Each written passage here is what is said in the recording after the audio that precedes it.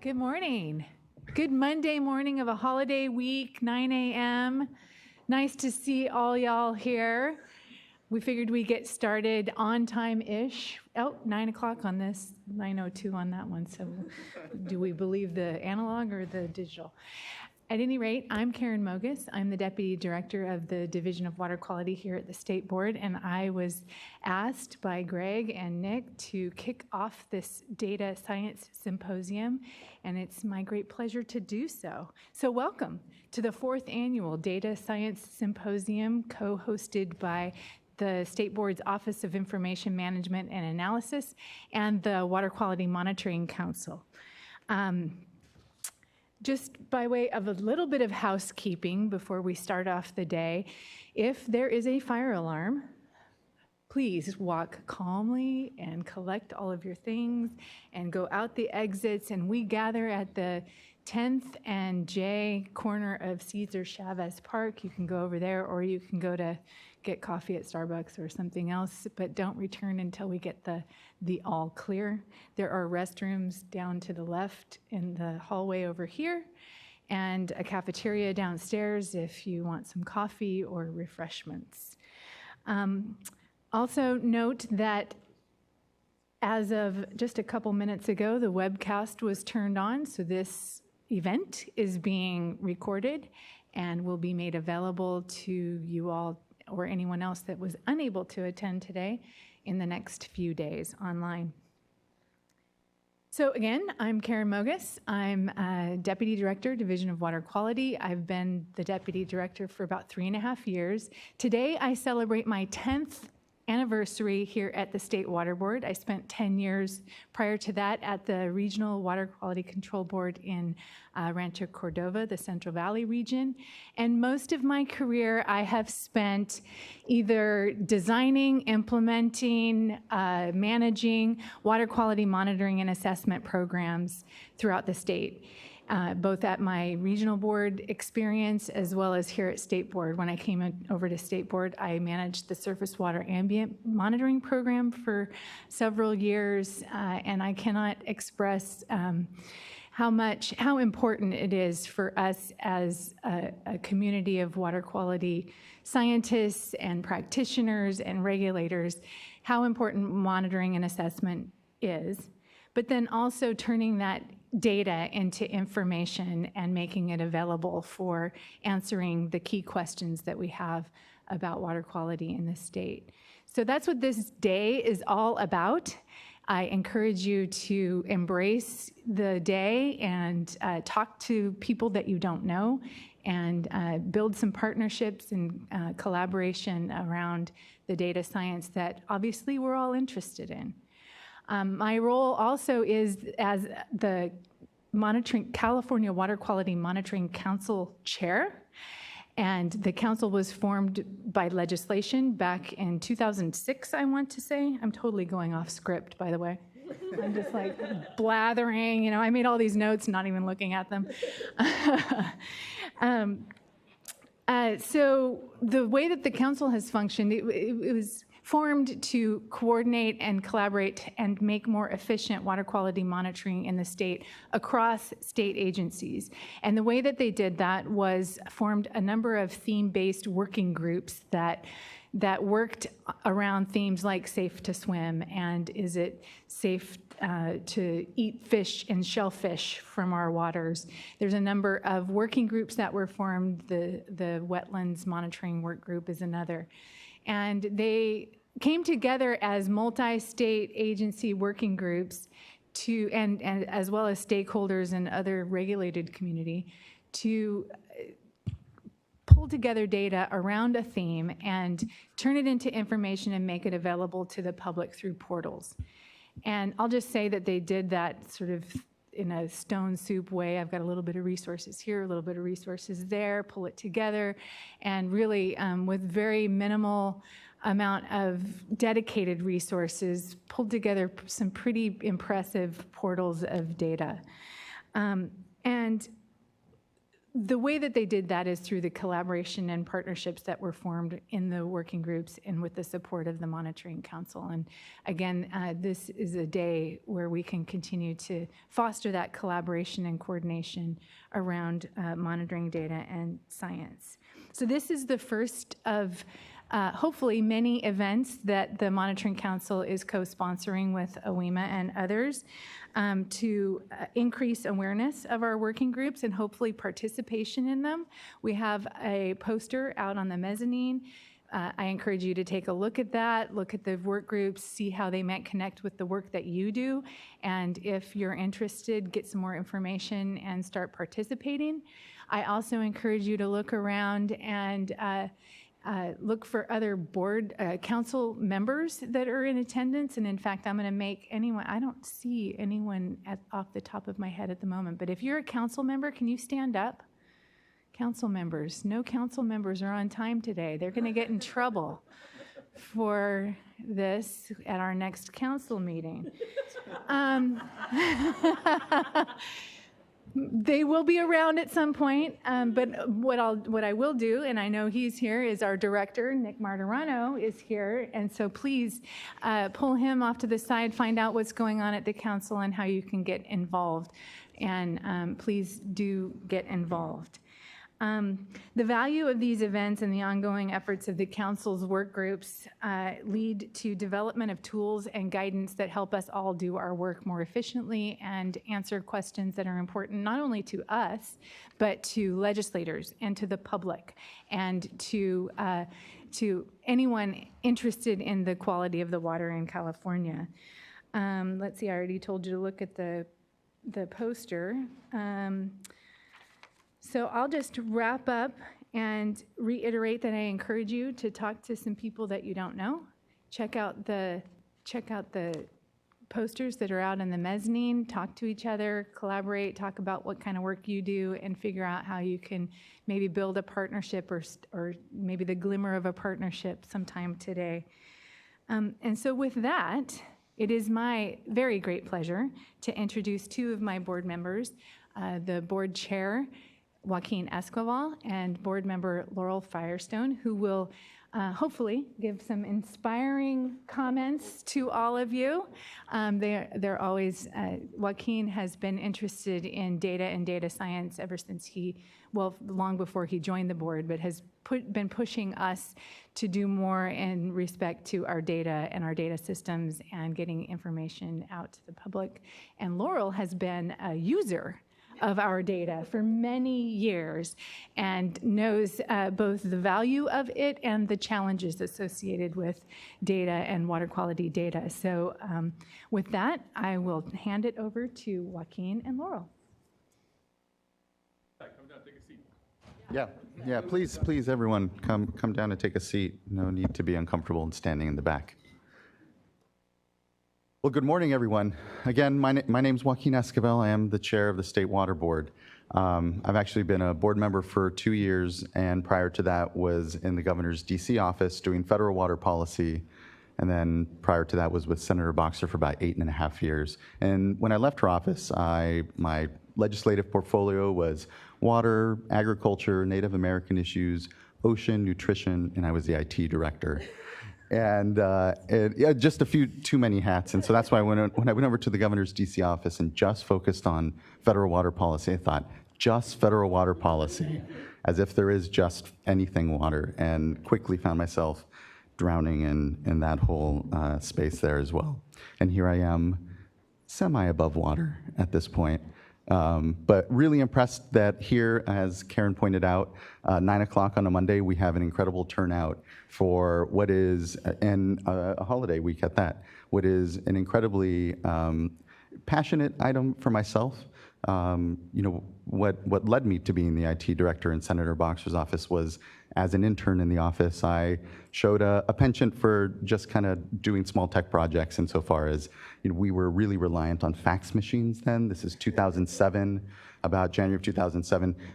The amount of paper that was being printed out on a daily basis, because all of our regional offices would fax in their clips every morning, which would hit us at about noon, and we'd have a fax machine just going nonstop. And then we'd collate those and send them back out as printed copies to multiple staff.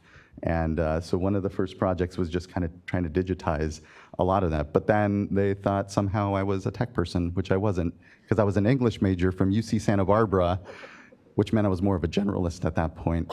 I think it speaks to this moment in time that we're at, certainly, where we have an entire generation that has grown up and been a bit more comfortable with technology, that incorporates its usage in their daily lives a lot more.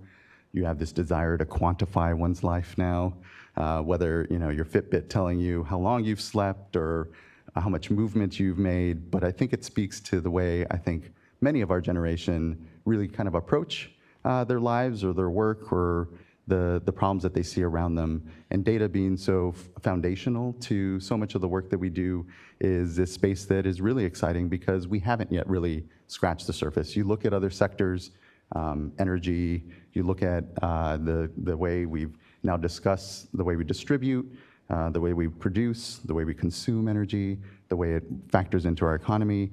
And it's been incredible. It's been incredible to see the jobs and the innovation that's happened.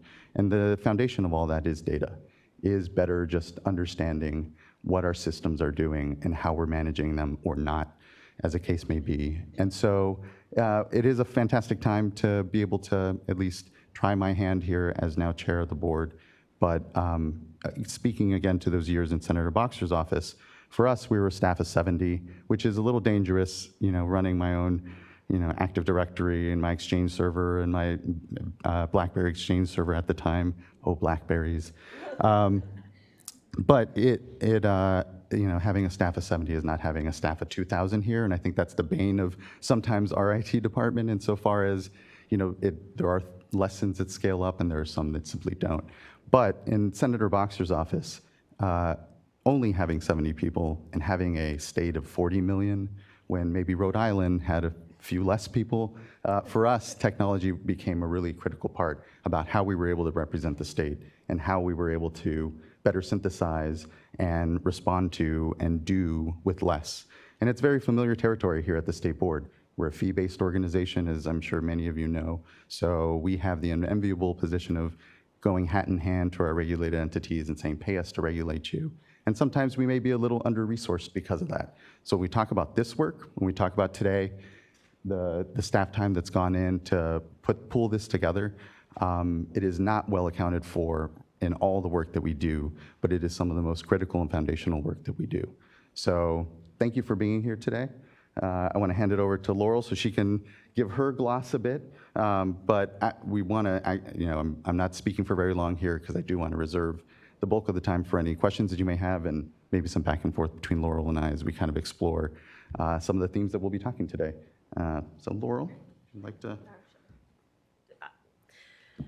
Hi, welcome everybody. I'm really excited to talk about data and monitoring, and especially community-driven and community-collected monitoring. I am the newest member of the Water Board and spent the last about 15 years and really most of my career working with community groups as part of a community group based in the San Joaquin Valley, working to try and ensure everyone has access to safe, clean, affordable drinking water. And when I first started, I had graduated law school, and I'd been working abroad, seen a lot of challenges internationally, and realized my degree was in the US, and there were also challenges here. I should probably look in my own backyard. So I got a fellowship and moved down to, I'm originally from Los Angeles. I'd lived on the East Coast and traveled a lot, but I'd really never been to the San Joaquin Valley other than driving through on the way to Sequoia National Park when I was a little kid. And I moved down to a little town called Lindsay. I was working in Delano, and I started talking to folks that were saying that their water wasn't safe to drink, that they were getting notices they didn't really understand. And they were concerned. There was a lot of sickness in their community, and there was a lot of different thoughts about what was going on. And in the first year that I started working there, a lot of what I was doing was just trying to get basic public information.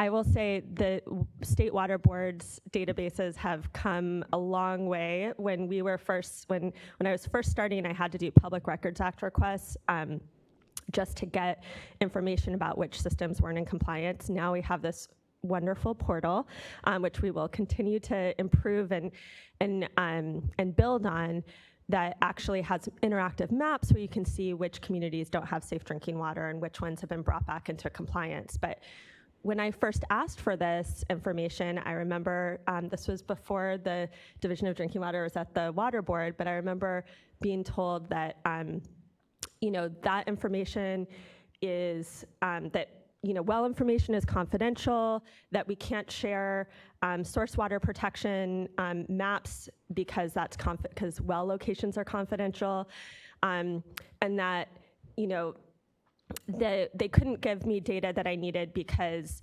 actually somebody said because they worked for the utilities, not for organizations. And I remember thinking, no, you work for the public, and actually you regulate the entities. But since then, there's been a huge shift. We now have publicly accessible well locations. We can go on GeoTracker Gamma and get a whole bunch of groundwater data from lots of different sources and be able to interact and compile that. We can start to see patterns. And so what took a lot of digging, and you guys in the back can just come down and sit. You don't need to wait. But what took a lot of digging just to get basic information on publicly available data now is much more accessible. I think there's still ways to go about making it even more user-friendly and learning more. But I think what it showed me is how powerful data and information is. And when we finally got information, what we saw was, by far the most drinking water, that there were drinking water violations all over the state, but the majority were in the San Joaquin Valley, that many of these systems had been out of compliance and had nitrate challenges for, in some instances, up to a decade or more. And we started seeing patterns. We connected with some researchers. A researcher who's now working with OEHA, Carolina Balas, did her dissertation on this and found that nitrate contamination in drinking water is disproportionately found in Latino communities, and arsenic was disproportionately found in high renter communities. So we started to see patterns about where occurrences were happening and where solutions were not happening. And so, and then over time we started working with well owners. We convinced them, we realized we had these big gaps. We only had information about the public water systems, but we didn't have information about individual wells because they're not required to test. And most of them didn't know that they should be testing. And so we helped connect them actually at the time with a Gamma voluntary well testing program that was going on in Tulare County. And in that, this was not in that case, it was really just it wasn't trying to do a representative sampling across the county. It was just asking for volunteers. So we went into areas that we thought were high risk. So it's not representative of the full county, but what we found was in those areas, 40% had nitrate over the MCL, and 75% of those wells had some kind of contaminant over an MCL, especially if you include bacteria. And so we found this population was really at risk, and so folks that were concerned had reason to be concerned, and we wanted to make sure that they could get information that was appropriate for them about what they could do. having information about which contaminants in the water are vital to making sure that you have the right filter or that you figure out what to do. For example, nitrate, if you boil it, concentrates, whereas I think a lot of people, and with bacteria contamination, you have a boil water notice where you're supposed to boil the water. Well, if you do that for arsenic or nitrate, it actually concentrates it. So there's, I think, one thing that's vital about data is just how important it is to our everyday lives, to our everyday safety, and to water that we interact with in such intimate ways throughout our lives, whether it's literally nourishing our body or swimming or bathing. It just impacts us in so many profound ways. And so as I started working, I think one of the things that we really, and I continue to see and believe in, is just how important data and monitoring is to making the invisible visible, like showing things that maybe people didn't see. For example, all of these communities that were on private wells where there wasn't monitoring data about what the water quality was. And so both for themselves and for regulators to see that actually there is a huge nitrate contamination problem, for example, or there's certain pesticides. And understanding, secondly, is just showing the patterns and connections to help understand and target solutions. So see where those are happening, where they're not, understand what's working and what isn't. And ultimately, just how vital information and data and monitoring is to drive actions. We, as regulators and also funders, the interesting thing to me at the Water Board is we have a huge amount of funding that we do in loans and grants through Division of Financial Assistance that is also really powerful as, the balance to our regulatory authorities, but giving us the data we need and helping us see the patterns, see where there's problems, see what's working and what isn't, is vital to enabling us to do our jobs, to making sure that we're able to meet our mission as an organization. So I think, just to, along those lines, when we started documenting and showing maps, for example, of nitrate contamination and bringing folks from that now realize that they had nitrate in their wells to the regulatory body that is responsible for ensuring water quality, which is us and the regional boards.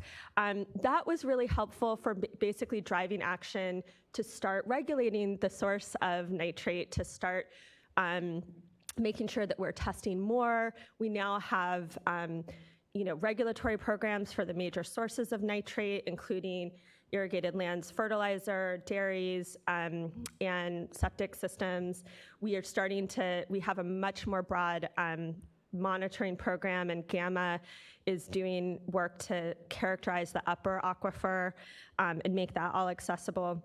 So it's really vital to help us document and understand where are people impacted, where are ecosystems impacted, what is the exposure, and start to learn how are people adapting. The other thing we see, I think, is really helpful about community surveys and community collected data is you can understand what people are doing in response to the problems that are happening. So we learned more about, how are people using water? Are they buying bottled water? Are they cooking with it? Are they boiling it? And learned a lot about how most people are buying alternative sources of water, but they also are still using it to make beans, make soups, make coffee, ice, and things where they're still exposed to it in addition to showering and bathing. So they're spending a lot of money and doing and still being exposed. So I think, at the core, information is power. And so all of the work that you all are doing, whether collecting information or helping us synthesize and understand and recognize patterns, is vital for really shaping how we understand the world, how we take action in this world. And it's really vital that we have communities that are most impacted or closest to where the impacts are happening be part of that. I think people say democracy is not a spectator sport. I think that's true also about water. All of our water work here in California it's not only one person's job, it's not our job entirely at the Water Board, but to accomplish our mission, we really need each of you and many other people that are based in the communities that are near the streams that we're trying to protect, that are near the beaches that we're trying to be able to enable people to use, that are in communities with private wells or in aquifers that are trying to be restored to help us be able to collect the data that we need and ultimately that allow us to accomplish our mission and create the kind of place in California where we have thriving ecosystems, thriving communities, and are protecting and restoring our water quality for our generation and future generations. So with that, would love to take questions and chat. Yeah, and I will say that one of the great sort of fortunes of being at the board currently is the fact that the Division of Drinking Water came over in 2014. So we're 5 years into now the State Water Resources Control Board, in my mind, being really the first modern regulatory water agency insofar as having regulatory purview over water quality in our headwaters and streams as it makes its way down those streams, onto farmland, into cities, through people's taps, out their toilets, and then back out to wastewater treatment plants and into those same rivers, which someone downstream may be using, which is a simple fact that I think many people forget. But this system that we have, that we've created for ourselves, we're fortunate to be able to sort of have a regulatory purview that allows us to think, how do we better incorporate protections of source drinking water into our framework? How do we start thinking about our resources far more comprehensively? Jonathan Bishop, one of our chief deputies here at the State Water Board, says he apologizes to all the new staff coming into the Division of Water Quality because all the easy things have been taken care of over the last 30, 40 years of our regulatory programs. And we talk about the Clean Water Act and Port Cologne. Our command and control regulatory structures of, measure, put a limit, and enforce to that limit have allowed us to clean up our waterways more than since we've destroyed them. But what's going to get us these next miles aren't necessarily the command and control regulatory structures, although those are foundational. It is the more collaborative work. It is these thornier, more wicked challenges that we face in non-point source pollution, in these small collective actions that add up to huge impacts in our watersheds. And how do we start to really, again, not unlike in the analogy in the energy sector and in climate change with reductions to greenhouse gas, how do we start to think about these systems differently? It's not just this thing external to us that we're protecting, but our water systems are fully integrated in who we are and what we do on this landscape. So anyway, with that, we'd love to entertain some questions from you guys, or we Laurel can keep and I talking, can just but you guys can be long-winded and talk. So yes. Oh, I think there'll be a roving microphone. Hi, I'm Wynn Cowger. I'm a PhD student at the University of California, Riverside, and I'm curious about the upcoming plans for collaborating with academics to make data more available to the academic groups and more academically rigorous. Yeah, we collect a tremendous amount of data, whether it's our national pollutant discharge and elimination system and the monitoring data that may be required in those permits, if it's on the Division of Drinking Water side, whether it's on water rights, which I'll just take a moment to add really quickly. This is the first year California has had a full accounting from their water rights holders, all their water rights holders, from the previous year's water usage diversions. That is, it's taken a while. This is the first year, because of water rights law, some of you may or may not be aware, we have what are known as pre-1914 water rights holders. They basically have water rights that extend prior to when we even had a water rights system in the state of California. So they don't, anyway, they were on a far gentler reporting timeline and requirement. Same with riparian right holders, those next to rivers. They were reporting maybe once every 5 years in some case, which one wonders what the use of data 5 years after the fact is, particularly in the water rights context. But I think it speaks to, again, my real point was that we do collect a lot of data, even though that point kind of went against that point. But there are certainly gaps in those fields. But so we do and are in the middle of, we take that responsibility very deeply insofar as taking that data and pushing it back out and allow it, because we only have so much capacity. You know, Laura was talking within our regulatory role, there's obviously certain data that we need to make our calls. But that is far more useful in the academic context, because as you begin to layer considerations, as you layer data, you turn that into information. And that is what is always missing in this equation, is that data for data's sake, you know, the numbers, they don't tell you much. And it's not until you provide that moment where you take that data and turn it into information that it really means something. So we have an open data strategy that we're currently pursuing, that is part of a resolution we passed last year that is inventorying that entire universe. What are we collecting? Where is it going? What databases is it residing in? What is it being used for? Is it being turned around publicly? Can it? Should it? Getting a better sense of our entire data ecosystem, and because of, for that very reason, that we know that it's really critical to the academic field. Right now, we're publishing most of our flat file data sets on the open data.gov, data.ca.gov web portal, and so, yeah. And I'll just add to that. You know, I think the two ways that we can best help and support academics and just our mission is, one, by making sure that our data is accessible, and this open data effort is huge. We absolutely, I think we haven't always done that in the past, and there's been fear that people will misuse data to mischaracterize things. But I think, you know, there's pros and cons to everything. There's always that's a real challenge, but I don't think that's a reason to not make data available to help us do a better job and understand our world better. I think just, you know, you always have to weigh things, and I think that there's a real challenge around people misconstruing, you know, people can construe data and statistics in all kinds of ways. Yes, that's true. And I think if we make data accessible, then we enable people to help correct those sorts of mischaracterizations when they do happen. And so we need academics to help with that.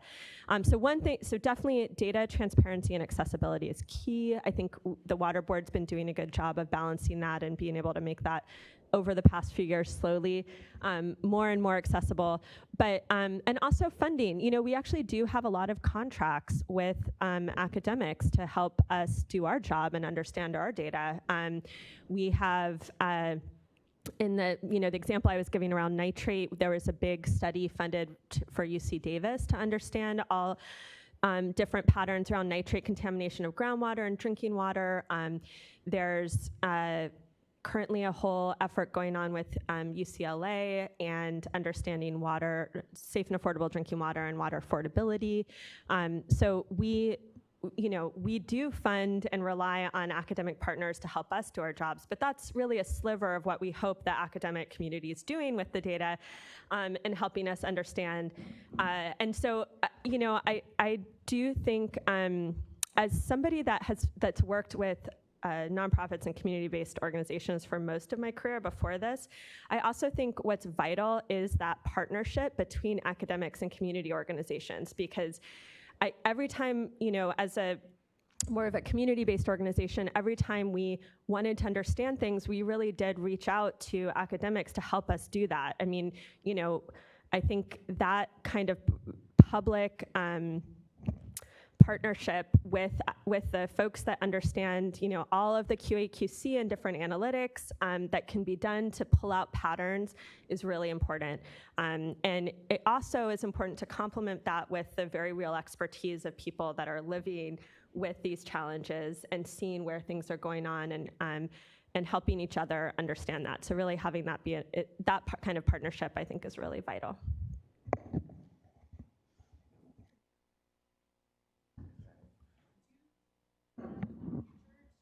At a digital sort of notification system about polluted waterways, because even really well-informed communities in Southern California, a lot of them don't know they face trihalomethanes even, and they're well-educated communities that are very affluent.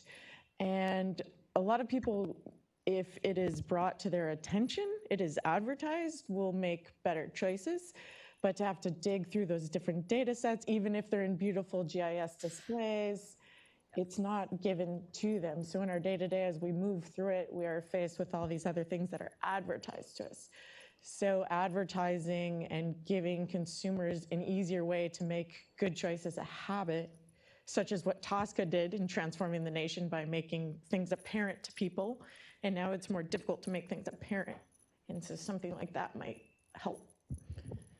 Yeah, definitely. You know, I think it's a matter of different levels of education and information sharing. And at its most basic, you need people who don't have time to be experts in water quality or dig through reams of data or go through a GIS system and say, what does this mean? To be able to quickly indicate. And I think that's something that the Water Quality Monitoring Council has done very well around is what is something we're trying to convey, you know, the ability to eat fish in your waterway or the water quality in your beach, and how do you get it to folks? The problem is the work can be buried. And to your point, I think when you talk about what people are exposed to information-wise, otherwise, it isn't those tools that kind of rise up.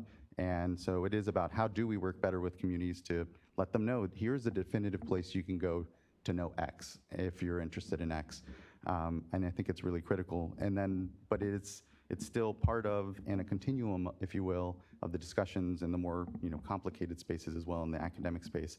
And so it really is, I think, to Laurel's point, about better connecting those academics and communities and saying, okay, well, how do we best convey information? How do we also all settle on one way to convey it? Because it can be very conflicting sometimes. And I'll just add, I mean, so Joaquin has been very passionate and really a leader in our information and sort of systems work internally. And as you may know, California, which you'd think, obviously our state is the center of so much innovation around technology, but our state databases aren't really in that same pace. I don't know. Just ask the DMV. Yeah, somehow, I mean, so I'm new to government, and it's really amazing how it's not easier to make these sorts of kind of innovative and actually like not that even high tech, but being able to like really reach people and learn from the kind of tools that the private sector has. But I think there are real limitations in that. And I'm still learning all of the reasons why. But I also think that that's really where having both the partnership and feedback and dialogue with government and the private sector, including nonprofits and academics, is just how. So, for example, I know there's now the algal bloom notifications and there's beach. Right. Yeah, so Greg, I mean, I think we've started to do a few of these safety notifications. In drinking water, they've always had an emergency notification requirement. But the technology about how it gets to people isn't always up to date because usually it's like mail. And so, and that also may not always go to the tenant if you're a renter. So I think that's where getting feedback about what is working and isn't working and trying to build things that get to the people that need to see it and are more visible is, I mean, honestly, I think government needs help from others to help us see how things are working and give us feedback and show, help us do things even better. But I will say there is a lot more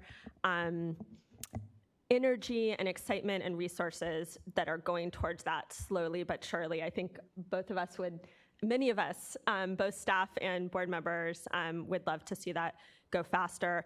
And sorry, the last thing is we have this, at the Water Board, we have this Office of Public Participation, and I think one thing that is really important to us at the Water Boards is public engagement. And so really making sure that we're helping to utilize, the learning around how do people get information? And, that's changed, right? So it used to be that maybe it was over TV or something. And now it's, maybe social media or text. And so I think figuring out how to help that feedback loop between seeing what innovations are happening and learnings happening around information and visibility from in the private sector, and then helping government sort of integrate that and keep up. We still have a lot of learning to do. But I don't want to say only that. We are doing a lot of exciting new things, and I think Greg in particular has been a real passionate leader in trying to free data up and allow people to get good information about what's going on in more accessible ways.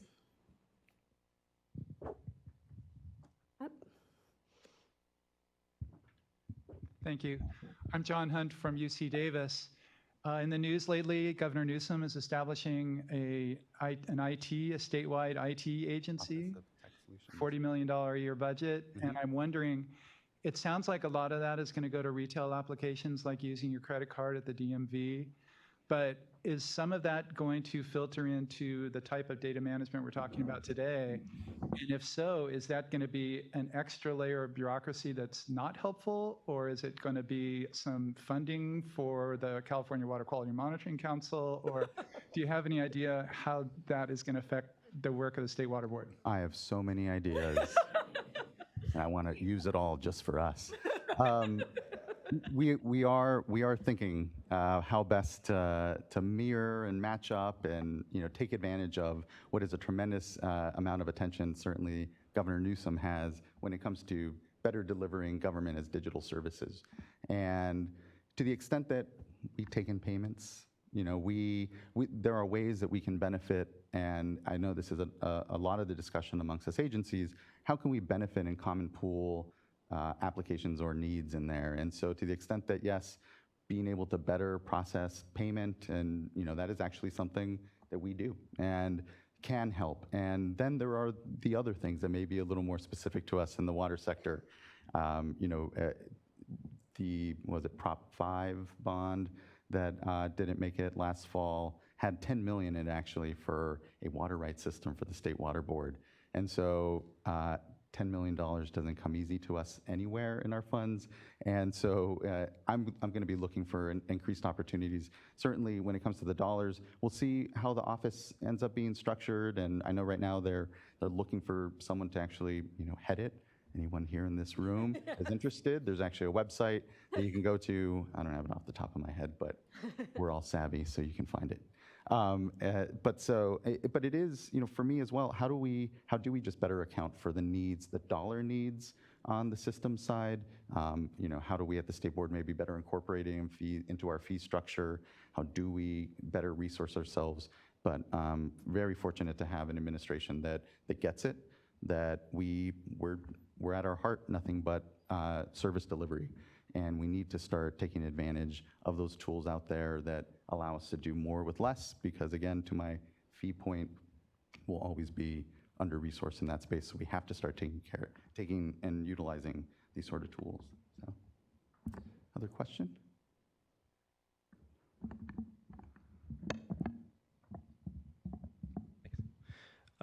So I would say that monitoring and data transparency is kind of the more traditional aspect of data usage and data management. A lot of the promise for data science, what we're really seeing with the tech industry, is prediction and automated control. Do you have a sense for where that future lies for Cal EPA, or what the big what-if questions we can ask with data science are?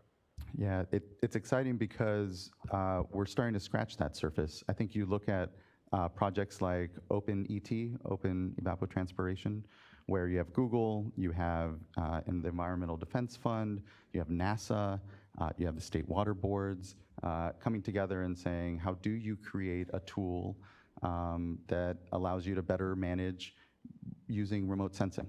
So use remote sensing data, better be able to know what your consumptive use of water is, use that for water budgets and water availability and water basins, and provide that to everybody, and have it be a synthesis of various models that be out there. So it's trusted, it's not ours, it's a common pool resource, it's a what I like to think of as a decision support tool.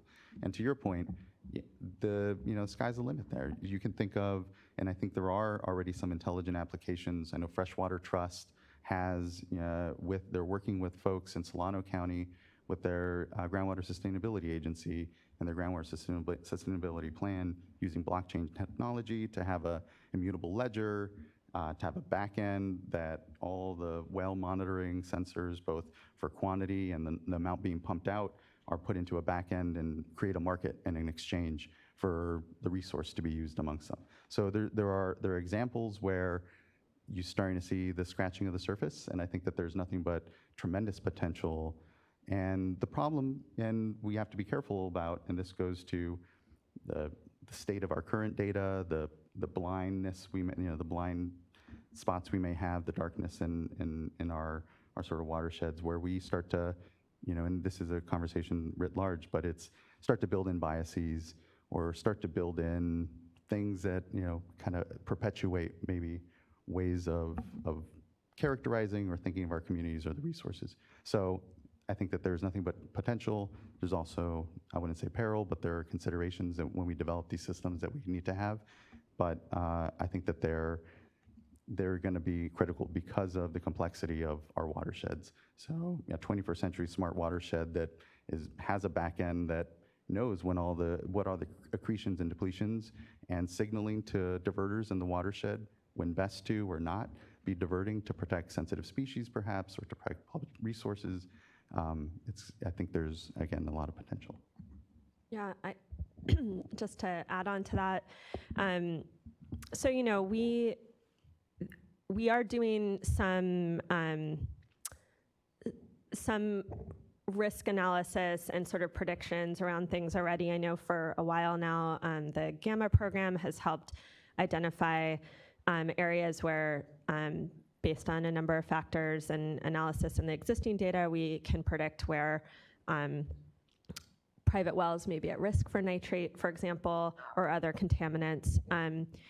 And as you can imagine, there's a lot of pushback by many different sectors on anything that the State Water Board does in terms of saying something is at risk or predicting what will happen. And I think one challenge with our regulatory system is that there's a lot of interests that are all have legitimate concerns about different outcomes and impacts that you may not foresee. And so any kind of modeling or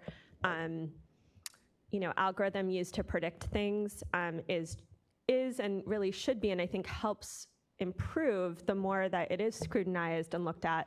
But as you can imagine, with the water quality control plans for the Delta, for example, there's a lot of back and forth between looking at the models that different agencies are using.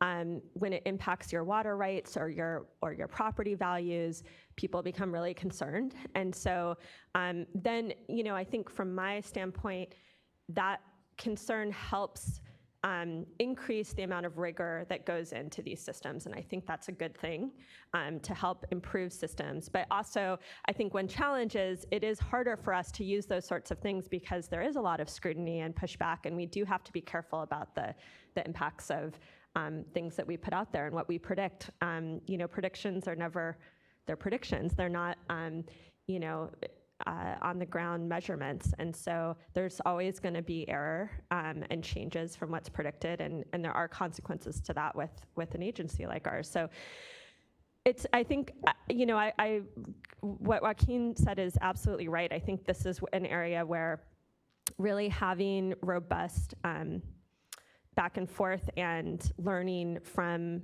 the academic and private sector and nonprofit sector helps us all get to a better outcome than just us alone.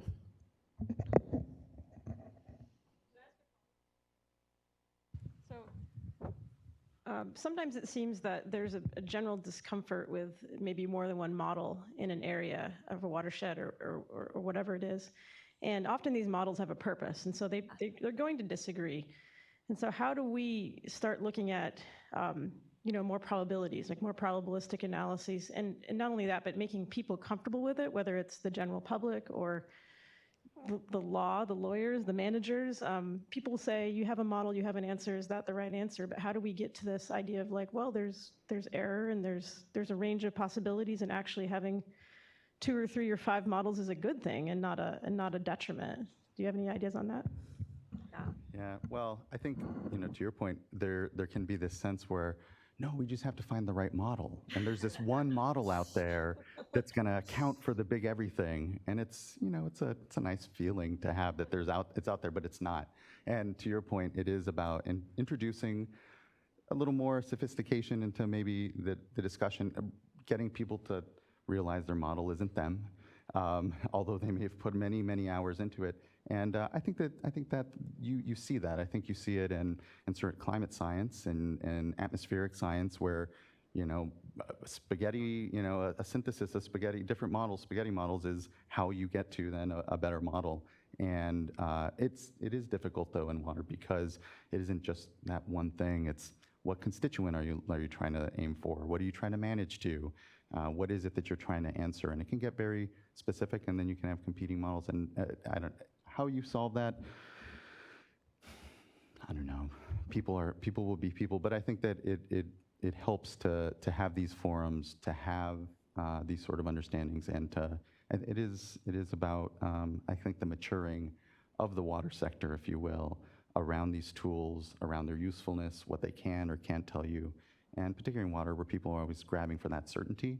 Just tell me, what is it? What is it that I need to do? What is it that we need to do, or what are we seeing? And again, when you, particularly in water, it can become so personal and passionate. Yet people that confuse themselves with their models, or with their worldviews, or get dogma, I guess. But yeah, just continued education, I think is key to it. I think. Yeah, I think this is true in many sectors, not just water, but really humans don't understand risk very well and probabilities. And so I think there's a whole area of expertise around how do you communicate risk and probabilities, and somewhat sort of social science and human psychology or sociology of how people process the information that they're getting. And I think that's something that, another big passion of Joaquin's and mine, but that he's really led on, is around workforce diversification. And I think, in addition to the really rigorous scientific and sort of modeling technical piece, there also needs to be folks with the rigorous understanding of sort of human psychology and communication and risk communication, to allow us to make sure that people are able to understand the kind of models and predictions and what they mean. So I think one is just making sure that we're lifting up that really important vital expertise, which in some ways is arguably just as important, to be able to communicate well what we're learning. And then I don't know. I think there is just an inherent tension. I'm an attorney. There's attorneys and our regulatory system. We need rules, right? So you need to say, if it gets to this threshold, there's this consequence, or if you're over this objective, you have to do, the regulatory requirements require you to change something, or usually spend more money or pay a fine, or things that the regulated community doesn't want to do. And so that doesn't lend itself well to probabilities, right? Or those sort of risks. And so it's hard, especially if you want to build in some buffer, which we do, to try and prevent people from prevent pollution or prevent things that will be much more costly and impactful in terms of cleanup or human health or ecosystem health. You're trying to prevent that. But when you're doing it based on predictions and it's going to cost people money or it's going to drastically change their water rights or, how, I think arguably get people scared about things that maybe aren't yet a problem, but could be in the future. All of those things are real concerns. I think we do, that our regulatory and legal systems aren't just inherently don't deal well with that. And then we also, the other challenge with the different models is that we also, because of our regulatory and legal system, and our sort of bureaucratic structures, we look at things as, this is focused on water quality, and this other thing's focused on water supply, and this other thing's focused on drinking water for these contaminants. And so we've sort of segmented these things, and models are built to just focus on that. But we know that water supply and water quality are linked. We know groundwater and surface water are linked, that you can't really fully separate those. And so when models are just focused on trying to predict one, they're inherently going to have errors or things that they're not incorporating. And so, I think that just goes to the more diversity and sort of different perspectives that whether it's models or people are bringing to a problem, I think the better off we get. One more? Maybe one quick question. Sorry, last one. I just want to say thank you for starting off this symposium very kindly, inclusively, because I know these issues are incredibly important and complex, and you've sort of started the next few days off in a great way, because obviously what happens in California impacts the rest of the country, and this is, so thank you. No, well, thank you. And again, thank you all for your participation over these next 2 days, and just really appreciate it. And we'll keep doing our part, and reach out anytime. We look forward to further discussion and certainly involvement. So thanks. Thank you.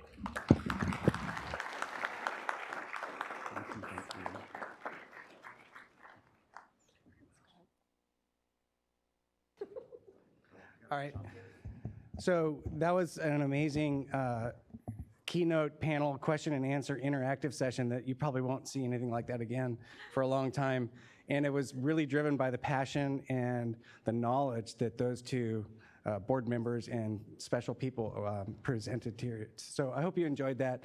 It was a bit of an experiment and it worked wonderfully. So we're actually going to go on a break. We have, how many minutes? Actually, you're just going to transition. Oh, no. Anybody in the datathon should go over to climate. Sorry, no break. There is a break, though, because those of you that are participating in the datathon, you're going to go over to the Klamath room. So exit, turn right, walk across that little walk bridge, and you go to the Klamath room. Those of you that aren't sure what you want to do, the datathon is also meant to be something that people can kind of interact with in brief periods of time. There's going to be some dedicated all-day people, and then some folks are going to be able to just walk by and contribute or learn from it. So we encourage people to go over there and have fun and interact. And really, the datathon gets to a lot of the things that you just heard about. So we are literally trying to provide a data infrastructure today that's better than it was yesterday by hacking out some of that infrastructure issues so that you can solve the problems of where does my water come from, how safe is it, what's actually in it, not what was in it last year, but what's in it now. So all those things are potentially going to get better because of that work in the other room. So that's my pitch for the datathon. Thanks, Greg. So a little bit about format. If you can, please take a seat. It's instead of blocking the doors, that'd help us a lot. Just kind of the way the format's going to work, we're going to have the speakers come up, give about a 15-minute presentation, then there'll be Q&A for about 5 minutes. If you need to use the restroom, it's just around the corner, but there are some breaks set up every hour and a half or so to kind of help with that. So just everybody be respectful, and with that, I could introduce our first speaker. This is Justin Harrington from the Desert Research Center. He's going to give us a presentation on Open ET.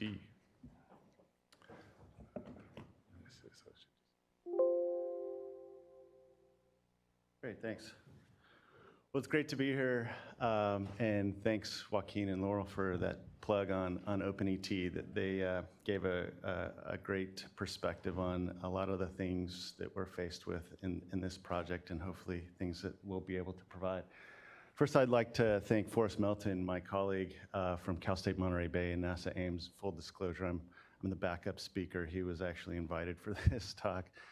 I'm from the Desert Research Institute. I'm a research professor of hydrology there from Reno, Nevada. So it's a pleasure to be here in California talking about some of our work.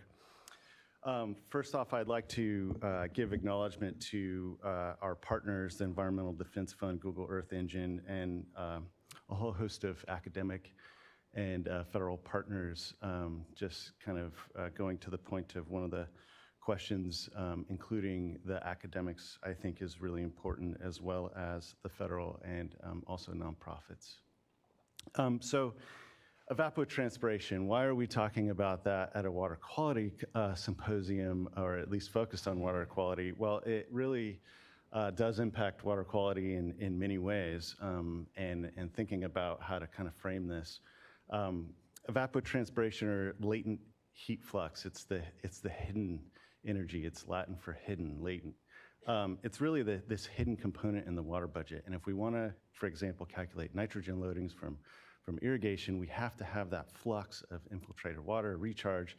And oftentimes we can't calculate that directly. We calculate it as a residual of the water balance application rates minus this evapotranspiration. So this is really critical, not only for water resources, but also water quality. Agriculture is by far the biggest consumer of water in the Western U.S. Why is evapotranspiration useful? We use it in a lot of ways to kind of provide that maximum amount of plant water use. That's the potential evapotranspiration, but also to establish water budgets. And we want to do that using the best available science to derive the actual evapotranspiration, not the potential. A lot of our models, water quality models, water budget models, are using the potential, assuming a well-watered crop. And in a lot of places that happens in California, but of course, in a lot of other places in the West, it does not. There's a lot of deficit irrigation, there's shortage. And really the only way we can estimate evapotranspiration over large areas and time periods is with remote sensing. We can use eddy flux stations or in situ stations or ground measurements, water budget measurements of evapotranspiration at the field scale. But really, we got to scale this up. We're going to use it for supporting conservation and innovation, giving proper credit for reduced use. That's a big deal. And also reducing the monitoring costs and support water trading and reduction programs, and to improve on-farm efficiencies. So where we were in 1988-ish, tapes, very expensive Landsat imagery, thousands of dollars per image. And we have imagery going back to 1985 with Landsat 5 every 16 days, now with Landsat 8 and 7 every 8 days. And nowadays, it's free, it's open. We've opened up the Landsat archive, and now we have supercomputers. We have a whole constellation of satellites where we're fusing together European satellites with American satellites, and it's really an exciting time. But there are now tons and tons of petabytes of data that we have to process to, for example, calculate evapotranspiration since 1985 for every field over the planet.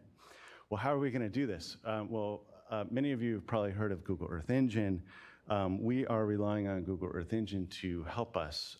It's a change, it's really a paradigm shift where before I remember spending hours and hours, I'm a hydrologist, and downloading terabytes of data to my hard drive to run my MATLAB codes or Python codes locally. And nowadays it's the opposite. We're bringing our algorithms to the data, to the cloud, and processing all this stuff in the cloud. So it's really changing the way we're approaching remote sensing and also integrating the climate into all this.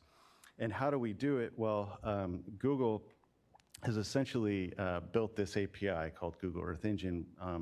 And because every pixel is independent of its neighbor, Their API integrates this massive parallelization procedure where they break up the images into 256 by 256 blocks, and say if you want a max normalized difference vegetation index over a time period, it sends out that calculation to thousands of computers simultaneously to figure that out, and then it stitches the images back together again in real time. So there's a whole host of intrinsic functions within the API which we're utilizing, and it's really, again, changed the paradigm of how we approach this big data problem. So now that we have the calculations and the scaling available to us, the problem and the challenge is really what to do with all that data and to organize it all. And to Joaquin's point, make it useful at the end of the day. And so it's great we have evapotranspiration rasters, but really what we need to spatially average all this data to the fields. Then we got to make histograms of what the water use rates are, and then turn those results into something that is meaningful, where a user can just click on a polygon, a field, and be able to get the data through a web interface. So that's really where OpenET comes from. Is one of the goals is to provide easily accessible data to everyone, rather than the way it is currently, where you have to spend hundreds of thousands of dollars for data through a consultant. They're kind of one-off studies. They aren't scalable, and they don't go back far in time. Trust, as was mentioned before, is a really big deal. We have to have trust. And from a regulatory perspective, the regulators love something like this. It's super useful, but really for this stuff to stick, it's got to be used by both the growers, the end-use partners, as well as the regulators. And ultimately, we want them to use this stuff just as much as the regulatory community.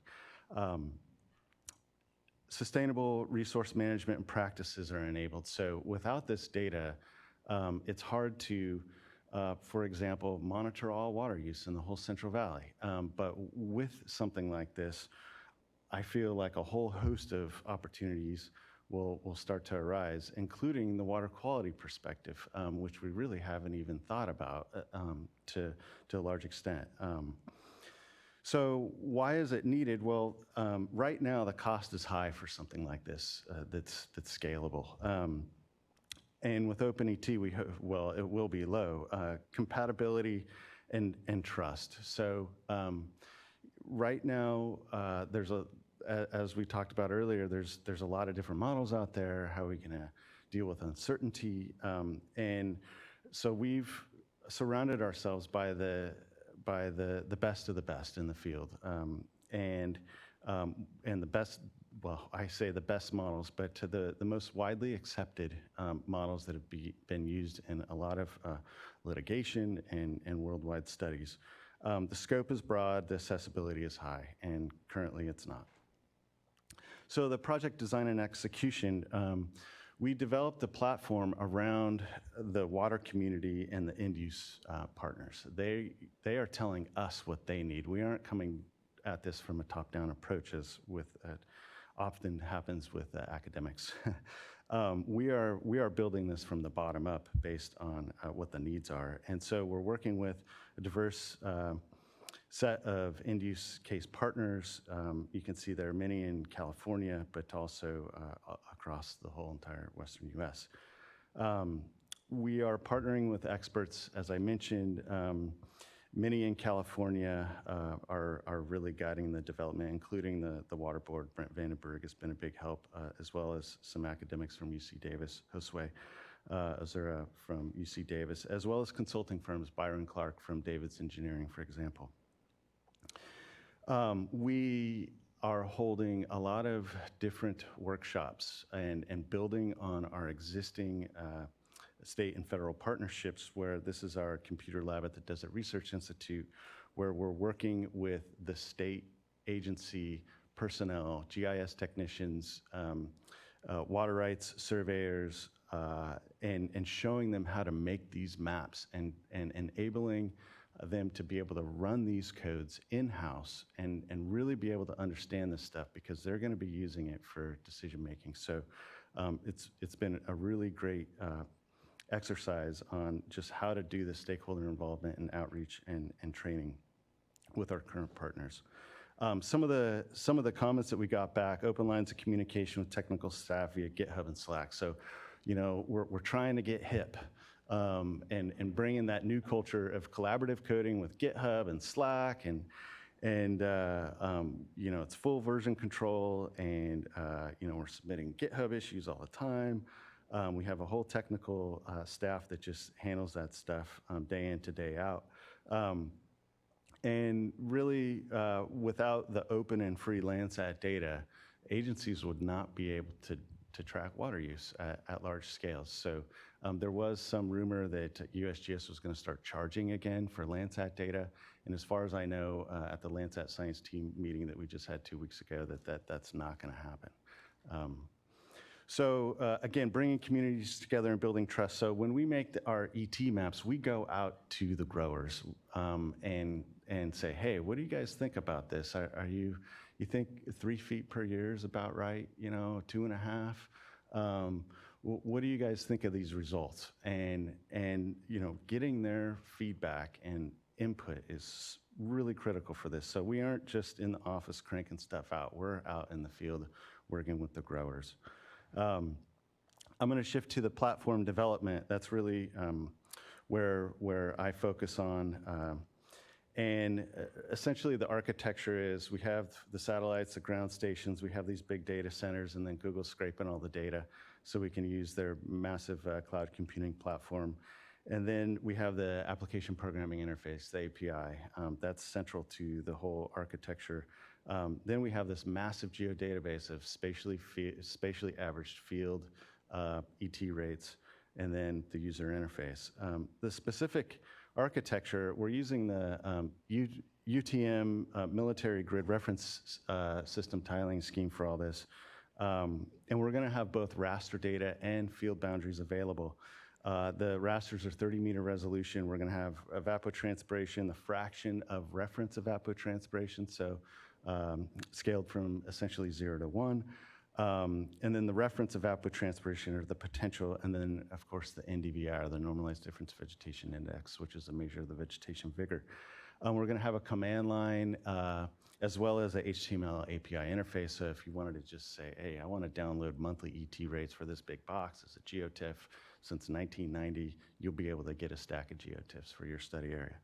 The model runs and the zonal stats and the raster API are powered by Google Earth Engine, whereas the field polygon and post-processing and visualization in the Data Explorer page is powered by GeoServer and PostGIS GIS database.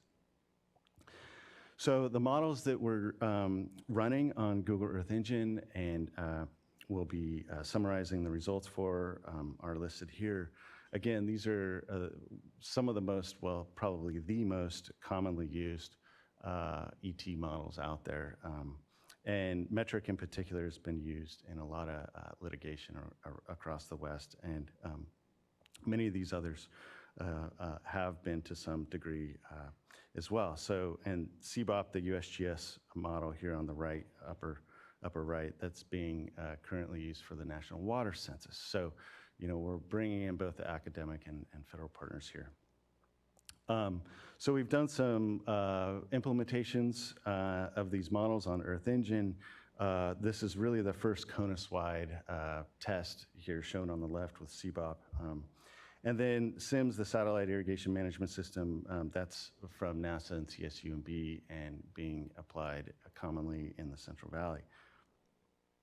So as I mentioned, OpenDT leverages multiple models as well as a constellation of satellites, Landsat, MODIS, the Terra Aqua, and these other ones down here on the bottom, including the ESA Sentinel-2A and 2B, 10-meter resolution, 5-day return times, so we can calculate NDVI and really be able to track that crop phenology in time and space. Here's a first glance at the user interface where we're going to have a field view, both field view and raster view. You'll be able to zoom into your field and pull out the ET. And here is a image of South Dakota, the Missouri River. These are fields. field polygons, millions and millions of fields. So we've gone through this field level database that were originally drawn by a human, by the Farm Services Agency, and they were made available online, but taken down in 2008. The government was getting quite a bit of flack for that, but we got this stuff long ago. And we've been cleaning these field boundaries up and blending them with other field boundaries that we've been able to download from state agencies that are also manually derived. So there's a lot of overlaps, there's a lot of slivers, there's a lot of duplicates, so we've written a process to clean all this stuff up. Just this data set alone is super valuable to have a really clean polygon level data set of all fields in the whole country. And we'll have hover over and on-click spatially averaged variables mentioned there. So there's over 45 million vector tiles at zoom level 15. So we're using GeoServer to serve up these vector tiles. And the data gets passed to your browser. And you'll be able to hover over fields and be able to see the monthly ET rates on hover over and be able to click to get more details. It's a very big effort. And then you'll be able to do reporting. So you'll be able to set your requirements, whether you want a one-time reporting or reoccurring reporting, be able to draw a box and be able to get reports of your ET rates for your areas of interest. Upload your own shape files, use your own Earth Engine feature collection if you have that. And then be able to scroll through your saved reports. So once you submit the request, it'll crunch. If it's a big request, it'll give you a notification, hopefully not too many days later, and then be able to scroll through your reports and your summaries at your leisure.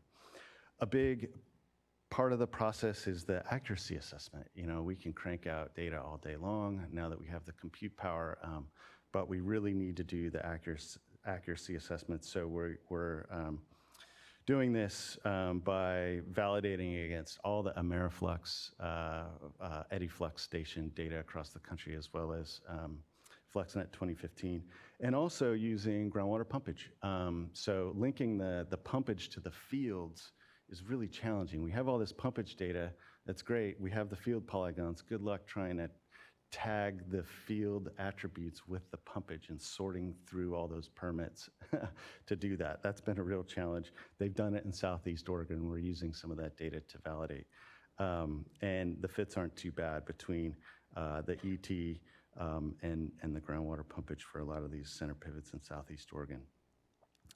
And then also the model intercomparison. That is a very important piece, and we're learning a ton of how our models are responding to different areas. This is a difference map between CBOP and SIMS. SIMS is a vegetation index-based model, so there are a lot of these red areas. This is where SIMS was lower than CBOP.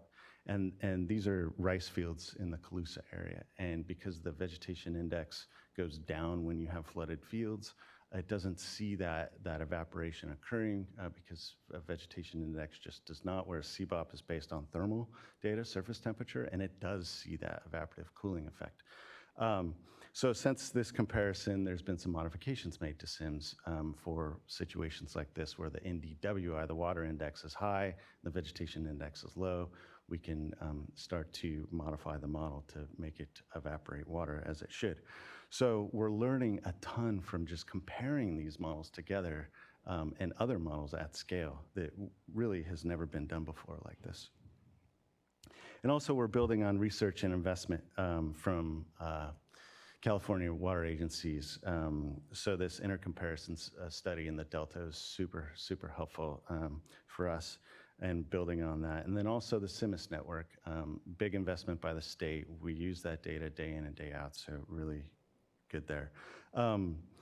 Just an example of this intercomparison study in the Delta where they compared models head-to-head for different crop types and summarizing the volumes of ET by crop type, and just reassuring that a lot of the models were at least similar to one another. There are some big differences in some cases, but this goes to the question earlier about what do you do with multiple answers, and the idea for us is we're going to have an ensemble and then we're going to have a range. And there will be certain cases where certain models outperform others, and we'll note that. And so we're going to have some guidelines and recommendations on when and where to use certain models over others. So opportunities for California water use reporting, SB 88 obviously is going to be a natural fit. Sigma implementation, again, a natural fit. Even if we are measuring all groundwater use, which will be a long ways out, really what we want is how much leaves to the atmosphere, because some of that groundwater use goes back. And so ET is going to be central to this, no matter if we are metering all water use or not. Improving efficiencies, and then, of course, water transactions, I think it'll really be helpful for. And with that, take any questions. Thanks.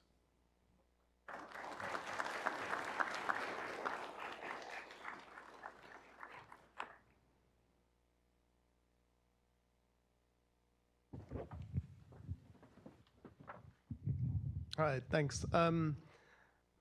Will each individual model output be available? And also, will there be some estimate of uncertainty associated with the data?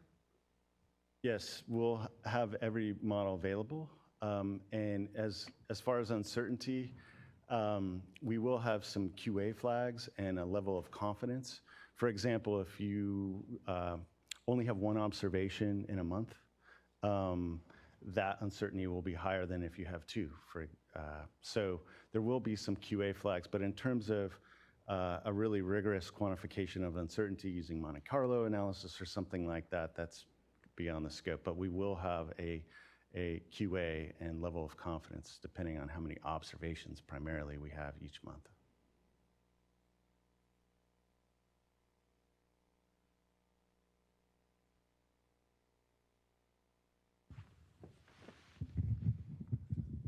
Thanks. Great talk. Can you share a little bit about how the conversations with the growers and farmers went? Were there any surprising reactions from them that you guys weren't expecting? Was it generally positive? Were your results? Yeah, that's a great question. Initially, we were expecting negative reactions. We're the eye in the sky, monitoring their use. And turns out they've been really supportive. And I think it's because there's regulations coming down, and specifically in Nevada, where this particular basin, Diamond Valley, is being ordered to, well, the growers are being ordered to reduce their consumptive use or their pumpage by 40% in the next 20 years. And it's a self-reporting system on their pumpage, and they want to make sure that if one person is doing it, everybody's got to do it. So even with the self-reporting system, they may type an extra 0 or not enough digits in the reporting system. So they want transparency, and they want a backup system that just gives them some reassurance that everybody's participating in the plan. So they are very supportive, that at least the feedback that we've gotten so far.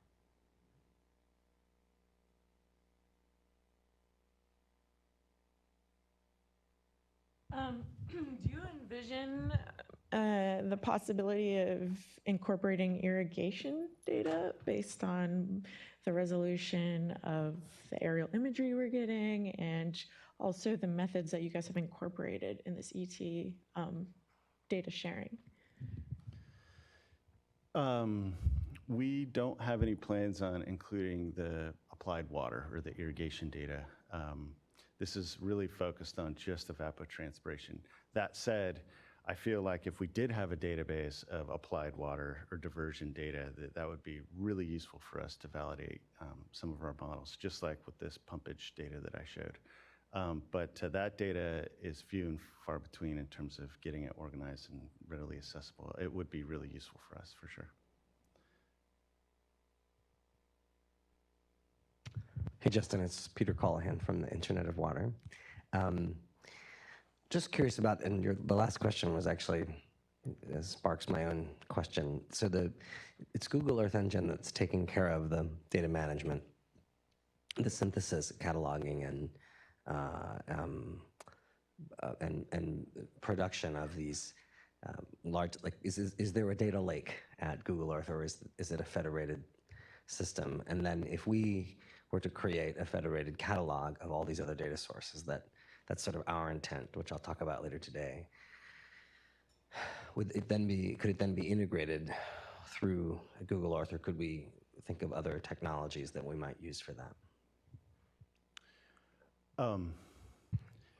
Right now, Earth Engine is being used primarily for the compute and the fact that they have all the gridded climate data in addition to the remote sensing data that we need to do the integration and apply our algorithms. And then once we create those assets, those image assets of ET, we can use those assets anywhere else we want. So I feel like, perhaps a collaboration opportunity to where we not only post access to those image assets on Earth Engine, which we will certainly do. Like, here's your collection ID. Anybody can go use that stuff. They can also go download it. Anybody can. So I feel like there's a great opportunity there for many agencies to be able to leverage and use these data. I'm not sure if I totally answered your question, but maybe we can talk offline.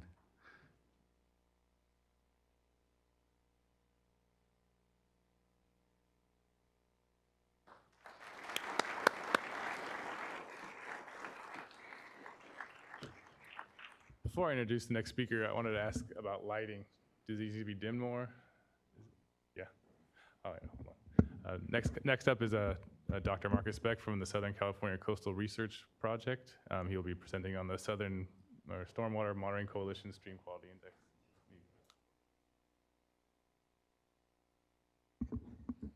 All right, good morning. So my name is Marcus Beck. I'm with SQURP.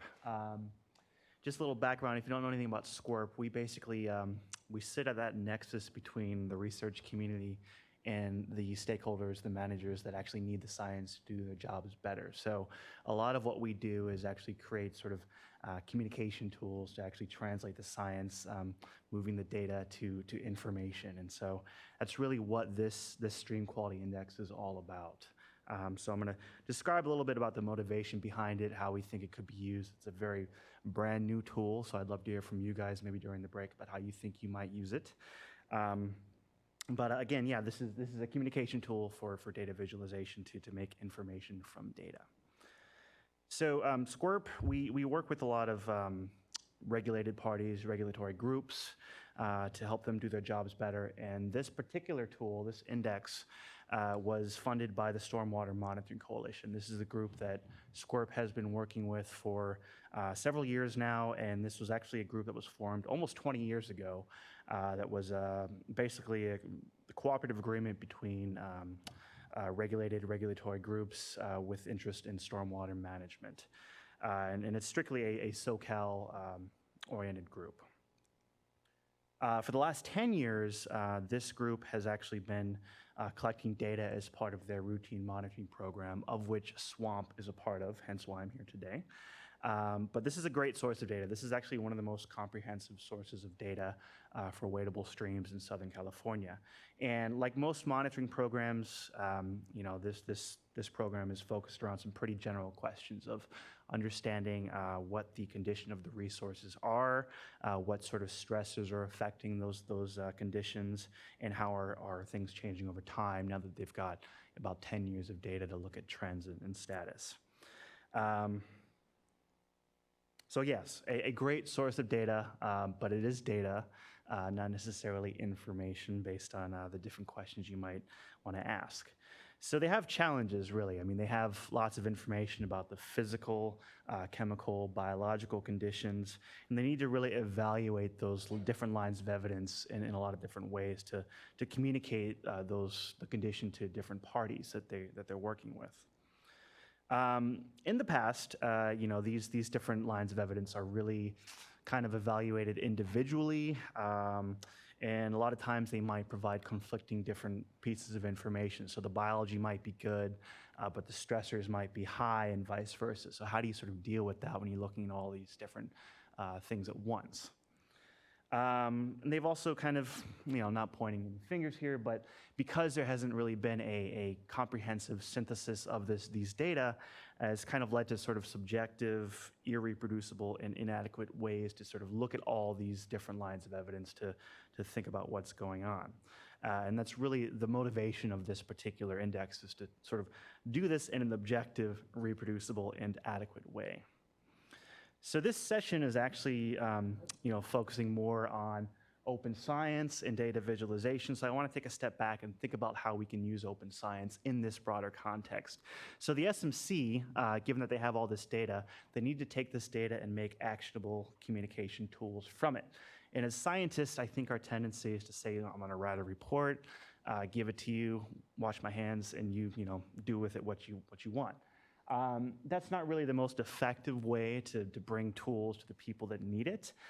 In the research community, I think we have a tendency to think about research in this, this siloed process, this linear process, where we're just following the scientific method as established and sort of making the report and walking away.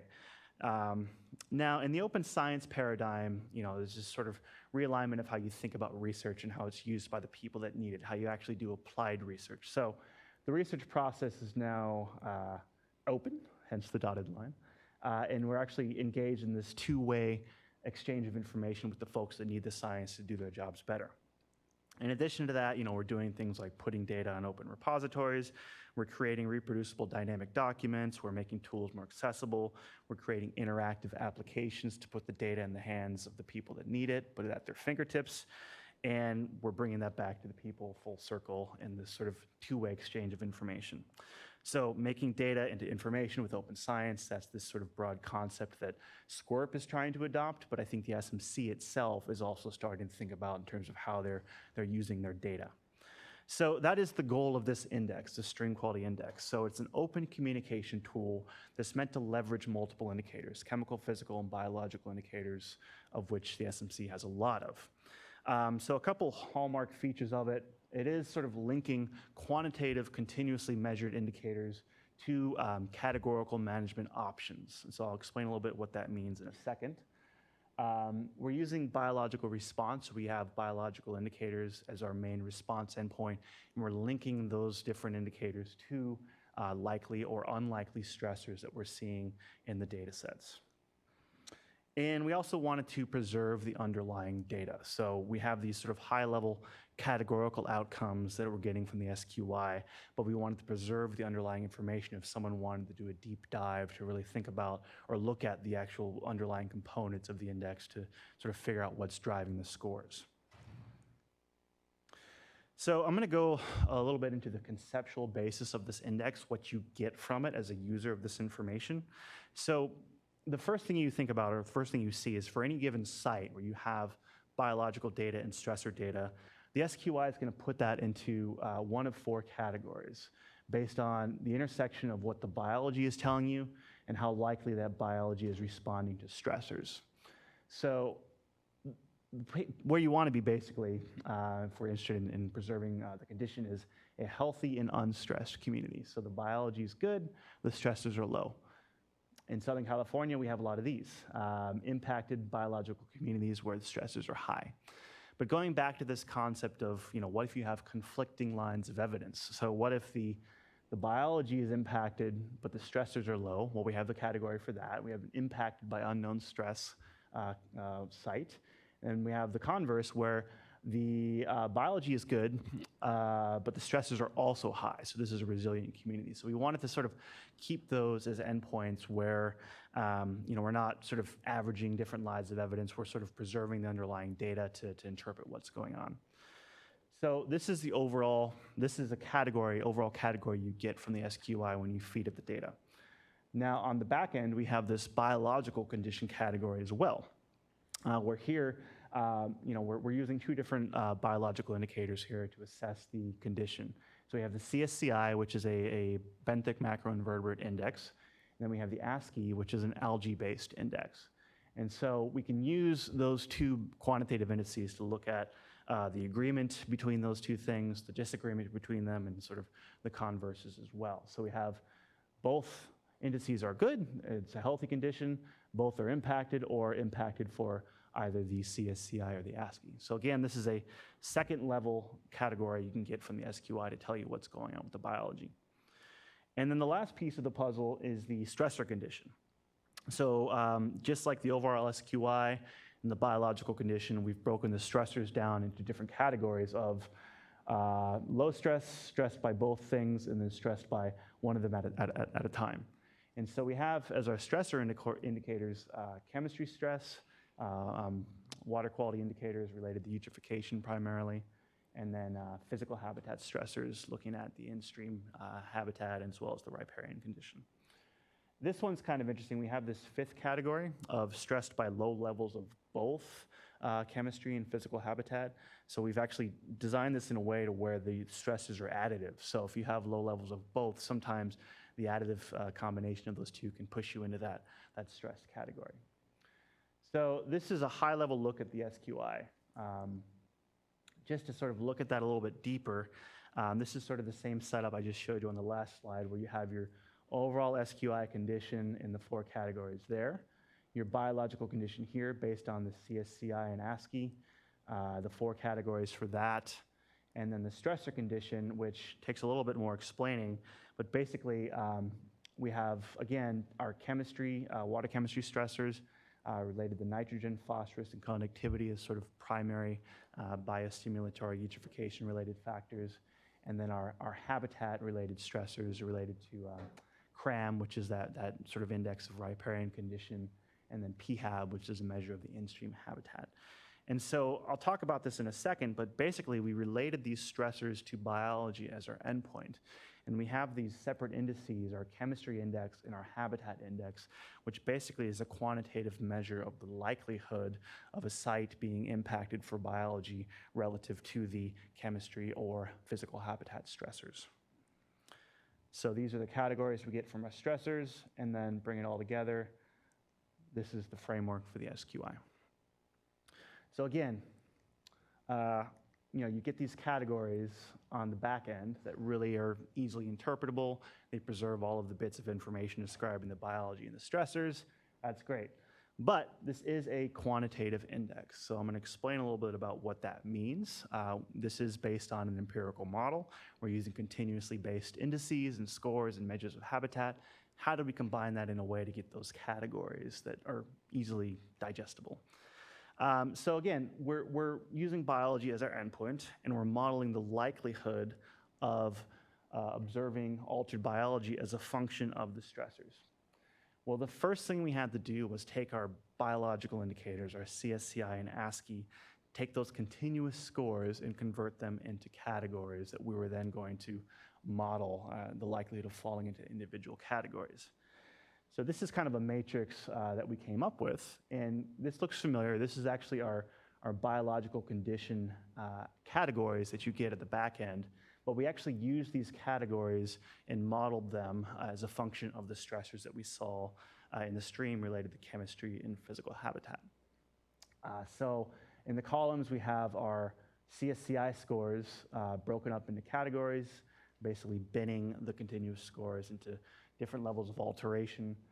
Same thing for the algae here, and then sort of the combination of the two indices. So a site could fall into any one of these quadrants. And so to develop these empirical models, we said, of all the sites that we're looking at, how likely is something to be in this impacted for both category versus impacted, or I'm sorry, healthy for both versus impacted for either or both of those indices.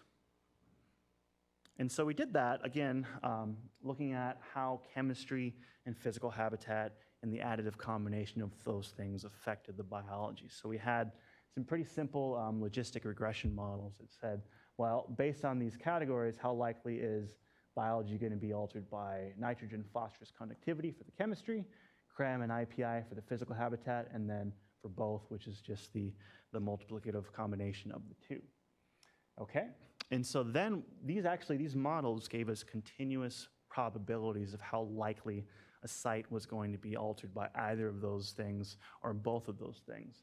And we get a plot like this, which basically shows this is our likelihood of chemistry alteration likelihood of physical habitat alteration, and then each one of these points is an individual site, and where it lies in this two-dimensional plane is the overall likelihood of being affected by both. And so we essentially just cut this up into quadrants to define our stressor categories of impacted for both, impacted for neither, impacted for chemistry, habitat, and then impacted by low levels of both. So that's how we got there, right? So that's our quantitative approach, and I'm just going through this to sort of make you believe me that this is an empirical model. These categories aren't just pulled out of thin air. So that's what you get. There's a model underneath the hood, but at the end you get these categories that people can see and they understand, and that's great. So we applied this to Southern California. The SMC, as I said earlier, has a great data set to use for developing this index. And if you're familiar with Southern California, you know that there are some pretty severe development gradients down there. So high elevation areas are undeveloped mostly, but these low elevation areas down by the coast, basically Los Angeles happens, San Diego's there, but they collect data in all of these locations. So we wanted to calibrate the index with this data from the SMC and see what it looked like. So basically, I know it's a little hard to see, but on the top here, this is our overall SQI results. These are our biological condition results, and these are our stressor condition results in the different categories that I explained. And essentially, you know, the story is pretty what we expected. So we have a large majority of sites in this kind of impacted and stressed condition, less sites in this unstressed and healthy condition, and then a handful of sites in these sort of oddball categories of stressed but the biology was good, or the biology is impacted but the stresses were not really there. So that was sort of an academic exercise looking what the data distribution was like. But the really cool part about this, and I think this is where this is really most important for you guys, is that we developed an online application to sort of showcase how we can bring this data, bring this model to the users that need it to help them make decisions. And so we developed an R Shiny app to do this, where basically you go to this landing page, you see this overall map, the condition categories that I talked about, you can get an idea of what's going on large scale in the landscape. You can click on an individual point and sort of see what the scores are for that particular location. So you get a GIS map of the land use around it. You get the condition categories, so the overall SQI impacted and stressed, the biological condition, ASCII impacted, and then which stressors are affecting it. And then going back to preserving the underlying data on the back end, we have these dials that show the actual raw data inputs that are used or that are available for a particular site. So we have these dials for the different indicators, the biology, chemistry, and stressors. So we also have some context for this too. If you were here last year, I talked about the SCAPE tool that was basically a model that lets you really understand a range of expectations for a biological index as a function of land use. And so we actually embedded this tool into the SQI to provide that context, because a huge complaint we got was, well, all of my sites are red, what do I do with that? Well, you can actually look at this context from SCAPE and say, well, this is the expected range of scores you can get from the land use, but your score is actually right up here. So in this case, you're actually doing quite good. You're over scoring based on what the land use should be constraining the channel for. So that's in there. If you click on a site, you see those range of expectations. Now, this is a brand new tool, so we're still sort of figuring out how we want folks to use it, or how folks should be using it or could be using it. But by and large, we think it's really something that is best used as a high-level screening tool for communication. Any sort of major management decisions coming out of it will, of course, require more careful analysis of the data, maybe site visits, that sort of thing. Because it does rely on 3 different lines of evidence, physical, chemical, and biological, if you're missing one of those things, you don't get the whole picture. So there are there's a high bar for the data going into it, but I think that, you know, over time, as the SMC collects more data, as we get better at compiling that information, a lot of those challenges will be resolved. And this is, by its nature, a Southern California tool. We are thinking about ways to expand it to the rest of the state. It's not a difficult challenge, but it just requires different calibration sets for the model to sort of tailor it for different regions where different stressors are present. Now, in terms of using it, again, we see this as a communication tool. And I'm just sort of putting out some ideas out there to sort of get people thinking about how they might use it, but some ideas that we had was, well, because this is a pretty high-level communication tool, this could be something that can maybe help engage the public through, say, watershed report cards, that sort of thing. We've also seen within the SMC, it's also enhancing dialogue among the folks within the SMC because they can, actually see the data and how they're actually sort of matched up and get a better understanding of it that way. So we think this can really go a long way to actually enhancing dialogue among stakeholders. And ultimately, we're hoping that this actually could be a tool that could be used for prioritization. So you have all those red sites, you have all those green sites, but what about those oddball categories? Maybe those are scenarios where you want to think about restoration or protection or other priorities. So we're thinking about that as we move into the future for how this could be used. And I pose this question to you guys: how would you use the SQI? We have a break coming up, so feel free to come and chat with me if you have some ideas about how you might use it. We're just now rolling this out, so we're sort of thinking about how people might be using it in an actual applied setting. So with that, I think I'm out of time, but I'm glad to take some questions. We have some other products. We have, in addition to the website, we have a fact sheet that's out now. We're working on a report and a manuscript for this as well, so we're going live with it as we speak. So thank you.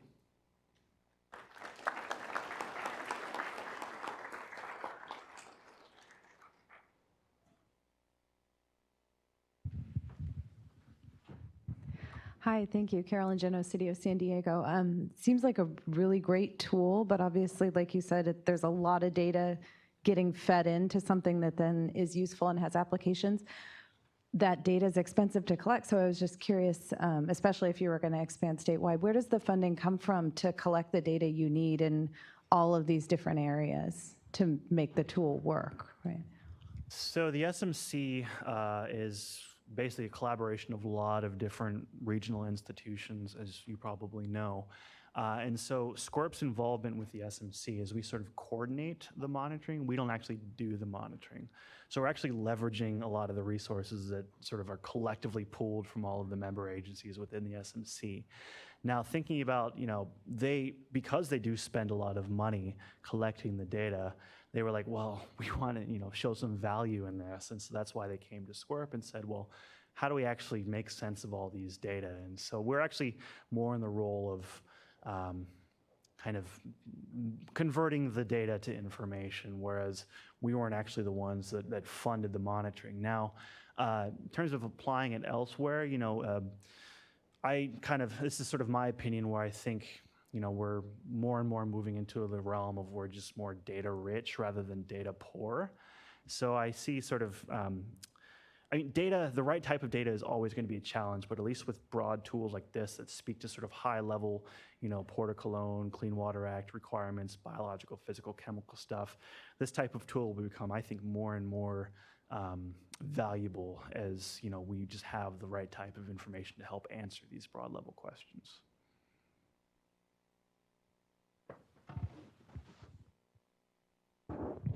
What components of CRAM did you use in your PHAB model? So we actually used all four. There's the biological structure, physiological structure, hydrological structure, and buffer landscape structure, I believe. And the empirical model itself was actually built on a model selection procedure to create the most parsimonious model. And we actually fed it everything in CRAM. And then when it was done, it sort of spit out some things that was most important. So there's the actual pieces that are used to develop the empirical model, but on the dashboard itself, you can actually look at the available data that actually is provided for a site. So you can pull up the overall CRAM score as well as the individual components to maybe do a deeper dive and look at which pieces of information are maybe related to or potentially driving that condition.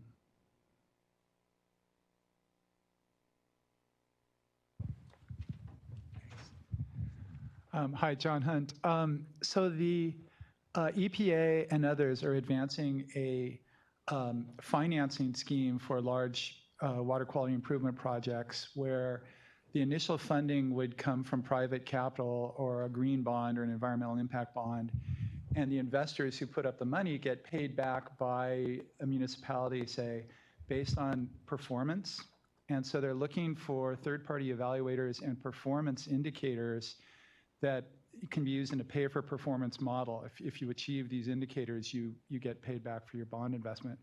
Can you see this index being used as a pay-for-performance measure that could be used in that sort of a contract? Potentially. We are trying to be really careful in saying that this is not really something that's going to be used in a regulatory setting, but it could support types of activities like you're talking about. One way we're actually thinking about rolling this out is this index is going to be part of the next 5-year report for the SMC, and so we're hoping by doing that we can get some more coverage, as well as sort of thinking about how it could support other sort of actions or activities like you're talking about. So it can go a long way in that regard. We're certainly open to ideas about how it could be applied. And again, going back to what I was saying, I don't think it's necessarily detailed enough to be used in a regulatory setting, but could certainly support those types of activities or be served as a dialogue enhancing tool to sort of think about different context for those things.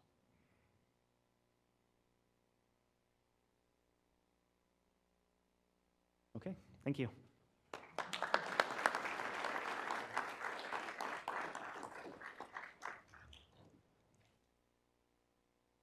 With that, we're on our first break. I encourage you all to use the facilities to the left. If you need refreshments, they're downstairs in the cafe. Take a look at the great posters. We have a great group of vendors as well.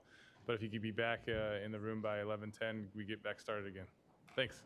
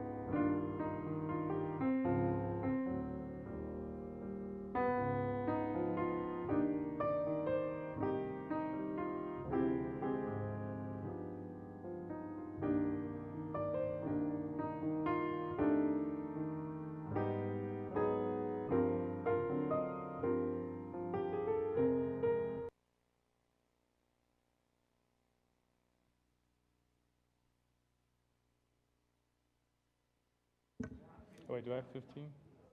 We got a little bit of time.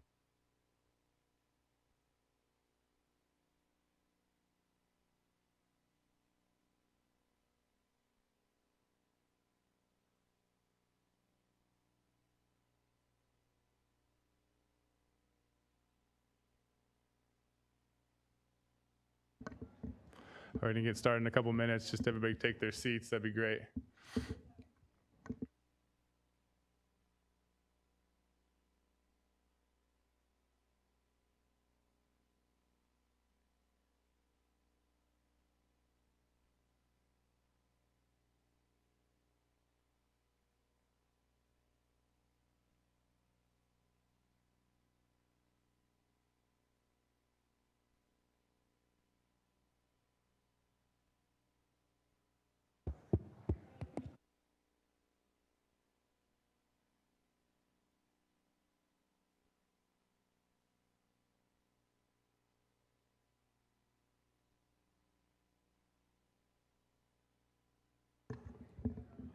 Okay, as people filter in, let me introduce Alex Etheridge from the USGS, United States Geological Survey. She'll be presenting on open science then and now.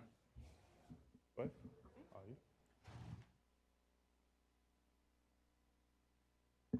Thank you, Nick, and thanks for having me here. It's good to be here. So I'm just going to give a kind of a high-level view of USGS open science practices in the past, and then what we're transitioning to now as we modernize some of our databases and go through an example of data science. So that's the quick outline.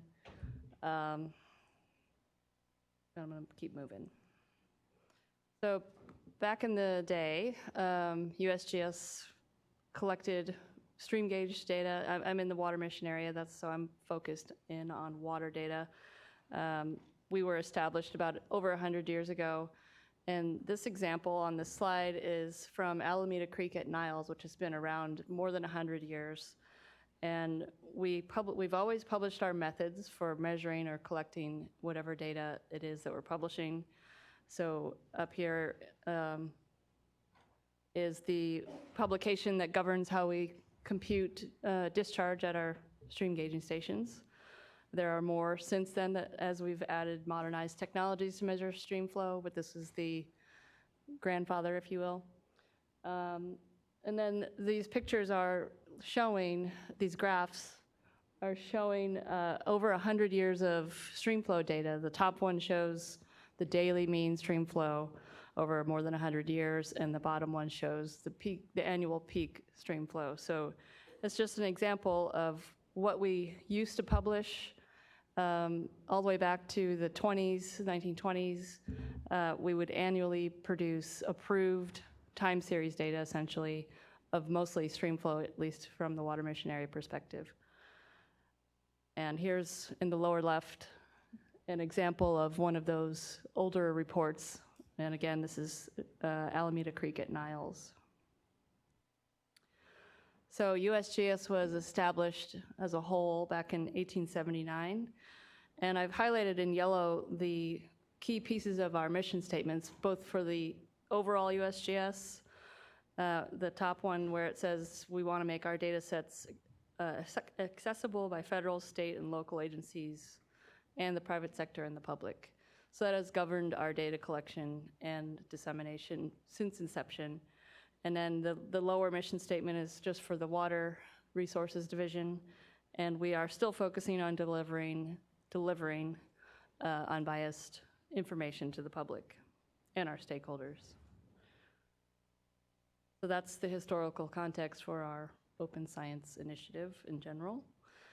And then skipping forward, I've only been with the USGS for 13 years, so that's back in 2006 that I started. So before I even got there, we moved to disseminating our data online because the internet was invented.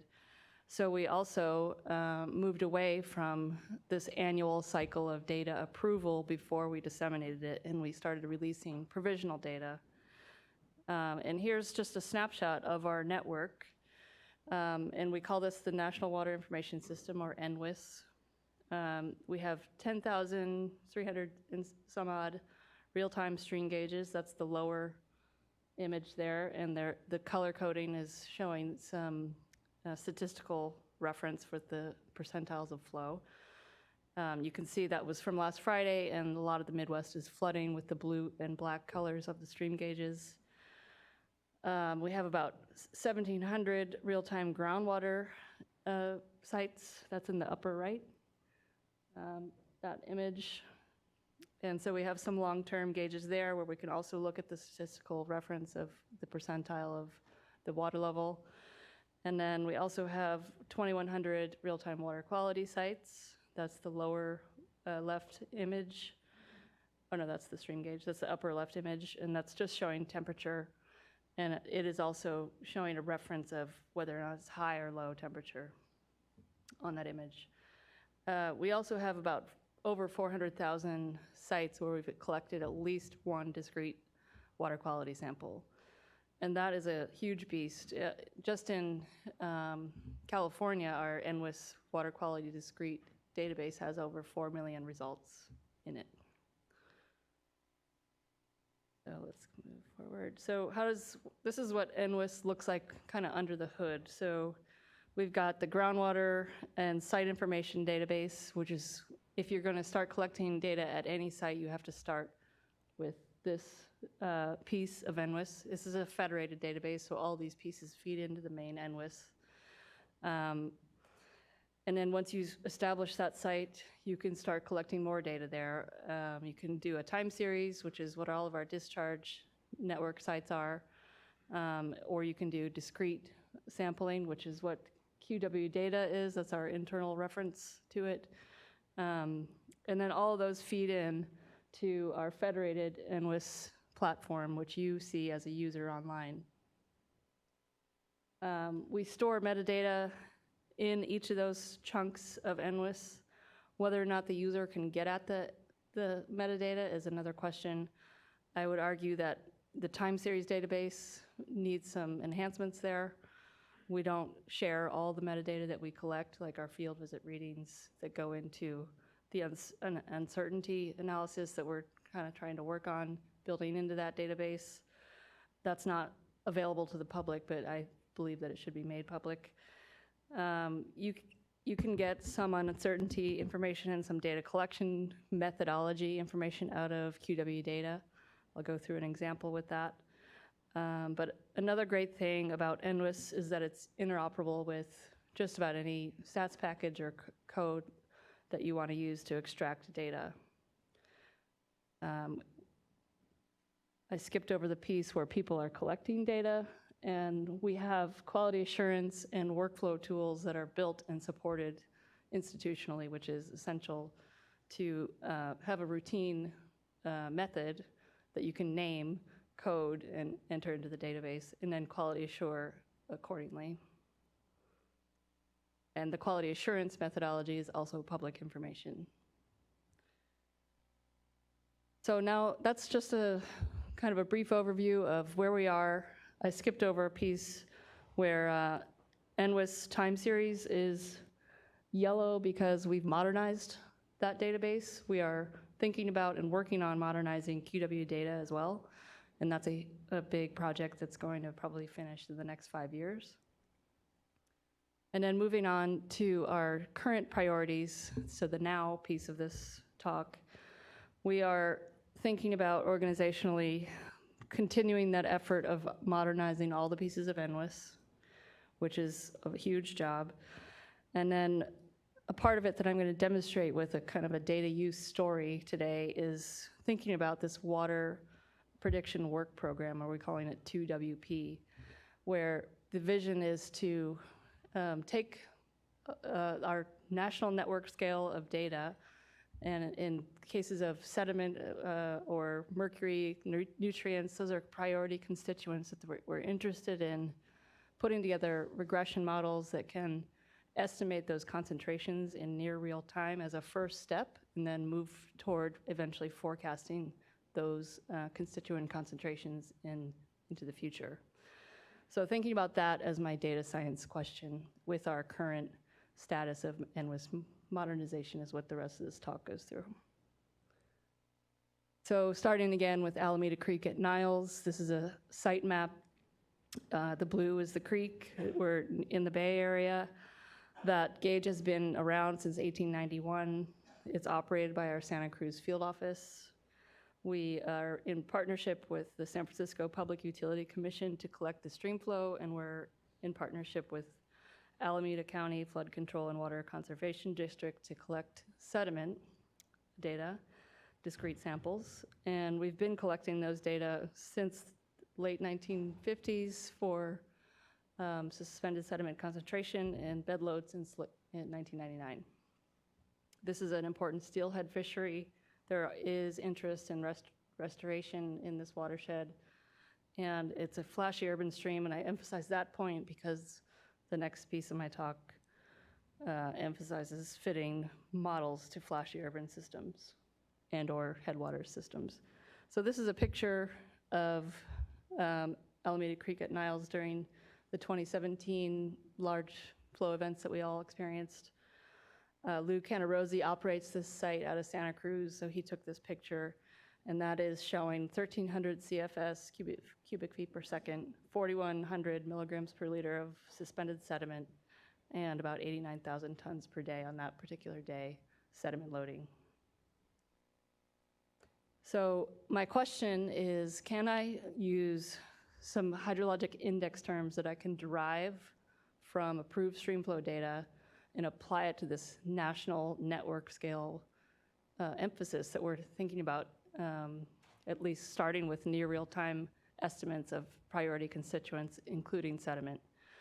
So this is a workflow I just created in my head, because if we're going to do this on a national scale, it's a large beast, and if we can emphasize a workflow that everybody's going to use, it makes things more routine, more defensible, more reproducible.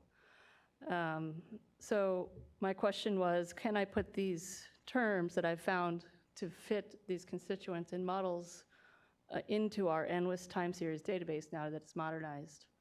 And that's the piece up here where I'm thinking about, does this fit here, or does this eventually fit in an archive, a code repository, where I derive them in a code and just leave them in a repository instead of in the cloud, which is part of our infrastructure of the modernized NWIS time series database.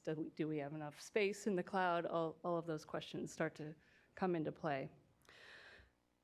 So I'll kind of walk through this workflow as I keep going with this talk. So I'm at Alameda Creek at Niles. I'm thinking, can I fit the sediment concentration with some derivatives of approved stream flow that people are already collecting? It's basically free data to me. What can I do with these data to model suspended sediment in near real time? So I start with 947 suspended sediment samples. I use the USGS data retrieval package and the stats package to pull those out of NWIS because it's interoperable. And then I hit a brick wall because there are some metadata in the data, in the sample data, that to me I understand because I have institutional knowledge. I've worked for USGS for 13 years, but I'm thinking of the perspective of a public data user when they encounter observer and A as part of a tag of a sample. What does that mean? So the answer is it's buried in a policy. And so again, having the institutional knowledge is key, but call us if you're using the data and you have a question like that. We do have mechanisms to answer questions from the public when they're when they're scratching their head and wondering what's up with these metadata. So basically I had to work through this and split apart my data pre and post this policy and come up with a way to remove the opportunity for serial correlation in my model with samples that were too close together in the pre-2012 data. And then I could use this A, which means average of 5 bottles that were dipped in the stream at 5 different places. I split out those in my post-2012 data because those were the ones I was interested in using in my calibration data set. So I started with 640 samples after 2012, and I ended up with 204 once I removed samples that were individual dips in the middle or different places in a channel. So I ended up with 478 samples, but it also gave me my prediction data set, my calibration data set, but also my holdout samples, which is my validation data set, because all those individual dips could be used, or all those ones that were too close together could be used to validate the samples, or the model. So that's just kind of a story in one slide of some of the things you encounter when you're doing data science with this huge network of sites, especially legacy sites that have been around for 30, 100, 50 years, et cetera. So then I moved to R and did, or I was still in R, and did the regression analysis to see if these index terms, which I've kind of glossed over until now, could help fit the most extreme flashy events that move the most stuff. The first one is a hysteresis term. It's at the top. And it's just basically taking today's daily mean flow relative to the previous n-day mean flow. So you subtract that number from today's daily mean, and it can fit a model when you have hysteresis effect in transport. The range Q term I came up with on my own because I was working in a different model where mercury was the constituent of concern. And it was a flashy system where you could have a huge range in flow over a time frame shorter than a day. So I figured if you took that range and you divided by the daily mean and you got something close to or greater than 1, that could be a really good way to fit a model to those flashy events. And it turns out it is. So this is just me using a stepwise regression code in R. You don't need to read all that stuff, but it spits out all the different model options and what is the best one, and that helps you select the right one. So I came up with that model. There's just a one-to-one line. It's still in log space, but the model is looking pretty decent on that plot. The model's explaining about 83% of the sample variability and suspended sediment concentration. I did prove to myself that I can compute the explanatory variables in our modernized time series database, thereby making them potentially publicly available to all people that want to model anything at any of our sites.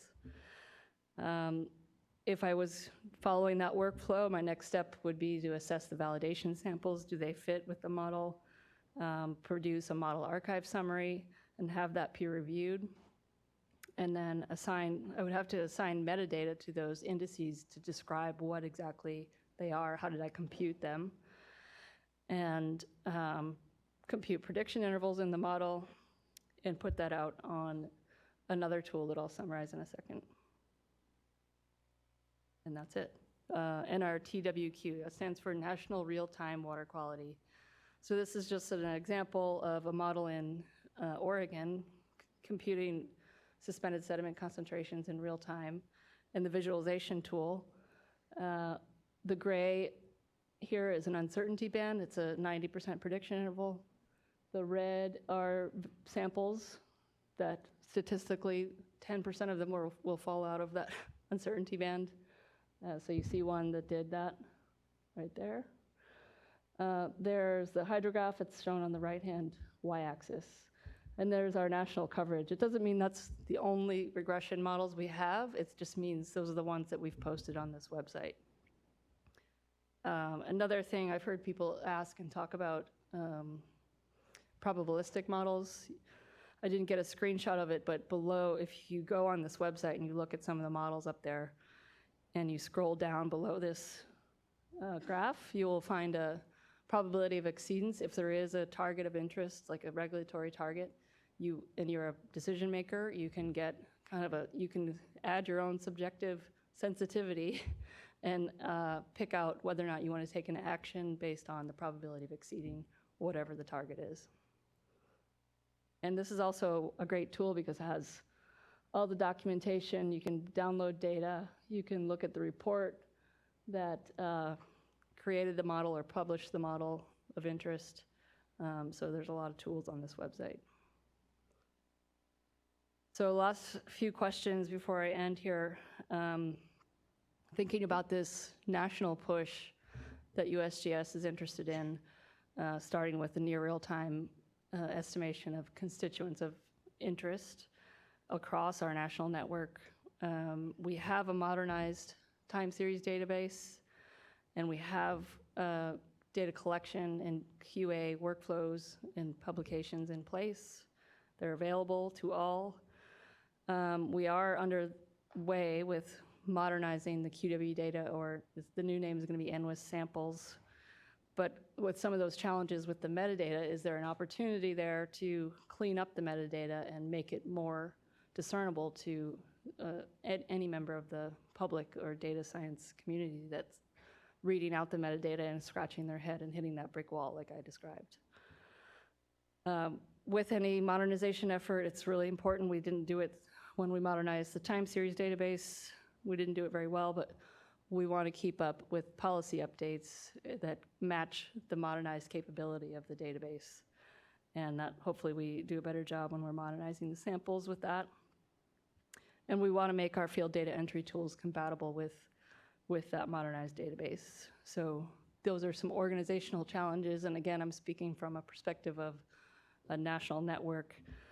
And I've been really inspired by some of the conversation that I've been a part of with the community here in California that's facing the open data mandate, thinking outside of the box and inspiring me to consider things like making our time series tagged with a digital object identifier and an ORC-ID or ORCID or whatever you call that.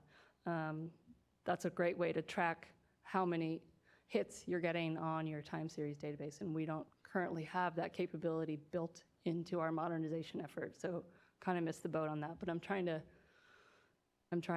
fix that internally. So a quick summary, the modernization efforts offer great potential to address challenges that you may face, but they also offer new opportunities like the modernized NWIS time series database to output these hydrologic indices, which happen to work quite well to fit a lot of constituent models. Stream flow, without it, you can't do much with much else in surface water world. So I'm really thankful to all the people that collect those data. Knowledge of our policy is needed to explain our long-term metadata, and this is a thing I think we should think about fixing as we migrate the samples to a new modernized database. And institutional support of workflows starting from the field through the QA and peer review, and then also R packages or Python packages and data and code repositories. Institutional support for those things is essential to support open science. That's all I've got.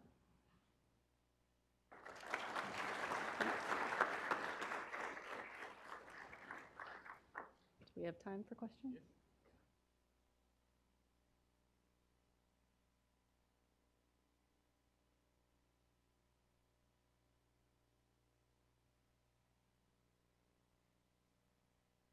Hi, good morning. My name is LaDonna Williams, and I'm with a small nonprofit in Vallejo. And you mentioned that it has the ability to work with all constituents. So I was just wondering, what suggestions or advice would you give frontline environmental justice communities engaging in the science using this product to benefit our communities? I would offer R. I'm fluent in R, the coding language that I use for this example, and we have a public GitHub. Somebody else mentioned GitHub earlier, so you can obtain all of our R packages that interface with NWIS. They have documentation and examples of how to use the code, so you can kind of like copy the code exactly and then replace it with your site of interest and your date range of interest, and then start getting the same data out of NWIS that you're interested in and plotting it and doing whatever else. Is that a training or a workshop or some sort of engagement you can offer to the community and come and work with us to understand the process? We have a lot of tools online, I would be interested in working with anybody to access that. I think the National Park Service, as far as a training, has made an open source R training that's available online. But that would be the only free one that I can think of off the top of my head. But that's a good idea.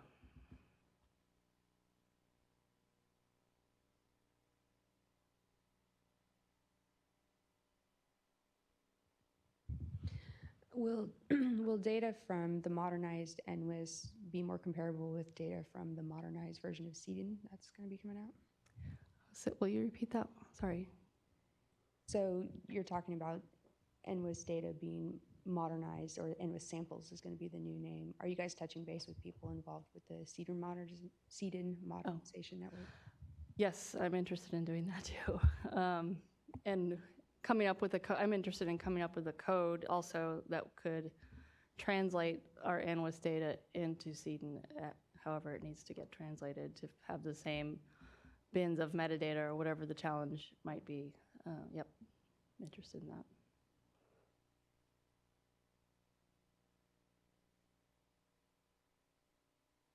Thank you. Mm-hmm.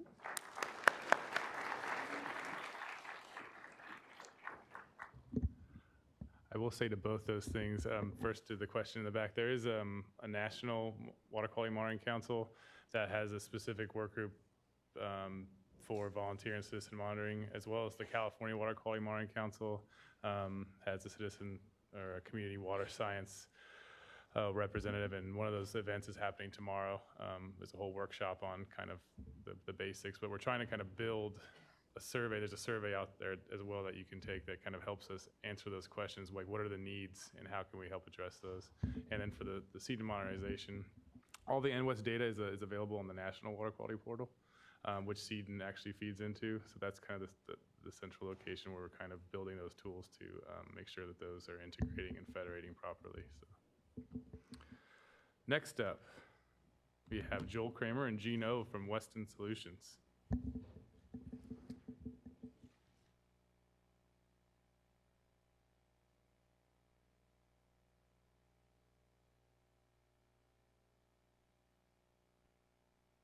Morning, everybody. My name is Joel Kramer. I'm from Weston Solutions. We're located in San Diego.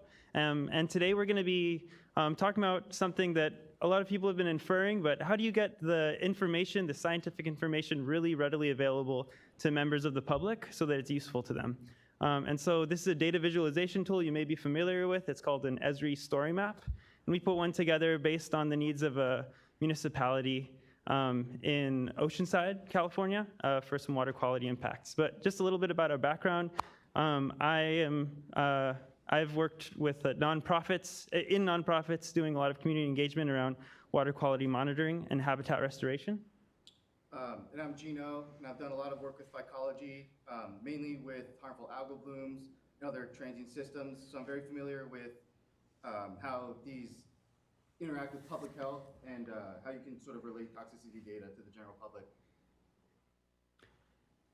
So just a little bit about a story map. There's a lot of different ways of communicating data, but we chose a story map because we wanted something that would be really easy to take in and interactive, so that people aren't just looking at the data, but they're actually absorbing it and seeing how it relates to their lives. And story maps have that capability. They're also really easy to use, put together, and look at. And lastly, they're very accessible. So we designed one with a format that's easily scrollable on your cell phone. So anybody can really take a look at it. It doesn't take a lot of time or the right equipment to look at. So just a little bit of orientation. Again, this is done in partnership with the city of Oceanside. And the location is the Loma Alta Slough. It's one of many coastal estuaries on the San Diego coastline. And it's highly urbanized. So there's a lot of water quality impacts upstream that affect the slough, which is right at the mouth of the ocean. So some of those impacts that you can see here, and this is one example of a map that a community member, while looking at this presentation, wouldn't just look at it. They'd be able to zoom in, see which areas they like to visit, where they might live, and where they are in relation to this place. So some of the impacts that that they might be contributing to that affect the slough are bacterial levels coming from upstream or nutrient levels that affect algal blooms. And also by the fact that it's heavily urbanized, there's a lot of habitat loss there. And so all these things contribute to water quality impacts in the slough itself.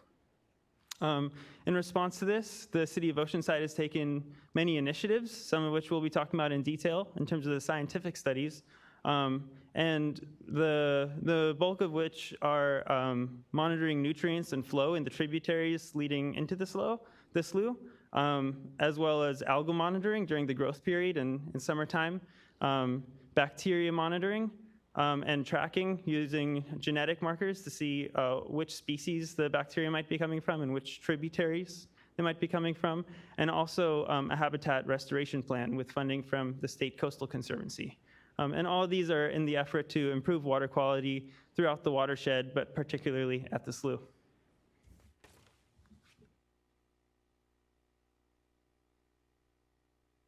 So there are a variety of complex factors that go into inducing algal growth.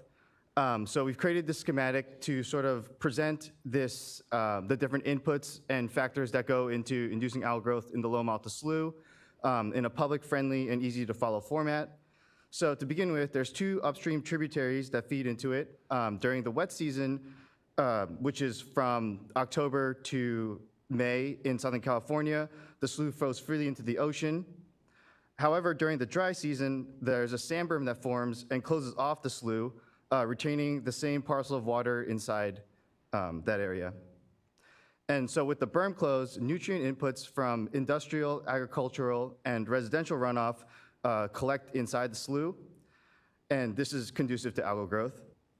Also, the summer months experience increased sunshine, which also it promotes algal growth, along with the increased sun warming the surface of the water and evaporating the surface, causing higher salinities, which is associated with different conditions that don't allow certain plants and aquatic species to thrive inside this body of water. So here, scientists at Western Solutions began to monitor for the abundance of algae in the slough in 2016. Here we have a map of algal cover in 2016. Monitoring occurs twice a year during the summer growth periods from July to August. So we've created these maps to try in an interactive format so the concerned citizen can scroll around and see where algal concentrations might be the highest during the summer months. And so this next map here is from 2017. Scientists at Western Solutions measured the surface area of the slough covered by algae, along with the actual concentrations at certain various sampling points. And so this monitoring program is to help the City of Oceanside determine if conditions are improving in the slough. The next map shows 2018. This monitoring program is to continue until 2020.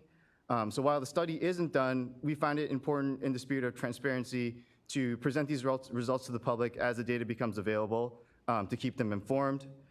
And so the objective of these maps is to portray the results of the study and hope that the site visitor can see that algal cover is being reduced over time. We've also, a microbial source tracking study was done in the Low-Malta Slough and the upstream tributaries, and they identified local genetic markers from humans, coastal birds such as cormorants and seagulls, and dogs. And the data, these maps are shown in a informative and friendly format, so they show the seasonal changes in bacteria concentrations and the various sources of fecal bacteria within this watershed. So the Low-Malta watershed, the Low-Malta Slough is located in the Low-Malta watershed, which is one of the many coastal watersheds in northern San Diego County.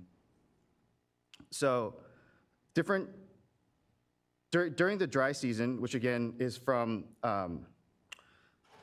June to September, you can see that higher concentrations are found closer to the mouth of the slough and that there's lower concentrations in the upstream tributaries, which is correlated with the intensity and color.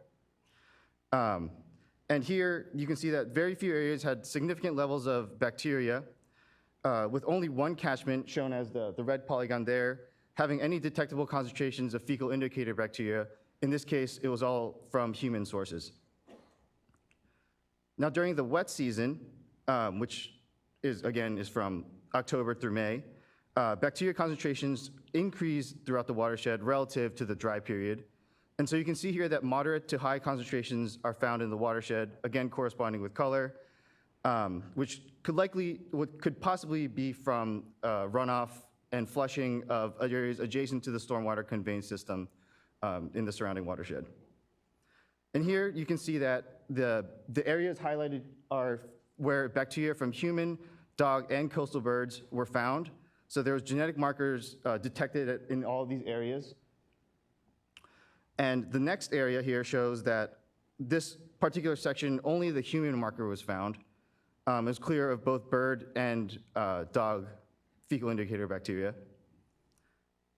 And here you can see that the sections closest in the mouth of the slough to the left only had genetic markers for human and coastal birds, whereas only humans and dogs were found in the upper eastern portion of the watershed. And so narrowing down how these, where the speciation of fecal indicator bacteria helps inform where bacteria may be coming from and how to reduce it. So, for example, these maps are in an interactive format, and so a concerned citizen can scroll around and see where the areas that they interact with and try to see where the potential sources of bacteria may be coming from. For example, if a concerned citizen views this website and sees that their neighborhood has a large indicator of dog fecal indicator bacteria, they can infer that there is an illicit discharge of pet waste somewhere in their neighborhood and take steps to mitigate that, either by increasing awareness and making sure to properly dispose of their pet waste. And so this is just one example of how upstream non-point sources can affect water quality downstream in the same watershed.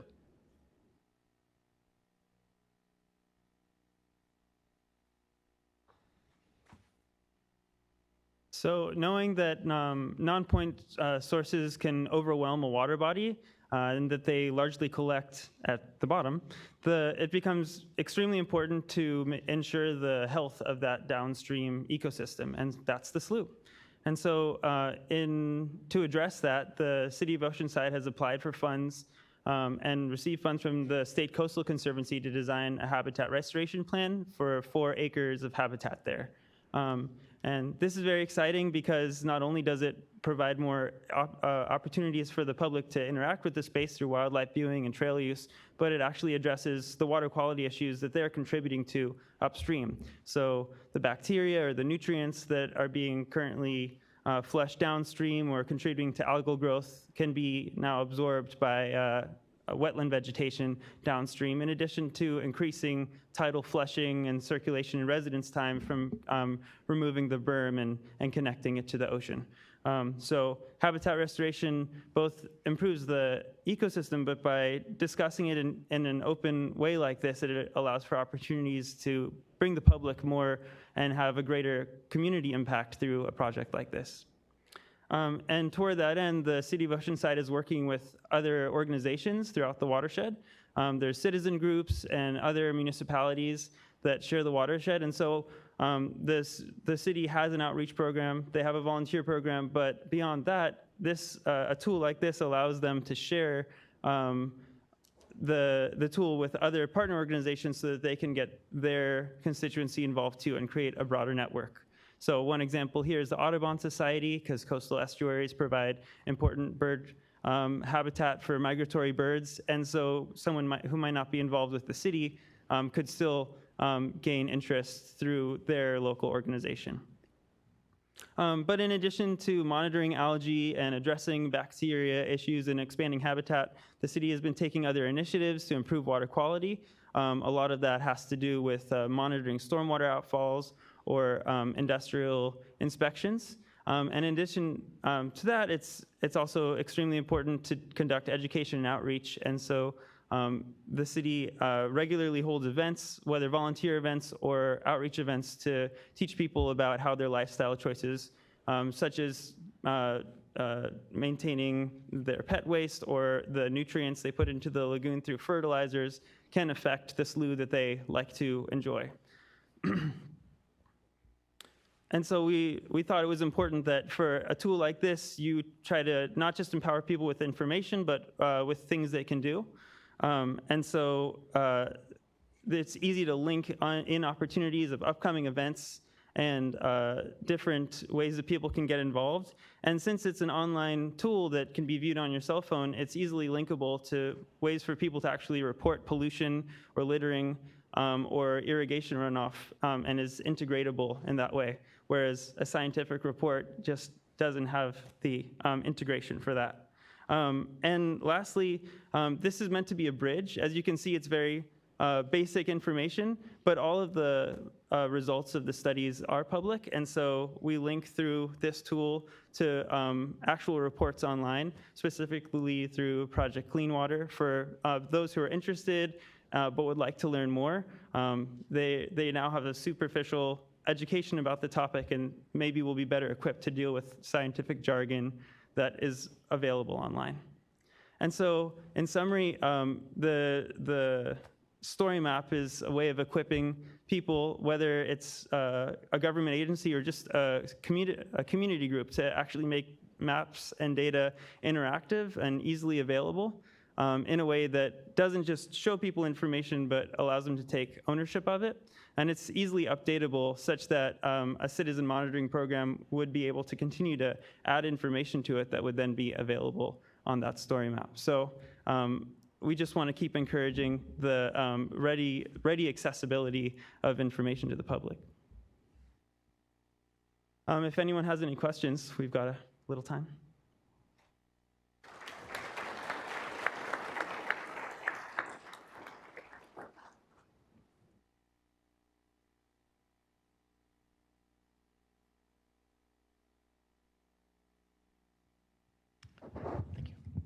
Hi, Zach Bradford, League to Save Lake Tahoe.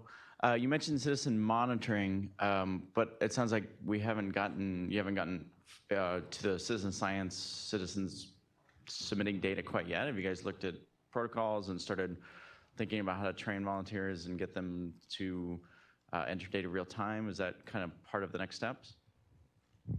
That would be an effort by the city of Oceanside. So since we're the consultant, we're helping with the actual scientific studies, but we definitely would encourage that.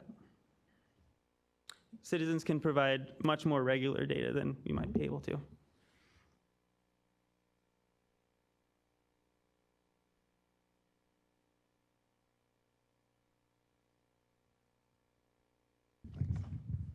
Hi, are you aware of another way to do that aside from the Esri format? Is there another way to provide that interactive map and information with pictures aside from I guess it's an Esri, it's a portal, is that right? Or is it a story?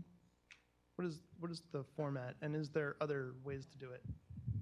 Yeah, so Story Map is essentially just a website that is can easily be composed, and it is free and available through Esri, although some features are limited to actual subscribers to Esri products.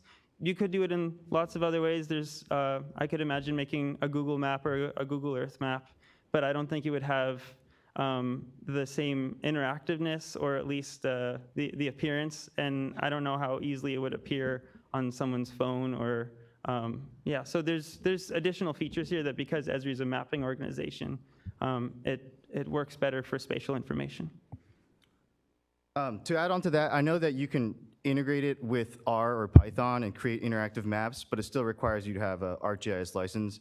But in this case of creating an Esri story map, like Joel had mentioned, it's generally free. There are some limitations if you end up using the free version of ArcGIS Online, but you can still create something similar with like an interactive map and scrolling presentation.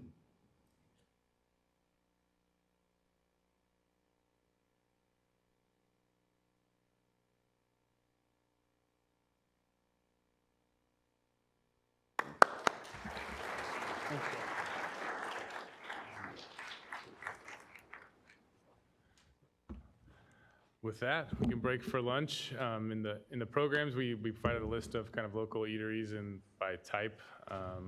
There's a ton around here. I also encourage you again to if you didn't get a chance to talk to one of the vendors or the posters, please take the opportunity as well as networking amongst yourselves. And if you could please be back by 1:10, appreciate it. Have a good break.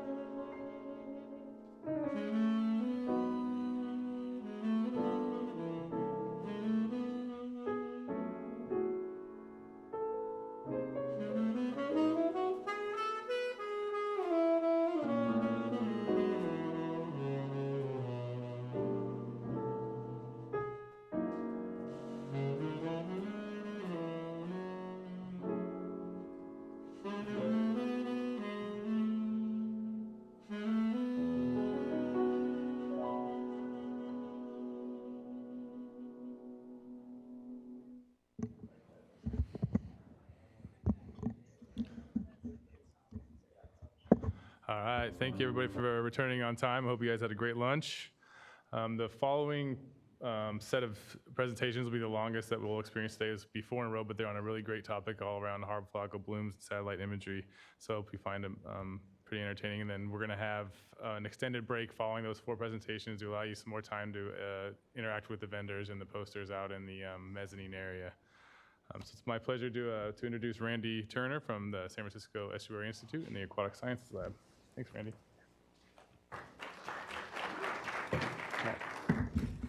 All right, thanks everybody. I want to talk to you today about cyanobacteria and how we can use satellite imagery to really help us understand the story of cyanobacteria and how that impacts public health. Used to the tool here. All right, so cyanobacteria are, it's an organism that's existed for a long, long time without going into the details there. They're a natural part of our environment. And, as much as we'd like to think of them as a problem, because they are, they produce a lot of, some of the species can produce cyanotoxins, which can really impact public health, but they are naturally part of our environment. One of the problems when we try to think about cyanobacteria is, how do we address it? How do we, stop these public health issues from cyanobacteria blooms and the toxins? The problem is, every water body, every lake is different. In some lakes, it might be driven by high phosphorus concentrations. In other lakes, it might be nitrogen. There's many different drivers of blooms, and so we can't just apply a one-size-fits-all solution to these. So it's definitely something that's tricky. But what we do know is that of the generally considered bloom drivers, these are going to be affected even more by climate change as we have higher water temperatures and probably increased nutrient loading and changes to hydrology of our systems.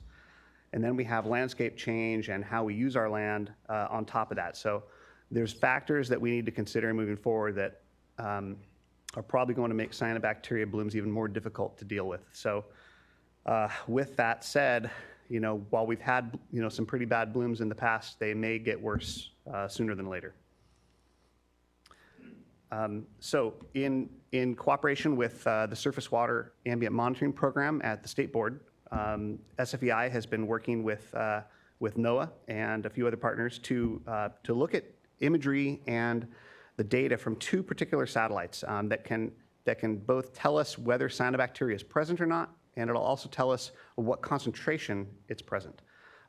And so I'll refer to MERIS and OLCI. MERIS is an older satellite that died in about 2012, and then OLCI is a new one that came online in 2017. So the project really was to evaluate the data from these 2 satellites, develop the databases and the structure to process this data, and build the data visualization tool to see it all and have it not just be some internal report, but to have it be something that's facing the public. So there is a web-based data visualization tool that we've built, and that's something that really provides a lot of interesting imagery, but it's a great way to look at the data as well. I'm seeing this little bit different format here. Within that, we also have an email notification system that's built in. So as we initially detect blooms from the satellite imagery, we can send out these notifications to regional water quality control board staff, who then work with the local water providers or the lake managers to be aware of it and begin monitoring. So the satellite analysis tool that we have is under a new URL, but it's at fhab.sfei.org. And we have just now gotten it added to California's harmful algal bloom portal. So it's going to be linked there as well. So you see kind of a map of the state of California, and we're looking at over 250 lakes in and upstream of California. And what you do is basically just click on any one of those lakes, or in the upper, not much for a pointer here. You can search by water body as well, just by clicking on one of the buttons in the upper right. So when we look at the actual tool, once we select a lake, our eyes are generally drawn to that left-hand side where there's that beautiful map. And we use kind of a heat map approach. So warmer colors means higher concentrations, cooler means lower concentrations, and black is basically a background level, virtually a non-detect. So our eyes are kind of drawn to the side on the left there, but really the key piece to start with is kind of this multi-year time series data. And I've pointed out again, the MERIS is the older satellite data, OLCI is the new satellite data. That's where we always want to start when we want to navigate the tool. So in there, we display 90th percentile data, which has some more relevance to public health management, because if there's a certain area of the lake that has an intense bloom, well, that's important. It's not necessarily what the mean is, but where is it bad? So we display both mean and 90th percentile up top, and then on the far right-hand side, very difficult to see here, of course, on a projector. There's basically a movable window, so you can drag that across to wherever you want, and that will then change the data that you see within the spatial component on the map, and then kind of a smaller window to look at kind of what are the details within that window for the statistical data for the whole water body. So when you move it back and forth, you can see how everything changes off it. And there's also some animations built in to the legend on the map where you can just click it and it'll advance day by day and you can see a bloom progress. So it's a very visually powerful way to see where blooms are occurring, how fast they're growing when they move with the wind. There's just it's kind of fun to look around with it. Getting back to why we're even doing this, again, this satellite data is very valuable. While you guys were at lunch, OLCI flew overhead, and it collected data for California. And so NOAA will process that imagery tonight. SFEI will upload that data later after it's done, and then we do some additional processing. And then by 8:30 tomorrow morning, that data will be up on the tool. And then if there are any new blooms that have developed, those emails will go out automatically to let people know. Because what it's really, one of the key things it can do here is it's a screening tool. We don't want to, prescribe any sort of public health, notifications directly related to the satellite imagery. We really want to rely on people on the ground measuring it, seeing it, taking toxin analyses. So this has no regulatory, value, but it helps guide the folks who are monitoring to monitor more effectively. If you're going to just go out to a spot that's black on the edge, that's probably an area where there's no cyanobacteria. So this helps guide them in space and time of where to sample. Looking at the, beyond just that near real-time value, there's a lot of information here where we can really see trends through space and time. And so there's just a tremendous data set here. Again, for 250 lakes, we've got over 12 years of data to work with. So there's a lot of information that can really be helpful to understanding the blooms. Do they start at a certain time of the year? Do they last a certain length of time? We're not necessarily using this for forecasting, but we can definitely begin to see trends and understand things that we wouldn't, because often lakes don't have these regular monitoring programs to look at cyanobacteria or even nutrients for that matter.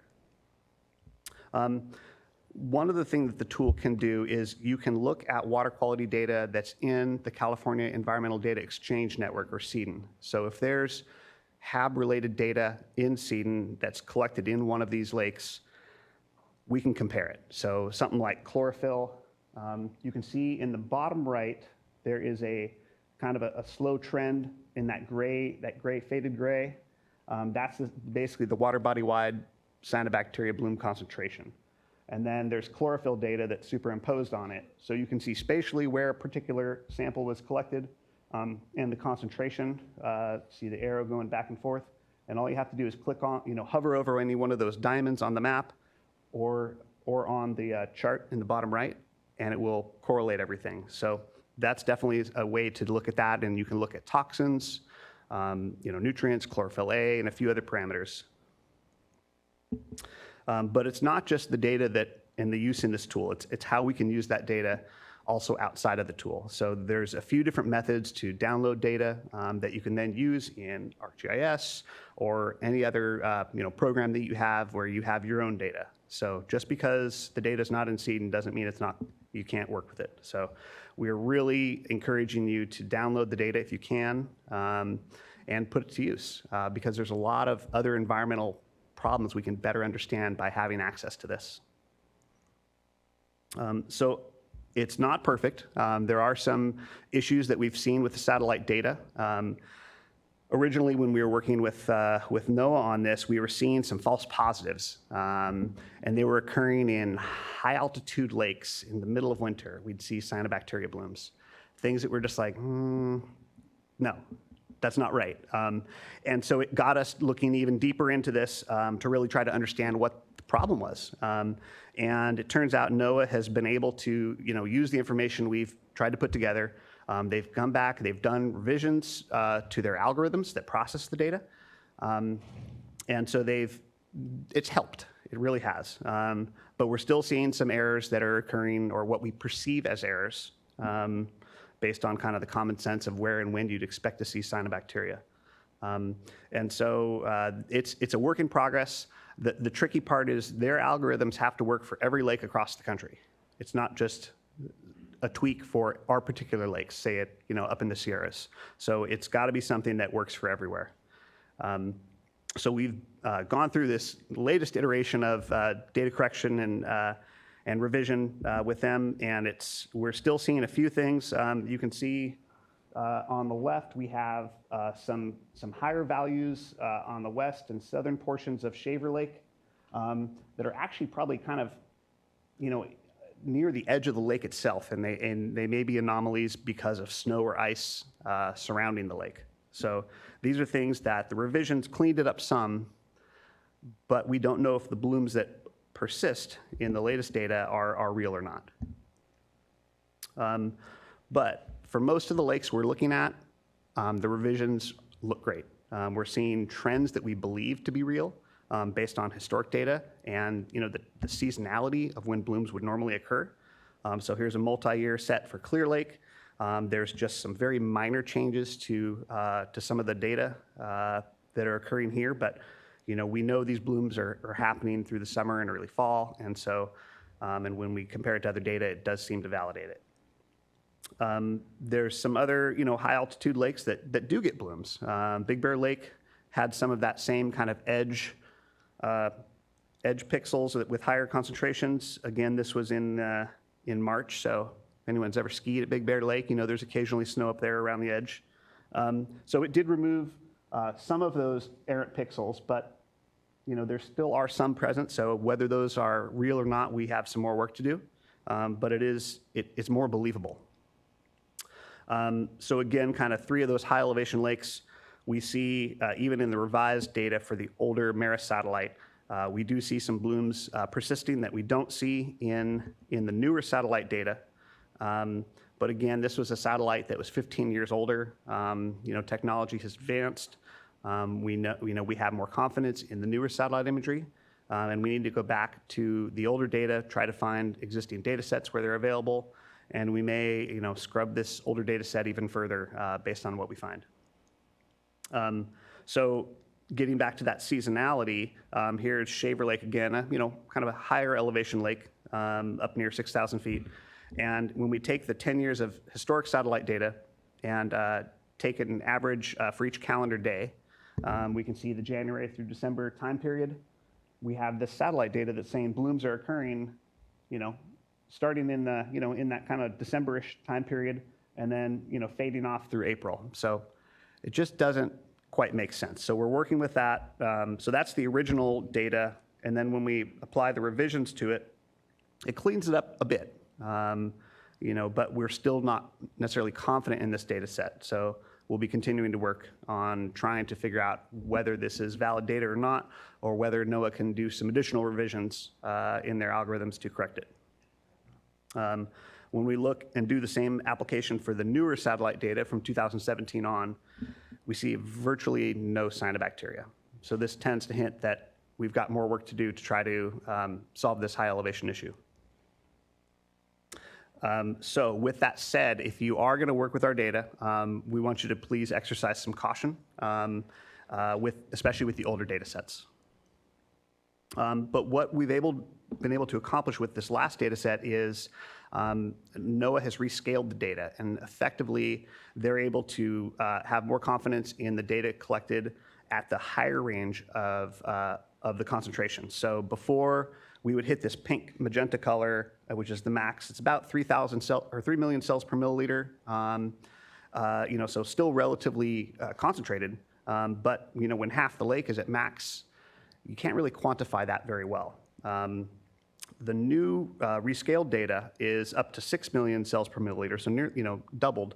And now we can see there's not a single pixel that's at max concentration. So we can really quantify things a lot better this way. So with that said, field verification is definitely important here. We can guess at when the satellites are detecting cyanobacteria for real or not. I think that's something that is pretty easily, I think most of us in the room would know when we are supposed to see a bloom or not. But it's still tricky because the satellite's using a metric that is not really used in field measures, and we have the issue of scale. So every pixel that you would see on a map is bigger than the Oakland Coliseum. And so, try and take the average concentration of that cyanobacteria across that entire 300 meter by 300 meter pixel. And then we go out in the field and out in the middle of the lake in our boat and collect a couple small bottles. That scale is very different. And so, we need to make sure that we're, confident in those methods. So the state board was able to go out to 2 lakes in 2018 and collect some data. And they're still getting worked up. But we're hoping that we're at least, getting the methods down correctly to get the answers. So there's some new equipment that the state purchased this year. And so I'm hopeful that Keith and his crew can help find out the answers of whether this data is accurate or not. Both, when the bloom is real and when we think it's not real. So, just to reiterate, with the tool now posted on California's harmful algal bloom portal, we're excited we've at least reached that step. We want to, again, say that data is provisional and please use it with caution. But we are definitely excited to have it be more public facing now. So that's all. Just want to say thanks to all our partners.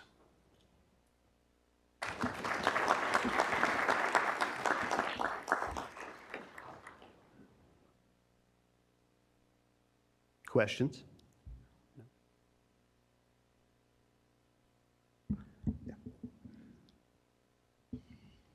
Aside from tweaking the algorithms you're using to process the satellite images, is there other environmental metadata that you have access to for the historical data that would enable you to correct for some of those anomalies that you're seeing? So including them in some sort of regression model or something? I'm not sure. We want to pull in, additional data to make comparisons. I think, the biggest issues that we've seen so far were, from that interference, and it's coming from, potentially multiple things. Like there's an atmospheric correction to deal with the elevation. The snow and ice has to do with the color and the reflectivity off it. And so there's multiple things that are potentially occurring. I'm not sure of the ins and outs of what NOAA is doing with some of NASA's new algorithm. But where there is environmental data available, we will try to use it. Unfortunately, often that's collected at the shoreline, and then we'd have some interference with land, and so it gets a little trickier to compare to our satellite imagery. But if you have ideas of data to assess or approaches to take, we'd love to talk to you.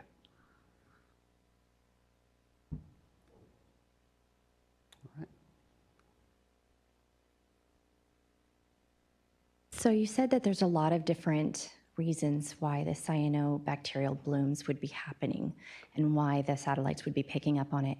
When we're using the data, the website, and say something does pop up, will it say what it is reading? Like there's warmer temperatures, or there's what is going on that's causing this pixel to be No, it's not going to do that.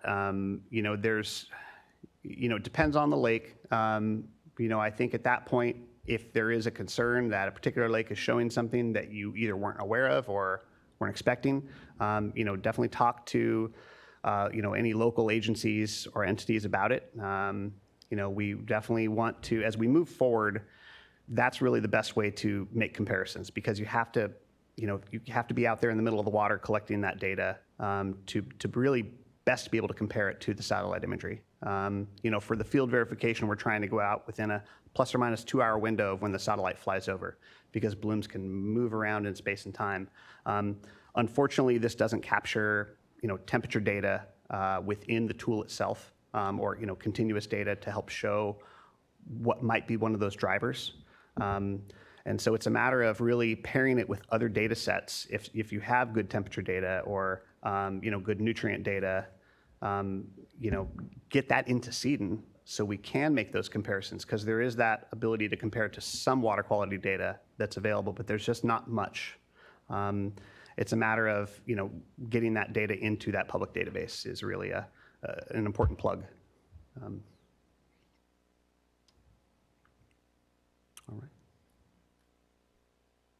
All right, well, thank you.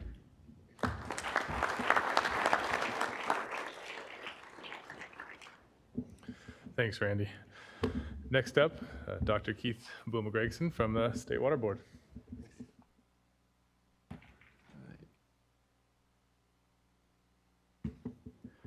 Great. Thanks, Nick. And hi, everybody. My name is Keith, and I help co-lead the Freshwater Harmful Algal Bloom program here for the State Water Boards in Sacramento. And it's always thrilling to talk about things that could kill you. So hopefully this will help get you through that post-lunch slump. And I'll be talking about what we've learned about cyanobacteria in rivers the last few years. So a lot of entities and groups have contributed to the research and knowledge I'm going to share with you all today. And so I want to give a big shout out to these groups right off the bat, and thank you for their support and funding and interest in this topic.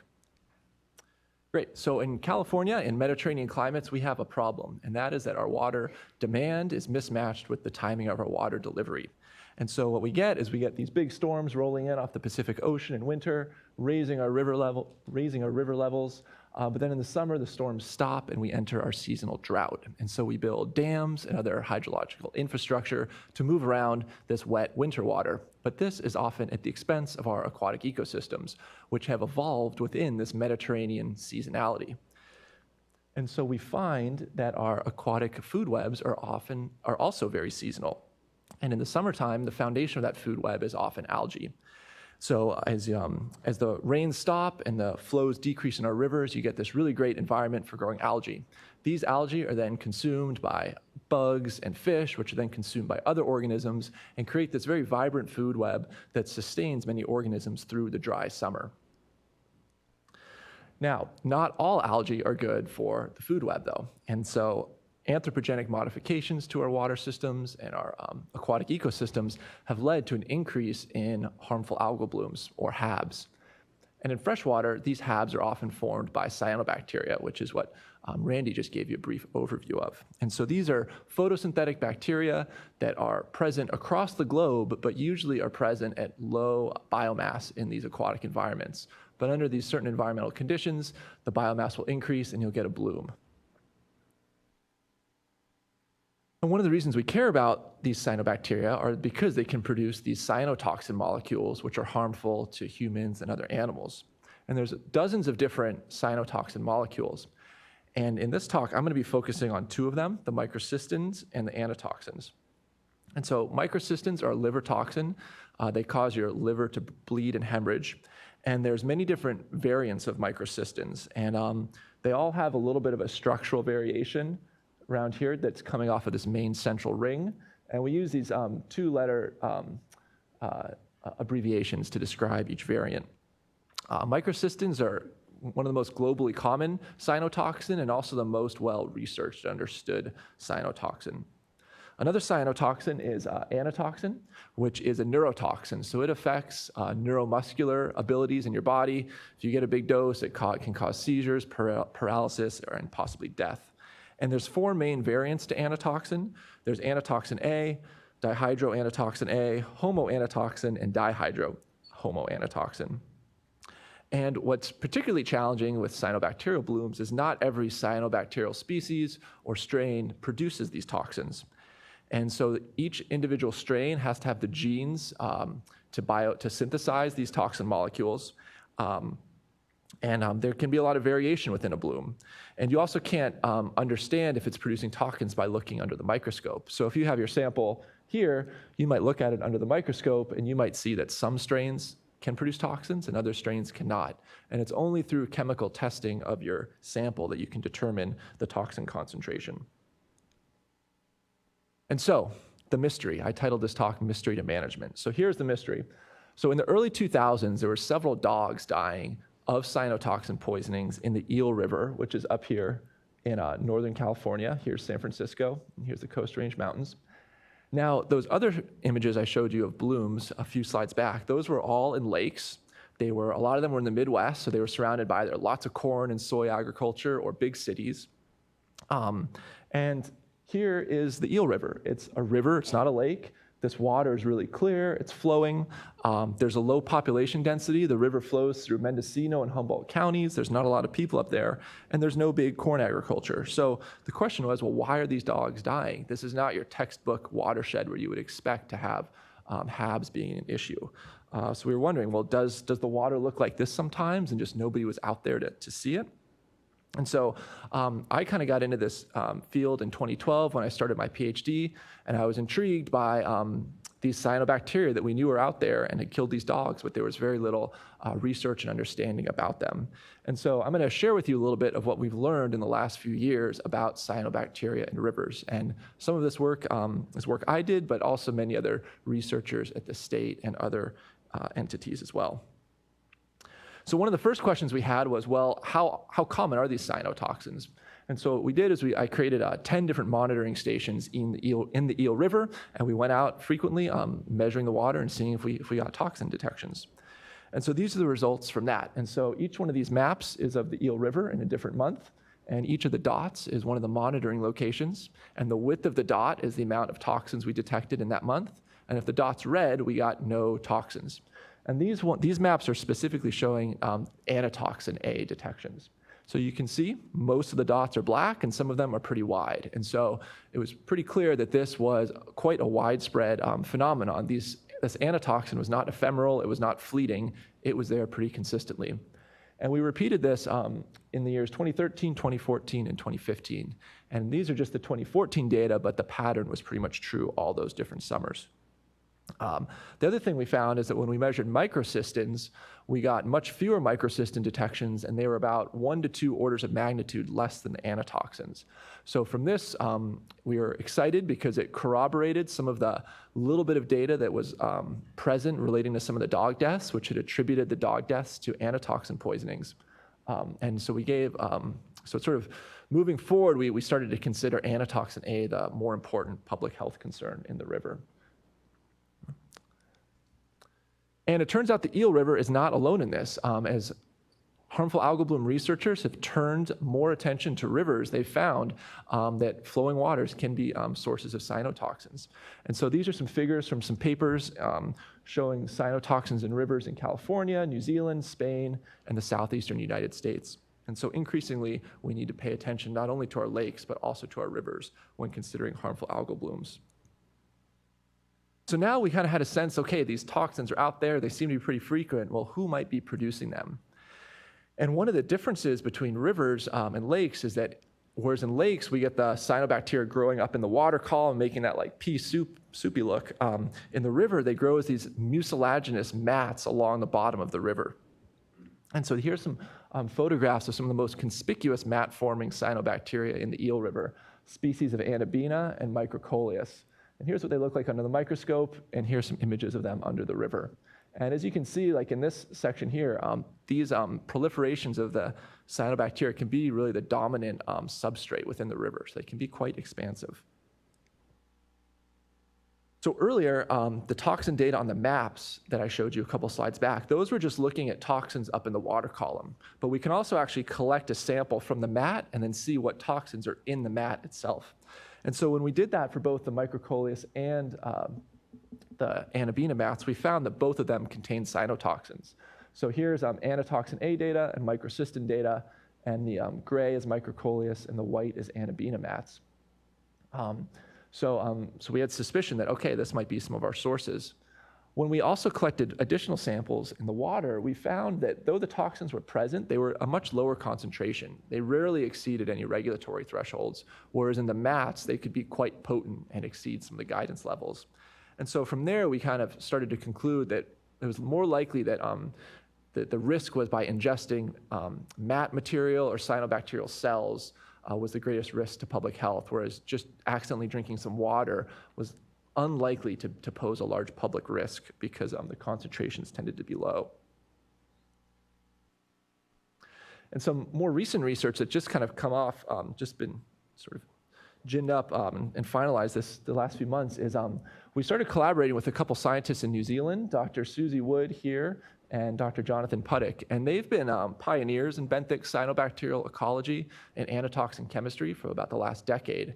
And so with this new partnership, it's given us increased analytical capabilities. And so now we're able to actually look in more detail to those different anatoxin variants, whereas before we could only measure anatoxin A.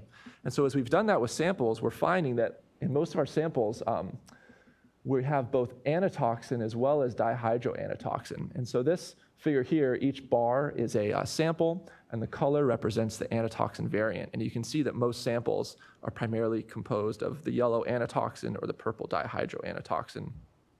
And this figure, or this data comes from a table from another publication that also shows a lot more dihydroanatoxin than anatoxin. And this is important because some of our analytical methods wouldn't make these distinctions. And so if you're just measuring anatoxin A, you might be greatly underestimating the overall toxin concentration in the samples. And like I said, this is exciting data for me because it's really a result of this new collaboration with these folks in New Zealand.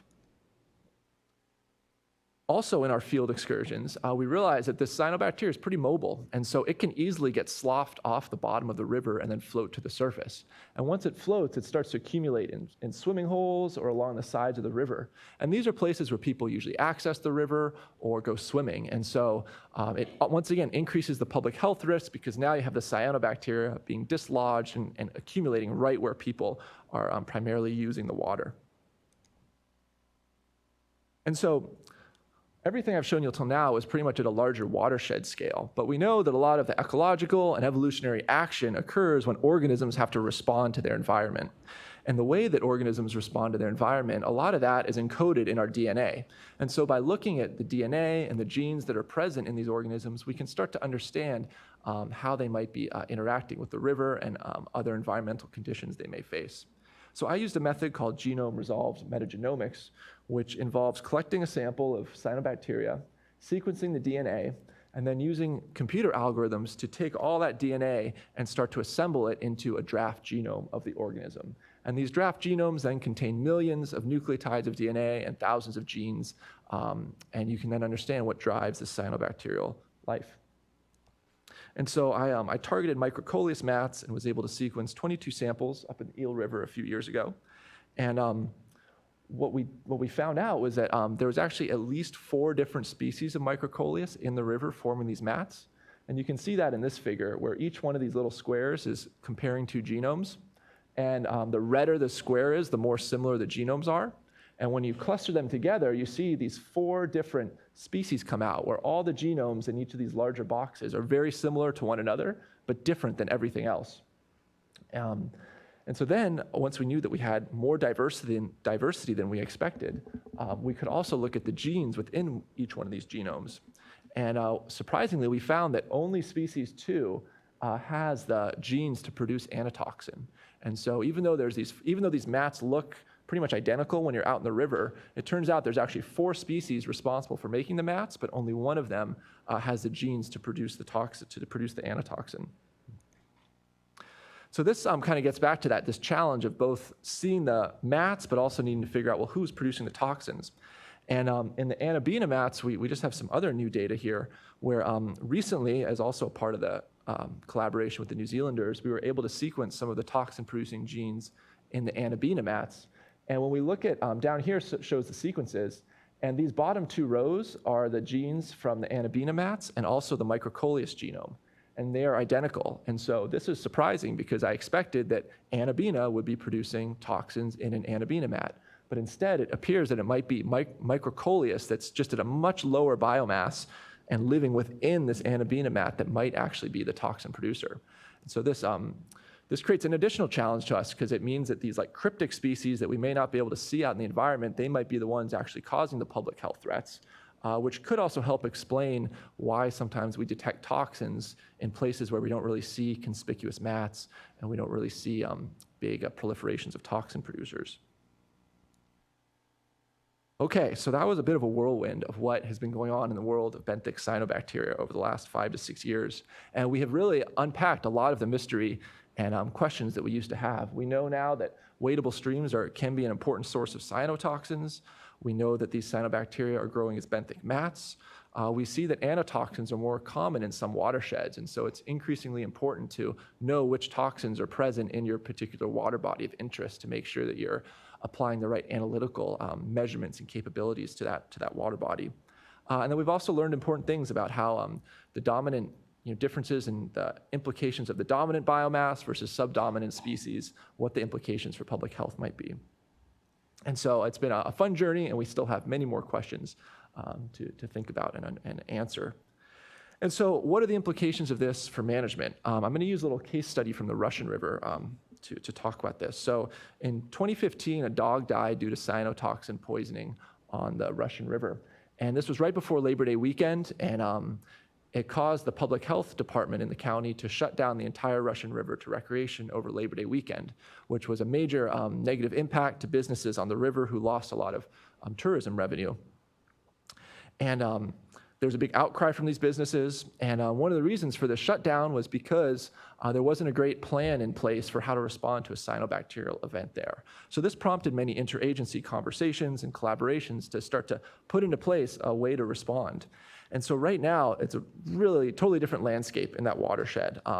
So now the regional board, Regional Board 1, there's a staff member there who has several monitoring sites, and he's out there monitoring the river in the early summer before we even expect blooms or cyanobacteria to become an issue. And he's collecting his own toxin sampling data. He's also acquired a tremendous amount of knowledge about cyanobacterial ecology. We've worked together closely over the years when I was a PhD student and beyond now, and he's out in the river every week, and so he's now one of the regional experts on cyanobacteria in that area. He's also able to use SON data that's provided by other agencies like USGS, and so he takes all this information and his understanding of cyanobacterial ecology, and he then advises the public health department on when they should begin monitoring and collecting samples for cyanotoxins. And then when he says to do that, they then go out and sample their 10 different public beaches where humans are using the river, and we'll test it for cyanotoxins. And so it's, to me, it's a really neat story of how things have changed there, where now you have like pretty much weekly dialogue between agencies. You have the public health agency has put up fiscal and financial resources where they're funding their own cyanotoxin monitoring, but the regional board is assisting them by helping to advise on when they should start sampling so that they're not spending money to collect samples that probably have no risk for cyanotoxins. And additionally, when cyanotoxins are detected, there's now a much more clear way to respond to that. And so the California Harmful Algal Bloom Network has developed a series of signs that are based off of cyanotoxin concentrations, and there's 3 different tiers of the signage. And there's also a decision tree for when to post and when to depost. And so these counties, they have a lot more guidance now on how to respond. And so this also highlights how things have changed in the last few years. And so that's a bit of the overview of cyanobacteria in rivers, but we know that they also are an issue in lakes. And so the water boards has a freshwater HABs incident map where we collect voluntary reports of harmful algal blooms in both rivers and lakes. And so these come from people in the public where they can submit an observation, but it also comes from a lot of partner agencies who are doing their own monitoring or collecting their own data.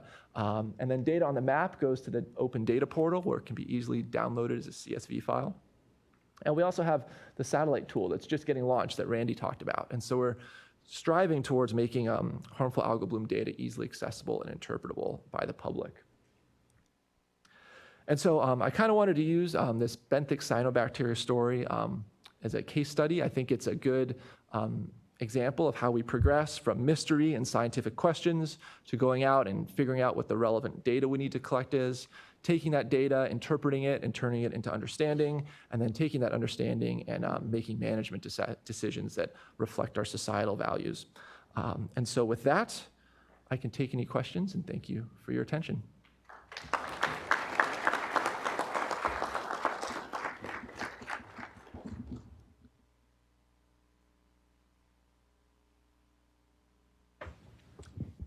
Hi, Keith. I was wondering how the hydrology, say, within year and between or among years hydrology, and then also the seasonal changes in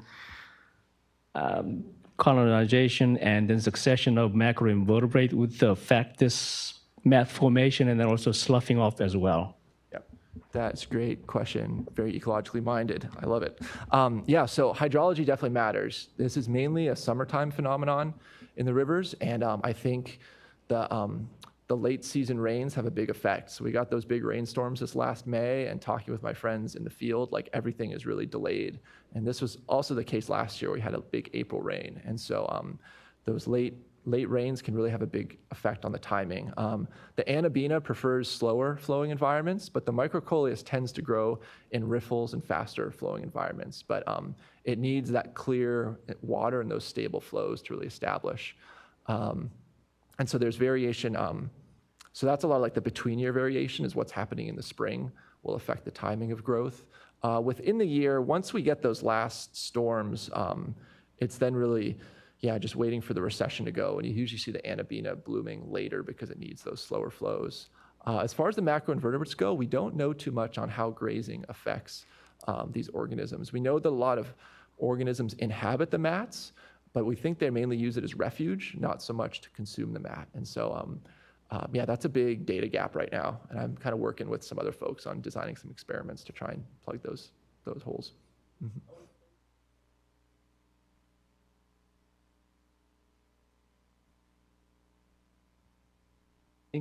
Enclosure and exclosure studies, how the mat formation and macroinvertebrates ties into, and then also the growth of, right. The top-down effect, right? Yeah. So Mary was my advisor, so I spent 7 years drinking that Kool-Aid. So we're really not sure. I mean, cyanobacteria are a little bit less edible, but I think it's more of they seem to be a later successional phenomenon, and so I'm not sure if there's as strong a link between the macroinvertebrates with the cyanobacteria as there is for some of the green algae that Mary's described in the eel, but would love to talk more about it too.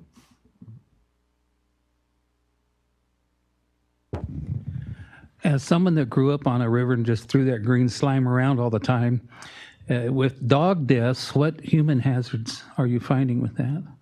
Yeah, so dogs tend to be more susceptible because they're more likely to ingest the actual mat material. So if they're in the river, they might get on their fur, then lick it off their fur. Usually adults were less likely to eat a bunch of gross slime. So it'd be more like accidental ingestion. So we think of the highest threats to be kids who also might not be able to control the intake of material into their mouths, and then dogs.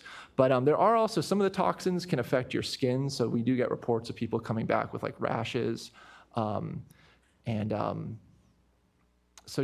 can still be some effects, other effects as well. But within the rivers and the mats, it's mainly the ingestion of it. So, does that help?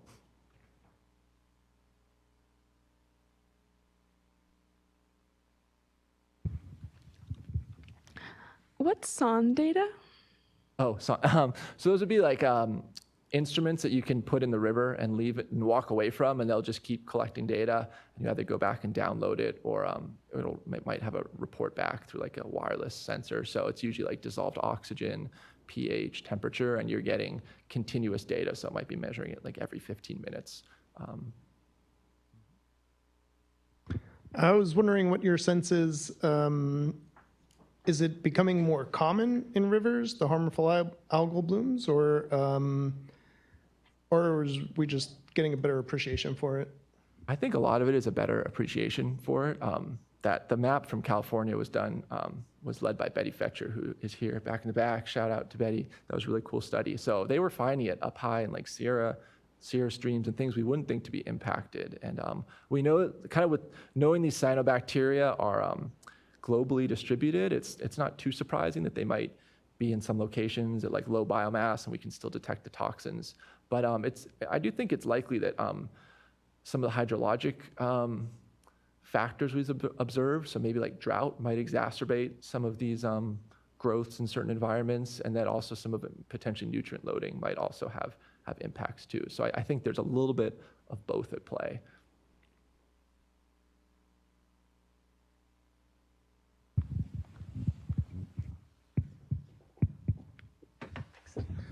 And then in this case, though, you mentioned there's not a lot of nutrient loading. Did you identify some other sources, or was there maybe some atmospheric sources, maybe for some nutrients that could be driving the house? Yeah. So my a lot of the work I did was a little more focused on the patterns because the drivers can be quite challenging. The major land use, well, one of the major transformations to the Eel River watershed has been the cultivation of marijuana, and so that's kind of been a hypothesis of nutrient inputs from those sources, but there's not great data on that currently, but that's, and then additionally with that growth of marijuana in that region, the road network has gotten denser, more septic tanks, so you've just got, the human impact has grown. It's not quite as drastic as like corn agriculture in the Midwest, but that's been some thought as like if that might be affecting the water there. I was just wondering, I'm sure you've heard of the dog deaths at St. Lucie River in 2018 with the microcystins there. In Florida, Yeah, but with those microcystis, they form those traditional floating mats where it's very easy to identify, if the cyanobacteria is present or not. And with these benthic mats where it's much harder to just visually see, I guess I'm wondering what sort of management strategies you would suggest for, health advisories, because it's going to be, like you said, it's very expensive. You can't just continuously test the water. Yeah. So that's great. So that same region one staffer, we've talked about this a lot. With the benthic mats, people will sometimes use, if the water's clear and wadeable, you can see the bottom. People will use sometimes like a % cover estimate. So once you start to learn how to identify them, you can estimate % cover. That's what they do in New Zealand. They base their management decisions off of that. We've also thought about things of like presence of stranded mats on the water, on a recreational beach. It is a little bit different, and it kind of usually requires like running transects or doing some visual assessment metric rather than just like collecting a water sample and having everything being based off of like a liter of water. But there are some ways to move forward.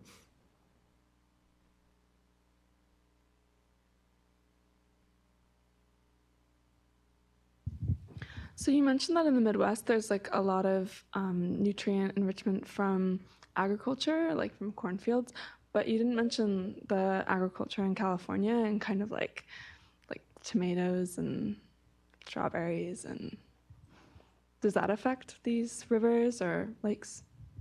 It likely will. So we do, parts of the Delta do get blooms. I'm a little less familiar with all the nutrient dynamics in that Delta, but clearly they're collecting a lot of agricultural catchment. And so there it's a little more of, the flows are so slow at that point, it's almost acting more like a lake. So it's more like a microcystis bloom will go up there. And so one of the things is in some of those catchments, well, let's see, the water can, I guess some of the rivers in the Central Valley are big enough where they're acting more like a lake and it's not a wadeable stream. So we're more likely to see like some of the planktonic blooms rather than these blooms along the bottom of the river. But it's definitely possible they could be having an effect, or agriculture's having an effect.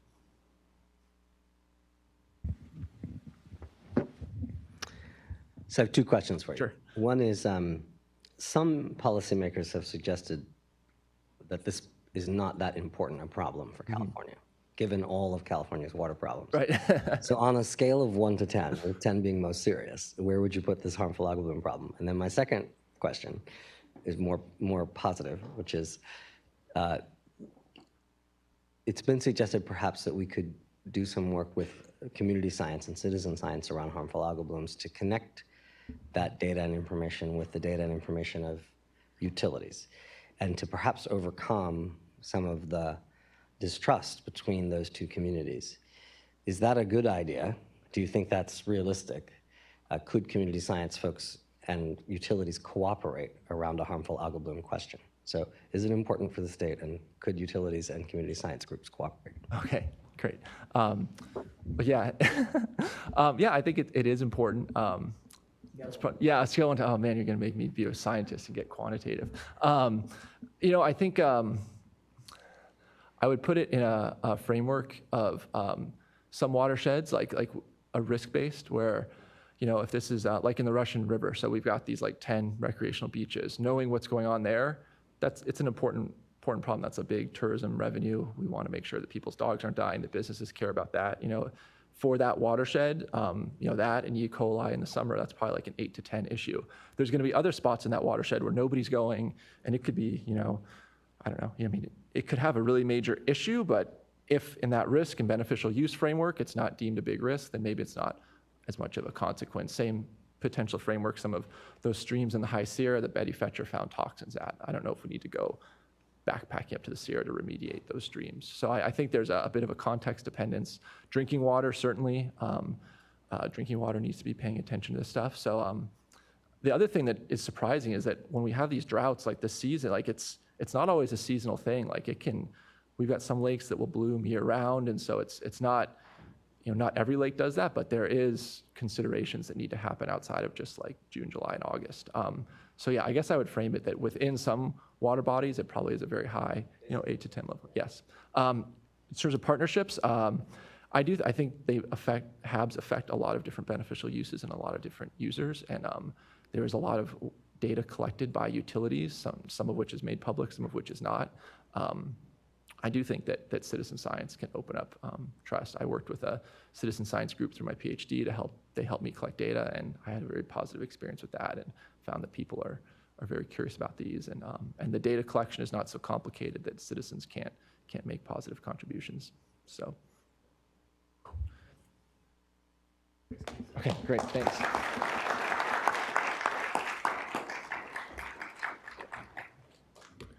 With that, I'd like to introduce Alex Forrest. Very cool presentation on environmental robotics. All right. Thank you, everybody. Firstly, I just want to apologize that I'm not an ecologist. I'm an engineer by training, and I'm a professor over in civil engineering, so I work in fluid mechanics. And so a lot of what I do sort of crosses over into different fields, so it's very sort of complementary to the science. And so I'm starting today talking about environmental robotics. And I'm going to start with a quote from Walter Munk. And just a quick show of hands, does anybody know Walter Munk? Good to see a couple people do. So Walter Munk, well, he published for over 50 years and died just this year. I think he was 96 at the time, somewhere around there. He was at Scripps. And he said, advances in oceanography are dependent basically upon new kinds of instrumentation. The future of our science will be sterile unless we can continually find new things to observe and new ways to measure them. And so he coined this term, a century of undersampling. And I think this is also true in limnology. So limnology is sort of the poor stepchild to oceanography. Oceanography, we go out and we can fund large programs, large ocean programs, and limnology is very hard to adopt new technologies and new platforms, partly because of the cost. So that's part of one of the challenges. And then the other part is sort of the advantage of underwater robotics is that we can sample on an ongoing continuous basis, but you're also able to deploy them in hazardous conditions. So typically conditions when you wouldn't send people out on a ship with a water bottle to collect a sample. You can send a robot instead. So I'm going to start a bit as well by talking about the complexity of the problem we're facing. So here, cultural eutrophication. So this is the images we've been seeing at Lake Erie over the past decade. So addition of chemical nutrients lead to complex spatial variable algal blooms. These changes drive a reduction in oxygen in the underlying layers. So then it drives the overall ecosystem dynamics, changing the ecosystem dynamics. But in addition, one of the things we're starting to see now is something we're coined a couple years ago, climatic eutrophication. So through climate change, the physics of these lakes are changing.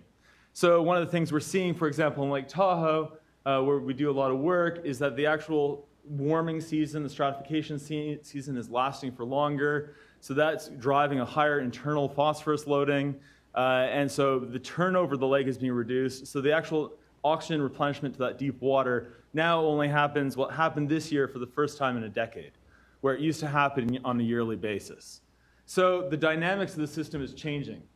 And so is changing in Lake Tahoe? Could it be changing elsewhere? What are the implications for the dynamics of the system? And the changing ecosystem function also allows invasive species to come in. So you're getting changes in nutrient loading, producing long-term ecosystem change. And this ecosystem shifts also allows these invasive species. For example, this is Corbicula flumina, Asian clam, that's now well established in Tahoe. And so this has been driven because they can survive in a warmer water. And they can survive in the nearshore habitats. And so I saw somebody with a Keep Tahoe blue shirt on in the front here. So this is the past conditions. So this is a picture collected by Goldman sometime mid-'80s. And this is kind of the new reality, that frequently we're seeing periphyton and metaphyton growing around the lake that may or may not be linked to Asian clam. So you can kind of see one of the little dead clam shells there. The direct causality is not necessarily shown yet, but this is one of the things we're trying to understand, is how do we look at the dynamics?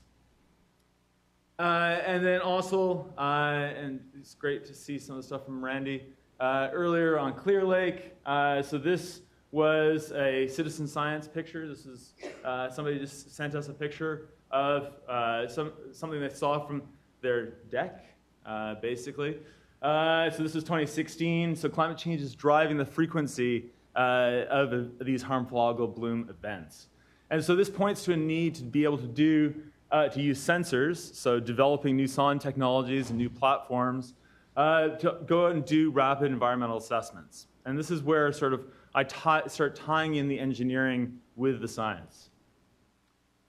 Because part of the problem are the scales of observation. And so Keith's sort of stuff is sort of right down, much smaller than what I'm talking about. But basically, you're doing a trade-off between scale and resolution, where we have satellite imagery giving us the football stadiums, the 300 by 300 meter pixels. And then you start getting into drone work here, which we're starting to see more and more of. And certainly that's something that our group does work with a little. And then down to your boat sampling. So this is where you're going out and grabbing samples. And then autonomous underwater vehicles, where I spend a lot of time doing work on. So it's the trade-off of how much can you cover versus what's the resolution that you can cover. And then there's also a temporal effect to factor in. So can we put out long-term robotics? Can we put out long-term monitoring stations? How do they complement existing data sets? And how do we marry them all together? So autonomous underwater vehicles, to my students, I like to describe them as pickup trucks. That basically it's a propeller that carries around a torpedo, but then you can start equipping it with whatever sensors you can dream up. And so commonly there's a tight coupling between AUV manufacturers and instrument companies. And so some of the typical ones that we've seen are instruments that can measure physical properties. So you're looking at CTDs, sound velocity probes, Rockland turbulence probes to measure dissipation in the water, chemical properties such as DO, seabird pH, Satlantic nutrients, optical backscatter, measure chlorophyll, phycocyanin, CDOM, turbidity. These are commonly typically available from wet lab. These platforms have also been heavily used for imaging using sonars, so side scan sonars and multi-beam sonars. So you can configure it any way you want. So this is basically, we configure it and then we turn around and deploy these.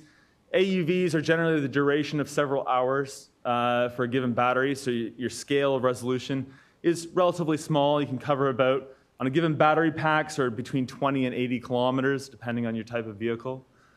Now, So we're going to jump out here. So another type of vehicle is called a glider. This is another type that you can put out for a longer term. And I'll just talk to this in the background. So gliders, instead of being a propeller that are driven around, basically have a fixed hull with an oil bladder inside. And you're changing the ballast inside, and so it's a buoyancy-driven engine. So instead of driving in a straight line, now it's driving a sort of a seesaw pattern or yo-yo pattern through the water column. And so you're able to now develop a much better appreciation of what's happening through the entire water column as you go. Back. So the advantage with this is that the vehicle will go along and periodically surface and transmit data back to wherever your host server is. So when we're running these, we can put them out for several weeks to a couple of months at a time. And so we can operate from anywhere in the world. And we generally have rotations. Students will be rotating through, taking turns of who's on point running the vehicle, because it can surface anytime during the night. So when they're on call, it's a little bit stressful. But it goes much slower because it's all about how much range can it do. So they joke around about half a knot on half a watt. So being able to cover longer range is sort of the goal of this. So one of the early studies we did up in Lake Tahoe, this is with an AUV, not a glider. So here in 2009, we completed 105 kilometers of shoreline in 8 days. So the scale of synoptic study that you can complete with robotics is way beyond what you could do with divers on a transect. Now, we had to still use divers as a complementary validation of our imagery. So here's a typical image. So basically, this is dead shell matter. All these little white things are dead shell matter as the Asian clams come to the surface and flip open. And we're using this. We wrote basically a detection algorithm. If you write anything on your computer, you need to get Grammarly. I write pretty much all day, every day, and Grammarly makes my writing better. As a student, I like that it's free. It actually is. Sorry about that.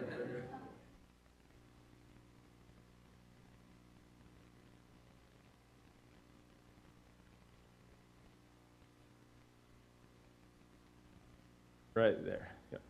So we wrote this algorithm that could basically scan through and count the number of dead shells. And basically what we then did is then ran diver transects to correlate live shell matter to dead shell matter. So doing these sort of complementary studies enables us to generate much larger synoptic views of what's happening in these systems. So here's a synoptic view of Lake Tahoe.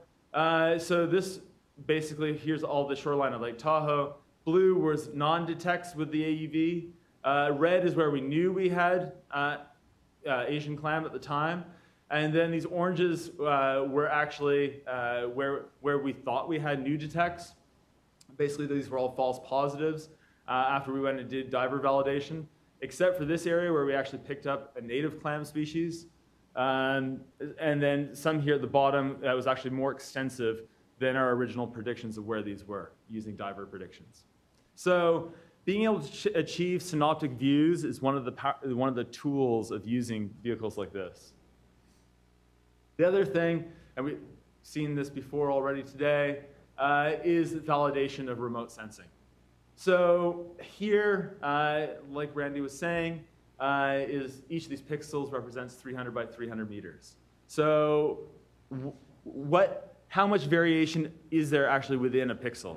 So if you think about the AUV travels at about 2 meters per second, so about 4 knots. It samples at about 1 hertz, so you're roughly getting a sample about every 10 centimeters.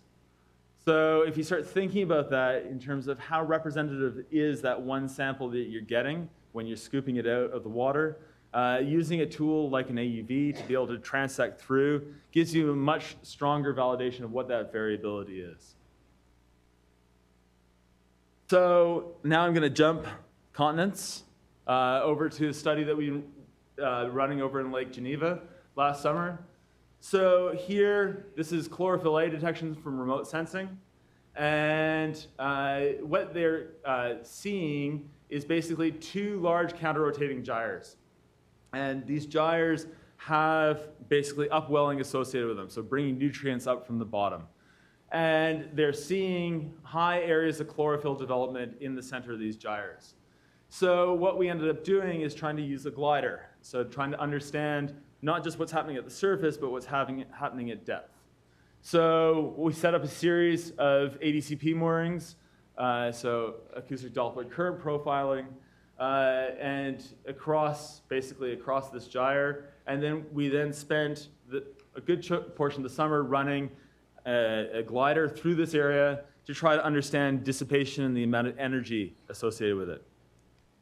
So to get to dissipation, so one of the things we do, in addition to trying to develop new platforms and try to develop new applications for platforms, is use new sensors. So this is a dissipation probe.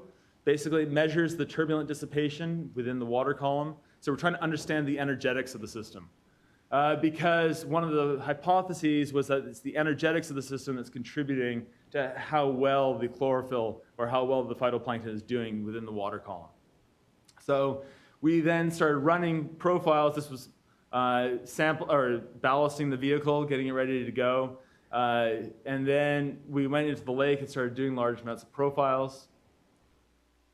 And so one of the things we were doing here, so here's a little cartoon of where we're running back and forth in sort of a seesaw pattern and trying to couple this to moorings. And what we saw, and so here's the boundary zone.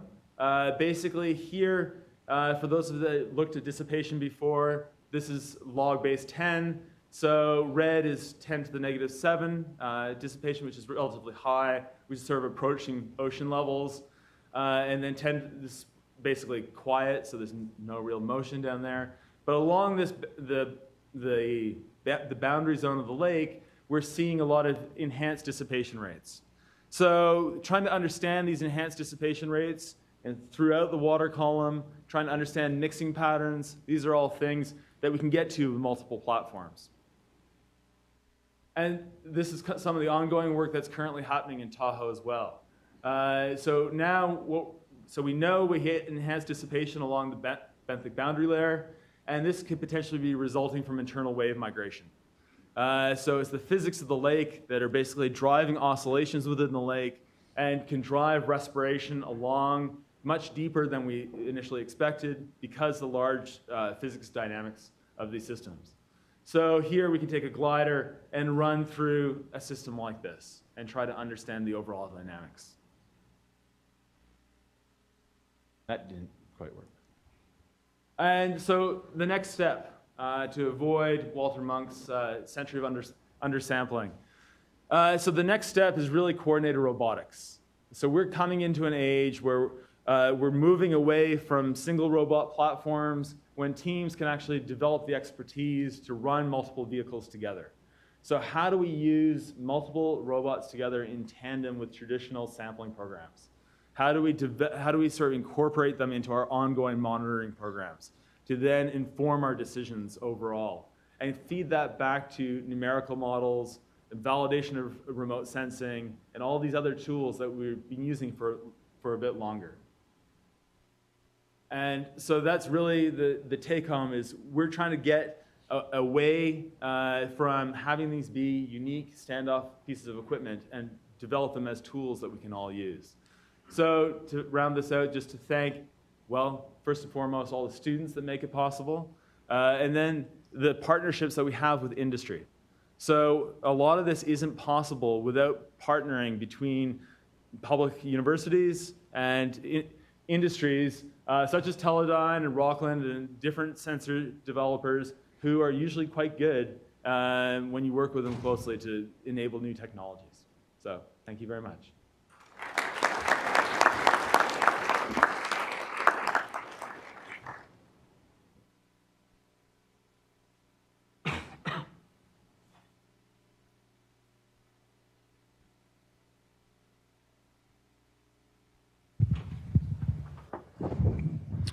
The equipment you're using, those AUVs, how pricey are something in that range, say for the public? Yes. So an AUV, a cheap one, runs about 200,000. A more common one is usually about 1 million. The gliders are cheap at about 300,000. Between, say, 250 to 350,000. Do you have any for sale? I don't have any for sale, but I'll happily collaborate.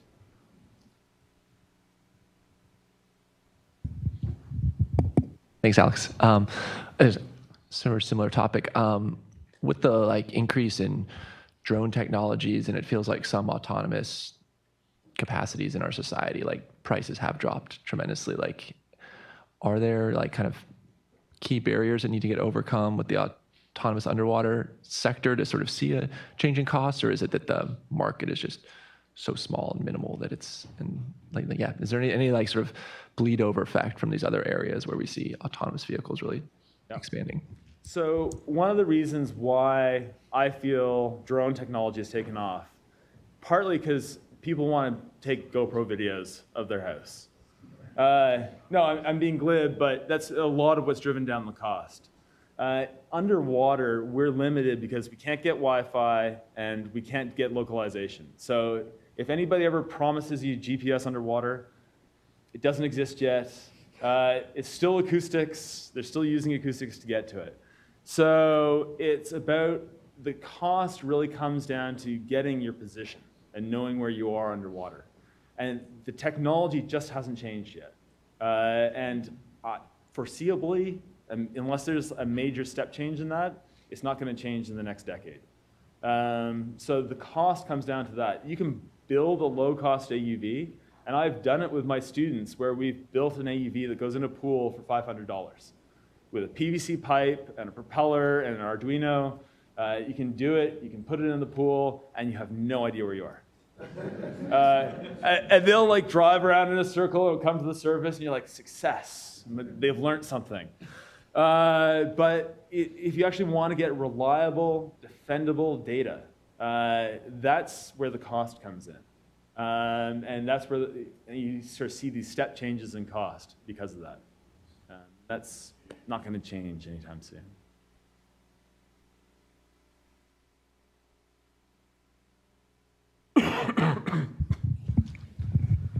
So my old lab actually used one of the PAC-X gliders for long-term transport from San Francisco out to Australia. Yeah. And we ran into some issues with fouling and some sensor interference, especially with turbidity meters and bubble interference. Yep. But I mean, since it was such a long transect, I was wondering if had been any, this was back in 2013, so I was wondering if there's been any innovations sort of in terms of the placement of different sensors or sort of the capabilities of these gliders in terms of long-term monitoring. So the short answer is I don't think the technology has changed. I mean, for moorings, you're looking at wiper technology to reduce biofouling, but wipers take a lot more power, so then it reduces the range of your vehicle. So when you're trying to do the long-range cross-ocean missions, they're just trying to turn everything off to get as far as they can. And so that hasn't been really changed much there. You do get massive amounts of biofouling in some places. In lakes, knock on wood, we really haven't seen that as a major issue yet. But that's partly because we haven't seen a lot of glider deployments in lakes. To date, there's been our group. There's a group in Minnesota that's been running out in Lake Superior. There's a group in Switzerland that's been playing with sort of small range AUVs. And then there's another consortium that's got together, just got funding this year from NSF to buy 6 AUVs for the Great Lakes, or 6 gliders for the Great Lakes. But it's not something we really have a huge amount of information on yet. It is an issue for sure.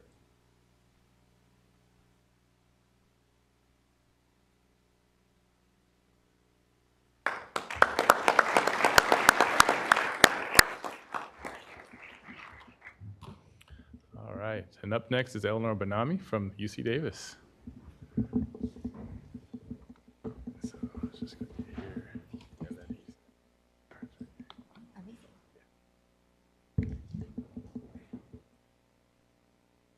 Hi, everyone. My name is Eleanor Benami. I am currently a postdoctoral scholar at the University of California at Davis, and it's great to be here. There's been some really fantastic presentations so far.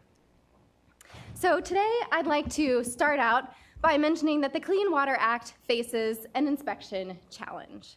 So the Clean Water Act is the preeminent water quality regulation in the United States, and within its jurisdiction, it has about 400,000 facilities.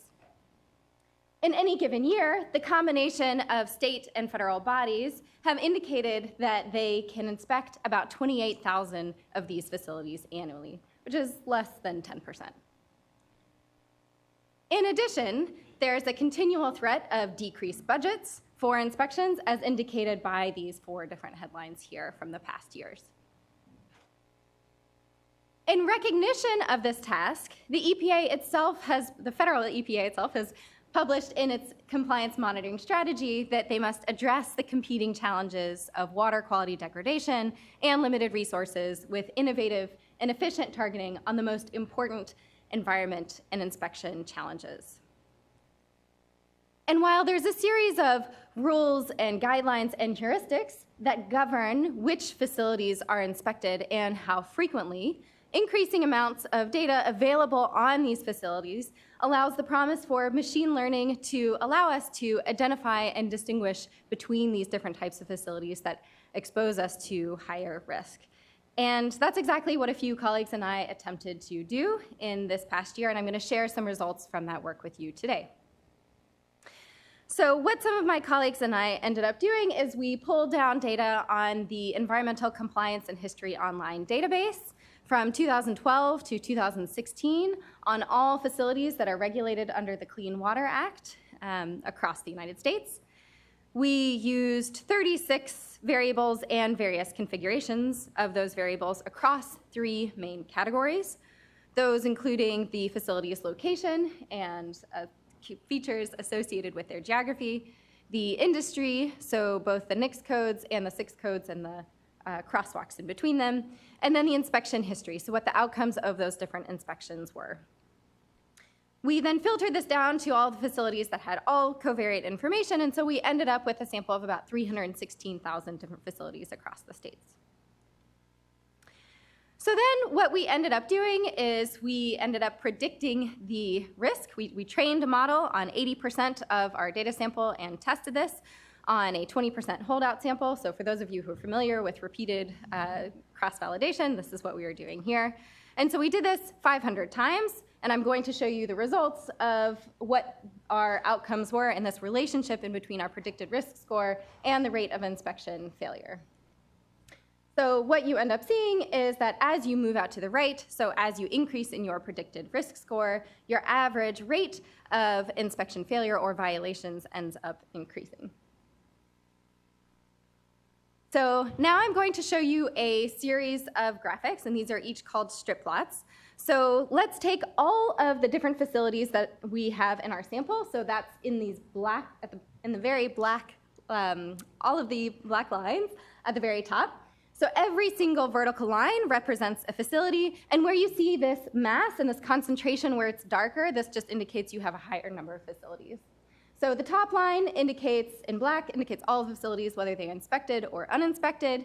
And now if you go down to the orange, again, this represents all of the facilities, but only the ones that were inspected in our baseline case. So now here's where the fun begins. So we've predicted out these risk scores, and now we're going to think about how we can reallocate our inspections using some of these risk scores. So in our first case, which is what we call this aggressive national case, we're going to take a rank order list of all our different facilities from the highest risk to the lowest risk, and we're going to assign our inspections from highest to lowest. So if you had, for example, 1,000 different facilities, you would take the highest down until your 1,000 facility inspection budget is exhausted. And here you can see there's this white space over to the left-hand side of your risk score distribution because we're not inspecting any facilities on that side. And you can see that the right-hand side matches pretty well, identically, what our all facilities strip plot looks like up in black. But we know that this is actually not necessarily a very realistic scenario because 95% of inspections are done by states. So here in our aggressive state approach, we take a very similar idea, which is you have a rank-ordered list of facilities by highest risk to lowest risk, but then you have state-level inspection budgets. So in this case, you see some of this clumping and clustering where you have some of these higher risk facilities, and you also see more inspections that are being directed towards the lower end of the risk distribution. Now, there's another question and issue that you might be concerned about, which is what if facilities learn about what their risk score is and engage in some sort of strategic behavior to then avoid the risk of being inspected themselves. So for this case, we introduced a 1% inspection probability, which is what we call this deterrence component, and we then apply this to our national aggressive scenario. So this should look, and it does look very similar to the purple case, our aggressive national case, but then you see some more inspections on the left-hand side of the distribution where you have more of these lower risk score facilities. And then finally, in our most constrained case, we keep the state inspection budgets, we keep this deterrence component, and then we add in one more directive from the EPA, which is to inspect all major facilities every 2 years. And the way we operationalize this is that in any given state, we say that they have to inspect half of their major facilities in this given allocation.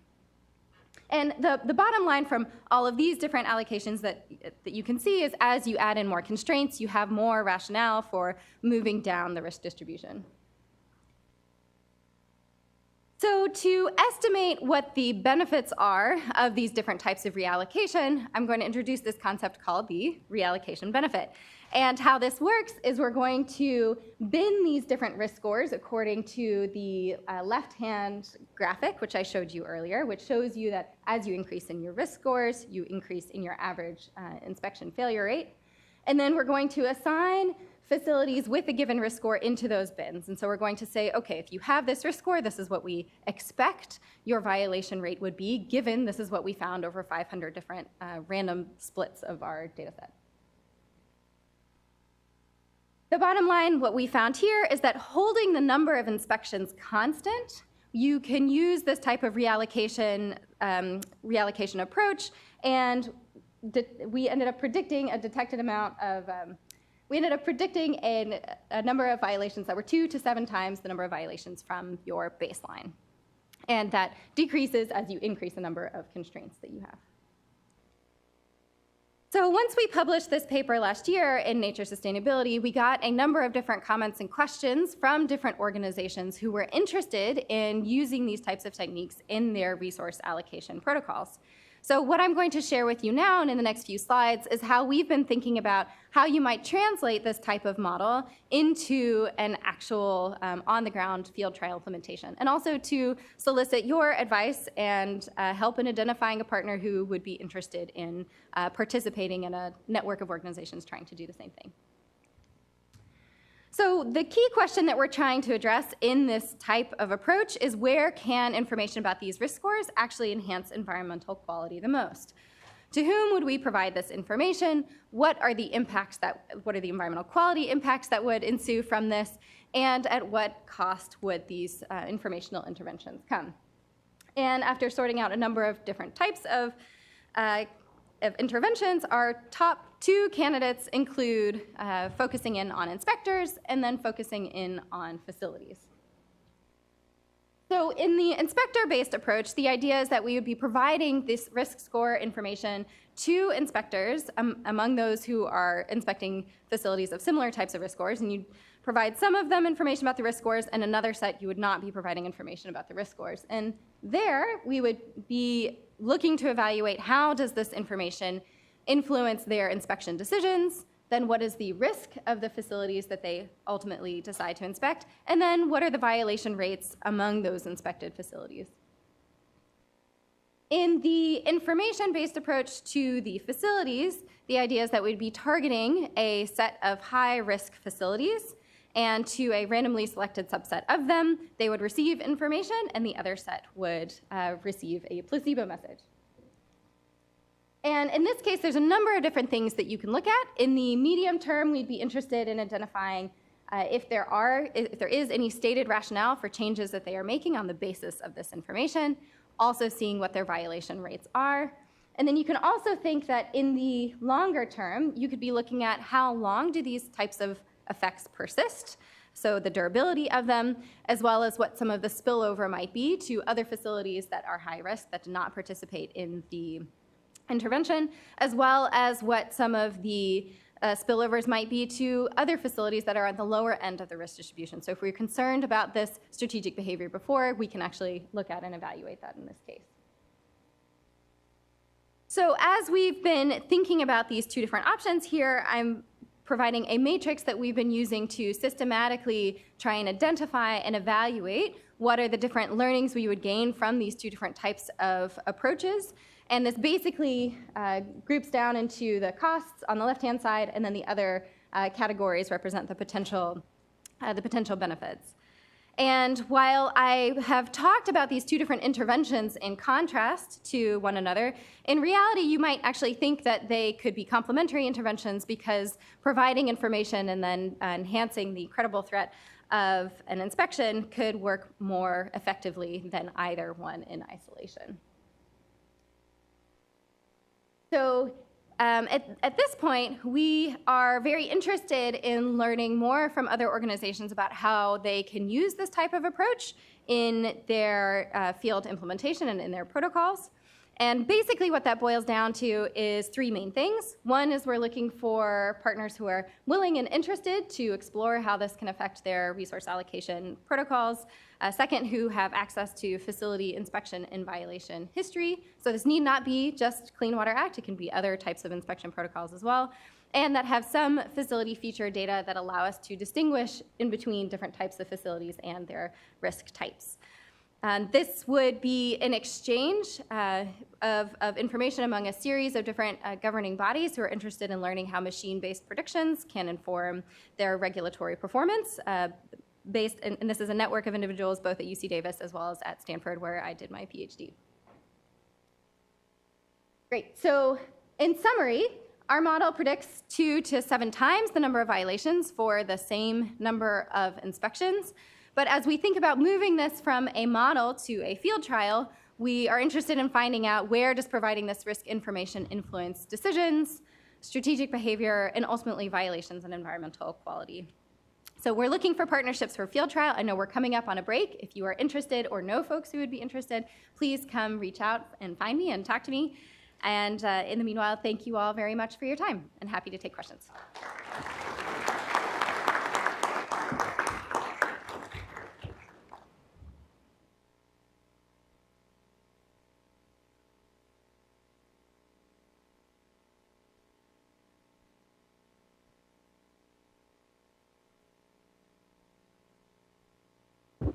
Hi, I'm Greg. Nice to meet you. Nice to meet you. Thanks for the presentation.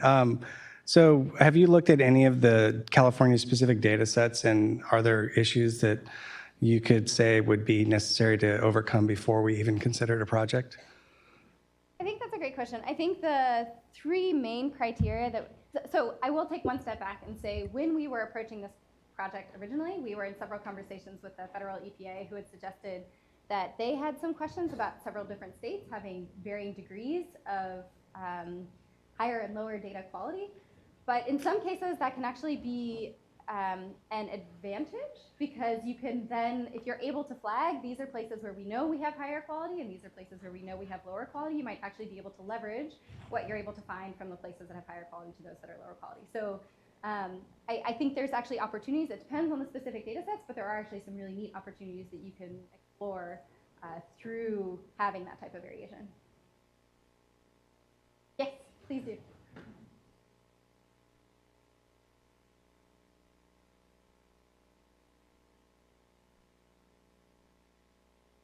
Great.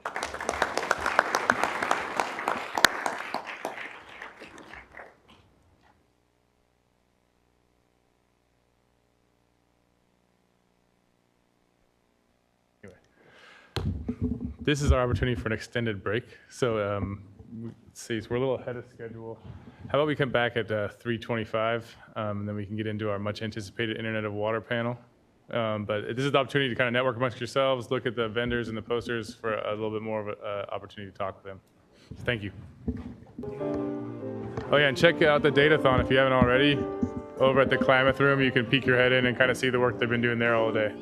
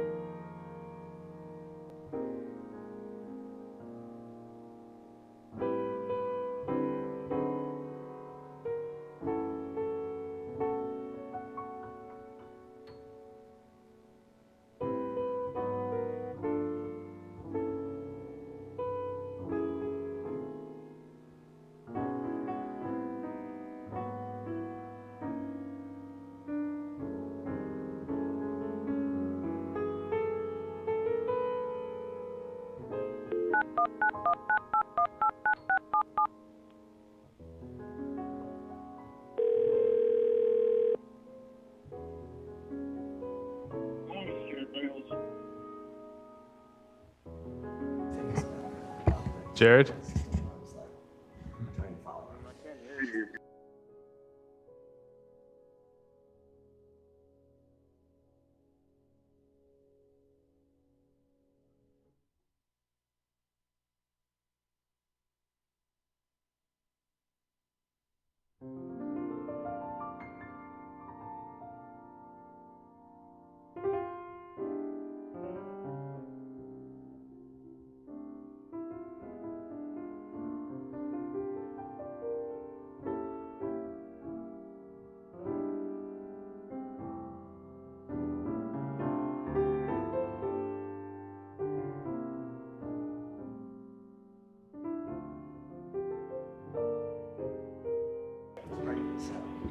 Do you need me to send you the link to see the video, or are you just going to walk through your slides on your end?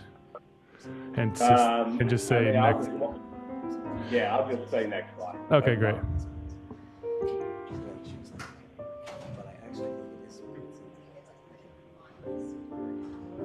Yeah, he's.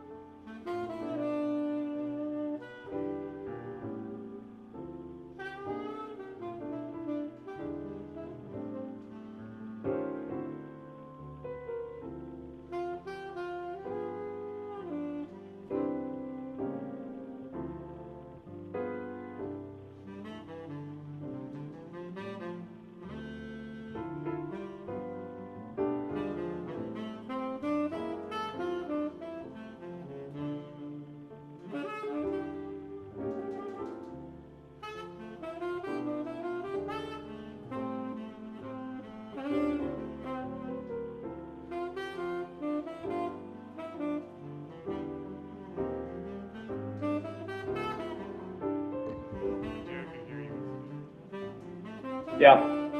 Okay, we're going to go ahead and get started. Take a seat.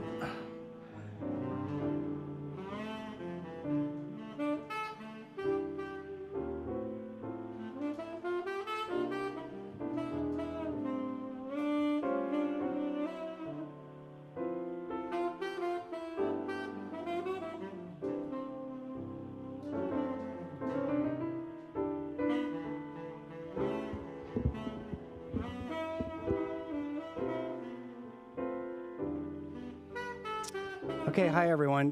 Go ahead and take a seat. Let's end those conversations. We're gonna get started here in the room.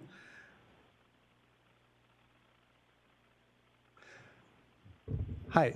So my name is Greg Garrett. I'm the Deputy Director for Information Management Analysis at the Water Boards, and I've been involved in this project of having this symposium for all 4 years. So thank you for coming. First of all, thank you for being the biggest and most dynamic-looking, excited crowd we've had yet. So if that trend continues, I don't know where we're going to go next. But we're in a 350-room place that had some room issues in the very beginning. So anyway, thank you all for doing that and coming here and participating.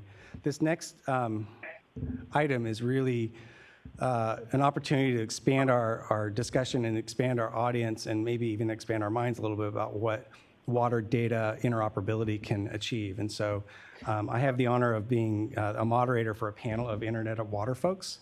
I will introduce them briefly, and they will each give a presentation.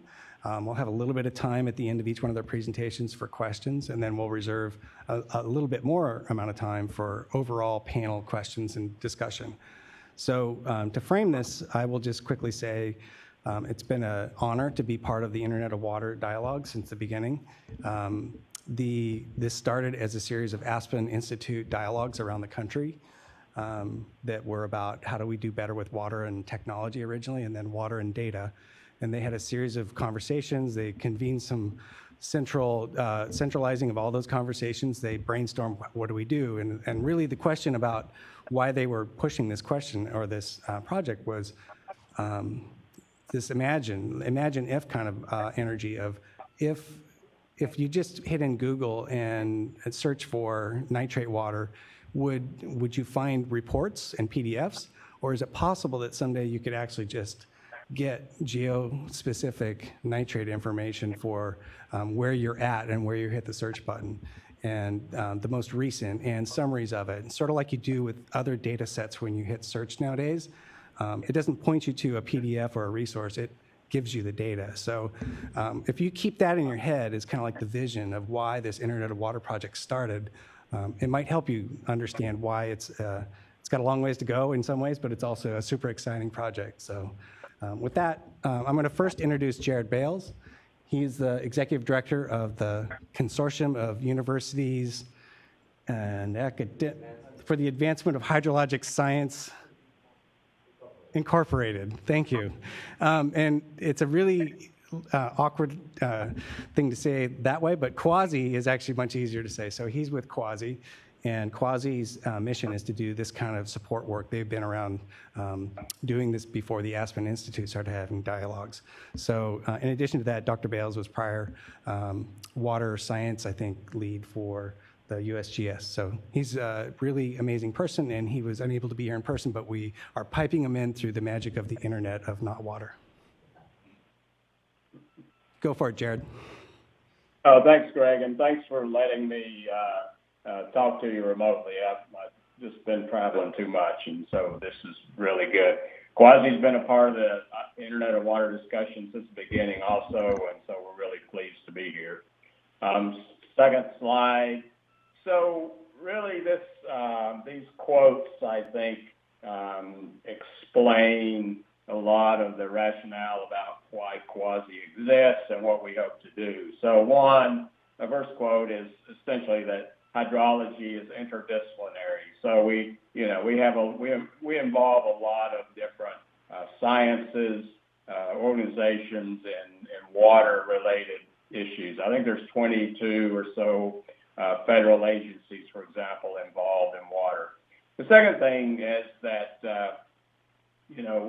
a lot of hydrologists these days are working on code. They spend their time debugging code instead of collecting field samples like maybe was done 30 years ago and analyzing those samples. So that's, that's a big job for us. But on the other hand, computational hydrology really isn't reproducible. So for example, could someone reproduce the QA that you did on your field data samples, or could someone reproduce the workflow that you used in your complex models? And so Quasi is trying to help the community solve these issues. So next slide. So I always our name is easily mispronounced, and so here's a phonetic spelling of our name so that hopefully you'll get it right and not call us Quashi or something like that. We're a nonprofit consortium of about 130 institutions. If you've heard of UCAR, the University Consortium for Atmospheric Research, or NCAR, then we're like them. Or if you deal with earthquakes, you might have heard of IRIS. So these are all academic consortia, funded initially by the National Science Foundation, but also with support from a variety of other institutions. And so our mission really is to advance water science through collaboration, through infrastructure. And the infrastructure is more soft infrastructure than, building gauges or observatories or so on. And then also promoting education. We have really two main aspects of what we do: community services and data services. And so I'm not going to talk too much about community services because we're more interested in this venue about data services. But I will say a few things. Next slide. So for community services, we offer a lot of grants for students. We have fairly smallish, about the size of your current meeting, but 300 or so people, community meetings on specific topics. For example, we're having a conference in Provo, Utah in July on hydroinformatics. We operate a summer institute at the National Water Center in Tuscaloosa, Alabama, in which we've trained now over 5 years more than 150 graduate students on continental scale water prediction. We have a program with Homeland Security on postdocs, a monthly newsletter I hope you'll look up and sign up for. We also have some pretty interesting cyber seminars. Next slide. So our water data services support really kind of the FAIR principle: findable, accessible, interoperable, reproducible. So data discovery, publication, archival, and so on, as well as tools for online collaboration and for tracking workflows. So we're recognized by a number of different repositories as, acceptable data archival systems. I've listed some of those there. We're a member of the Earth Science Information Partners, which is a variety of groups, both federal and non-federal, who get together to talk about some of these issues. We have two main technologies that we operate. One is the Hydrologic Information System, HIS, which is focused on time series data. And then we have a second system, HydroShare, which is focused essentially on any kind of water data. Right now, about 2/3 or so of our users are from the academic community. About 1/3 of our users are from government or commercial sectors, but that part of our community is growing pretty rapidly. So HIS really, or the Hydro client is the interface, is a place to discover and publish time series data. So we have a metadata catalog of a variety, essentially 94, as you see down there in the chart. I'm sorry, next slide, by the way. It should be on slide 6, Hydro client. So we have a metadata catalog that has data from 94 distinct sources of data, and then users can search our catalog via a map interface and then request the data they want. And so if you search the catalog and you find data on, precipitation, well, there are a variety of organizations that provide precipitation data, and those data generally are provided in different formats, so when they come back, you have to reformat them and so on. But in our system, the data come back in a common format. So NASA satellite data and NOAA, rain gauge data all come back in the same format. You can also add your own metadata to the catalog using our templates, and you can publish your own time series data to the HIS and get a citable digital object identifier. So this is a nice system that's been in place now for close to 10 years. We're in the process of modernizing it and adding some pretty significant new services to that system. Next slide. So, hydrologists, but we're multidisciplinary, and we have a variety of kinds of data. So not only time series data, but rasters and features and models and images and so on. And so how do we, archive that information in a way that's discoverable and reproducible? And so that's the purpose of HydroShare, which is growing quite rapidly in usage. There are instances of HydroShare now running behind, for example, the Corps of Engineers firewalls.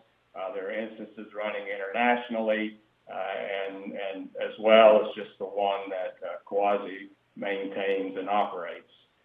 Next slide. So if you think about the whole data process, you think about data creation or generation, then you prepare your data, QA it, and so on. You describe your data using metadata. You publish your data so that it's discoverable by others, or it meets some objective of your organization, and you do analysis on the data. And so HydroShare, in essence, handles all those processes in the data life cycle. So there are different aspects of HydroShare that do this. Next slide. And so this is the interface to HydroShare, or kind of the home page. And so you have your own data. You can discover the data of others. You can collaborate with your collaborators on data. So, for example, I can make my data available to you, but to no one else. And so you and I can work on the data together until we're ready to share it. We also have apps that operate on the data. And so these things all work within the HydroShare environment. So speaking of the apps, so these are some of the apps that work within HydroShare. So we have a GIS app, we have a SWOT model, the NRCS SWAT model. We have a Jupyter Notebooks that can run either in HydroShare or outside of HydroShare. We have an app that allows users to go in and view national water model forecasts on any stream segment in the country. And so these apps are kind of cool because you have the app within HydroShare. The app operates on data within HydroShare, and you can store your workflow and your results back within HydroShare. So it's a nice little way of having everything in the same place, and you can create your own apps and load them into HydroShare either for your own use or for the community's use. So it's a pretty powerful tool, and again, the apps are growing. This is just a small number of the ones that we have. And so, what's our value to the water data community? Well, you can find water data from others within the Quasi resources. You can publish your own data. Just make it accessible for others to find. As I mentioned, you can download data from multiple sources in a common format. These online collaboration tools. We are an Internet of Water hub. and we're working closely with the Internet of Water Project at Duke.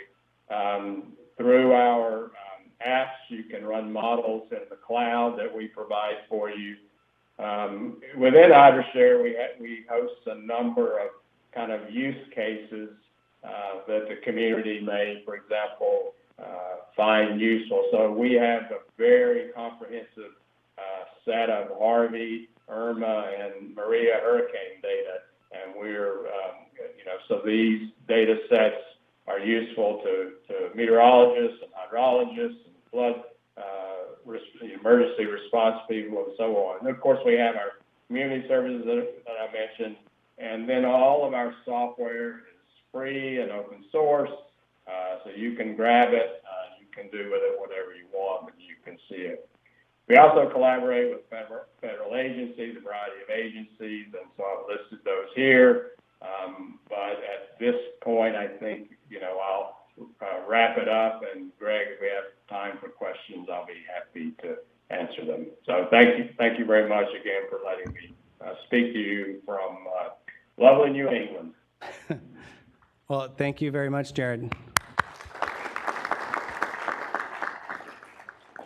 We have time for maybe one question for Jared now, but we all have time at the end, too, for questions. Anyone need to? Okay, seeing none, we're going to keep moving on. Make sure I know. So the next speaker is Sam Hermit from Texas. She's also an advisory board member on the Internet of Water. She, I feel like sometimes parallel world situation because she's at Texas working at a board that's got a very similar mission, and her job is very similar to the stuff I'm trying to do within OEMA at the water boards, but she's from the Texas Water Development Board, and she's charged with overseeing some of the science and planning activities for the mission of the Texas Water Development Board, and she'll tell you more about that. So thanks. Hello? Okay, that's better. Do you want to? Thanks. Okay, so I'm Sam Hermit. I'm the Assistant Deputy Executive Administrator of Water Science and Conservation and the Interim Director of Flood Science and Community Assistance, which I think means that I could win any sort of bureaucratic title championship that was out there. So all that's irrelevant. I'm here to talk about how we do water in Texas and also how we're addressing some of our data challenges and what they are. And when Greg and I talked about this, we thought that it would be valuable to just give folks a sense of the lay of the land in Texas, because it's similar to California, but not identical. However, I think this statement could easily have been made about California. I mean, it could be made about a lot of places, but we're a huge oil and gas state, but really when you get down to it, water is at the heart of everything we do. There's also a good one that's water, whiskey is for drinking and water's for fighting in Texas, and it's the truth. So talking about the lay of the land in Texas, I want to start with groundwater. To start with groundwater, you've got to go back to 1904, a very important court case that established the rule of capture as the law of the land in Texas. So this solidified groundwater as a private property right. Sorry, my mic there.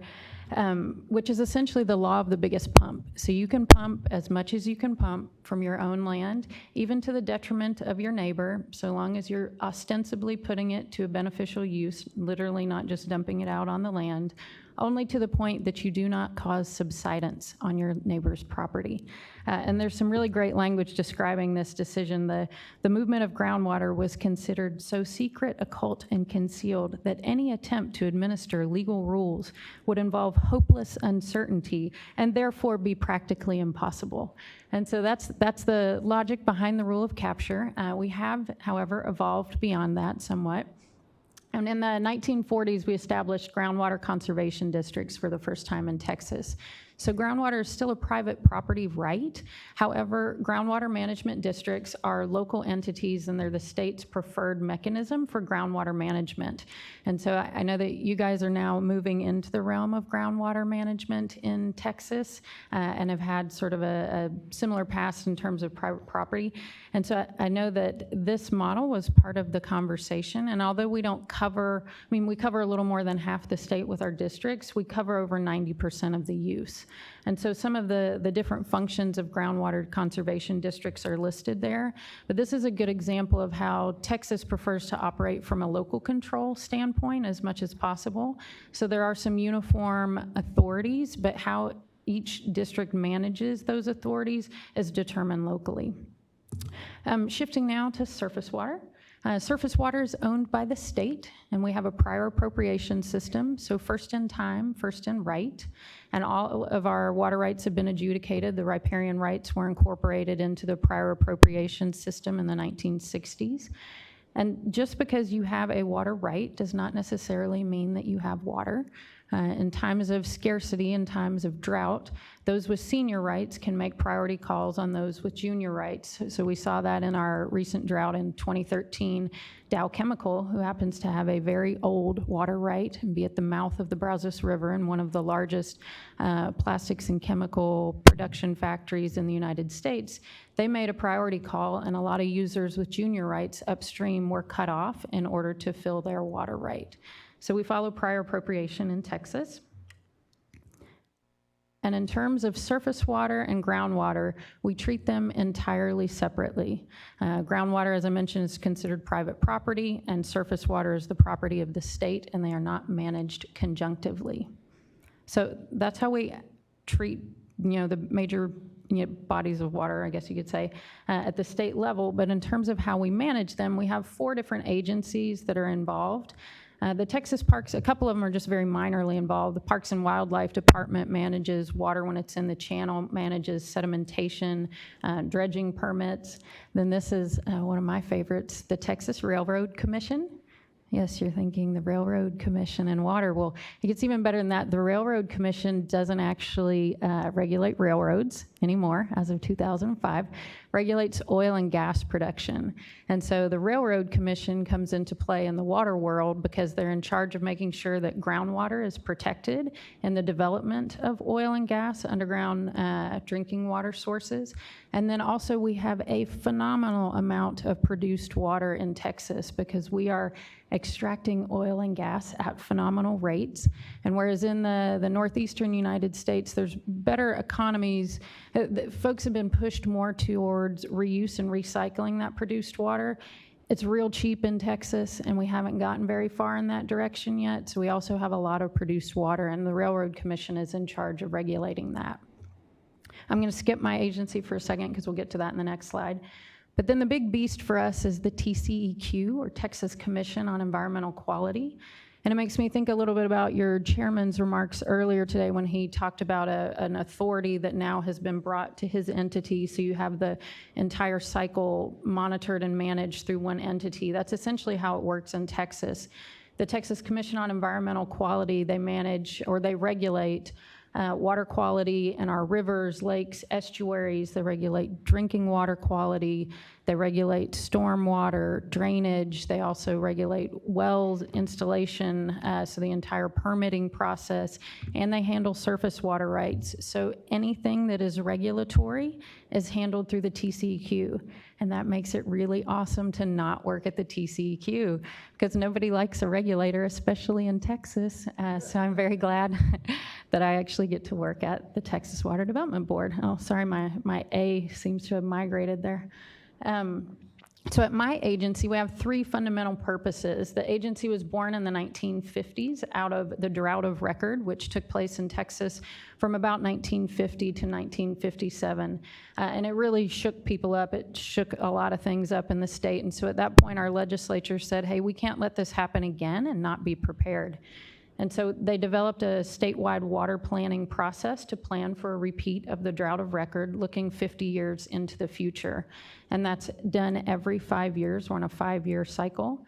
And that is done now by breaking the state into regions. So we have 16 regions. And my agency produces the science and data that underlie the planning, and that's the portion of the agency that I work in. So we assess groundwater availability, brackish groundwater availability, demands, what the future demands will be. We incorporate conservation, and we share all of that information with the regional water planning groups.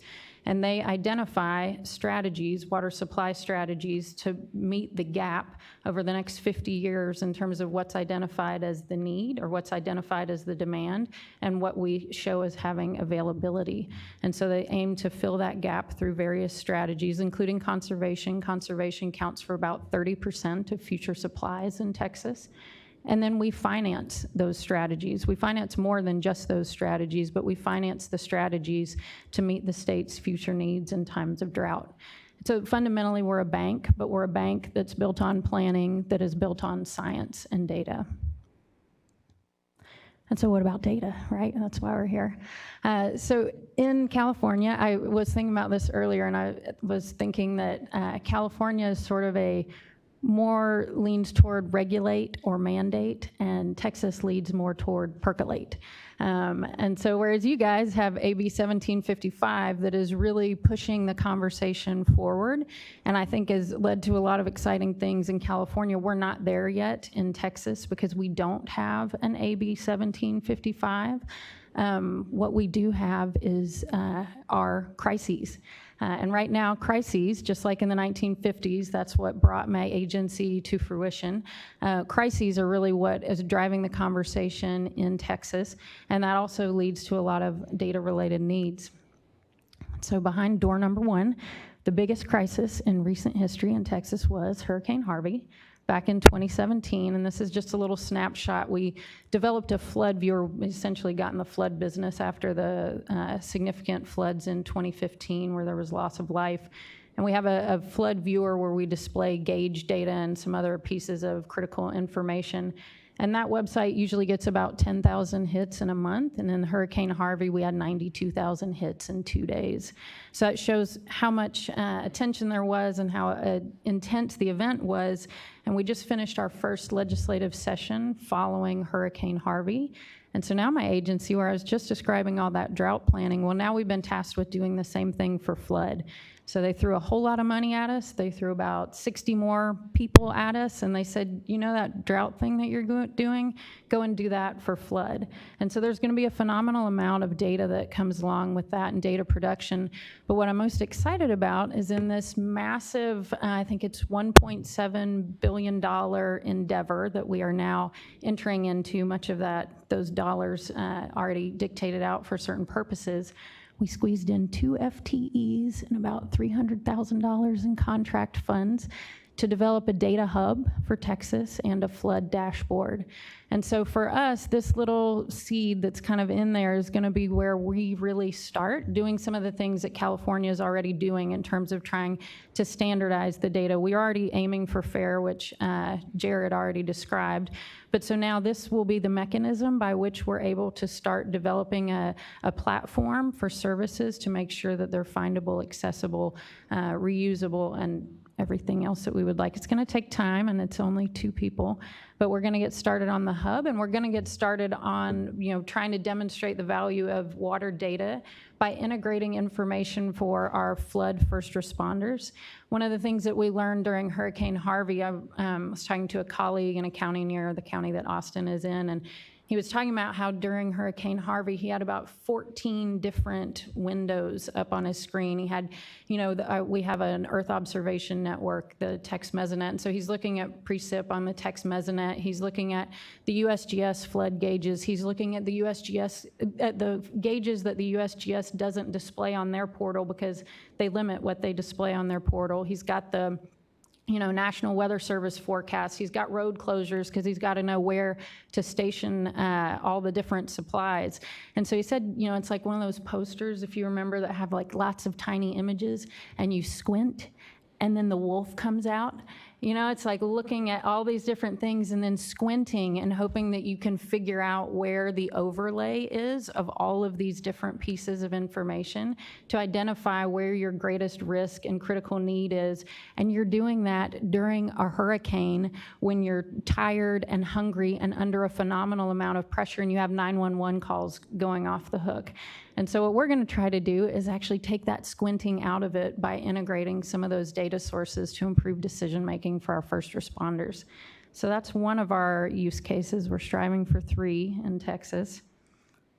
And so that's just kind of a look at some of the pieces that we're trying to put together.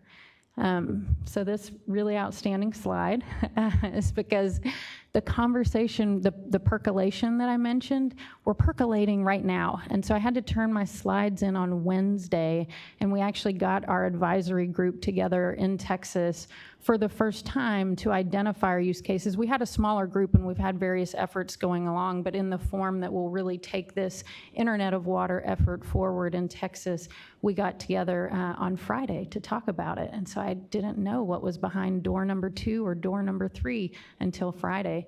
So the 2 other use cases that we're going to look at moving forward are drought. Texas is the land of perpetual drought, punctuated by catastrophic flooding. And so drought, it's the other piece of the spectrum, but all those same pieces of data, almost all of them, are just as relevant to drought as they are to flood. So if we're building this effort for flood, you know, what it looks like is very different on the other end for drought because it's a slow-moving disaster, but we're going to do something similar for drought. And then behind door number 3 is that tough nut of groundwater, surface water interaction. You know, and what that looks like right now, Peter was asking me, but, you know, what exactly is that going to be used for? And I said, you know, well, the way that it tends to work for us in Texas is you just put together the data and the science and information, and then you put it out there, and you make sure some important people know that it's there and it's available, and then you just sort of let it sit with them for a while, and then the conversation moves forward. But we don't push that conversation. We just put the data and information out there. So that's what that's the landscape in Texas. That's what we're looking to do with data, and I appreciate the opportunity to be out here and chat with y'all.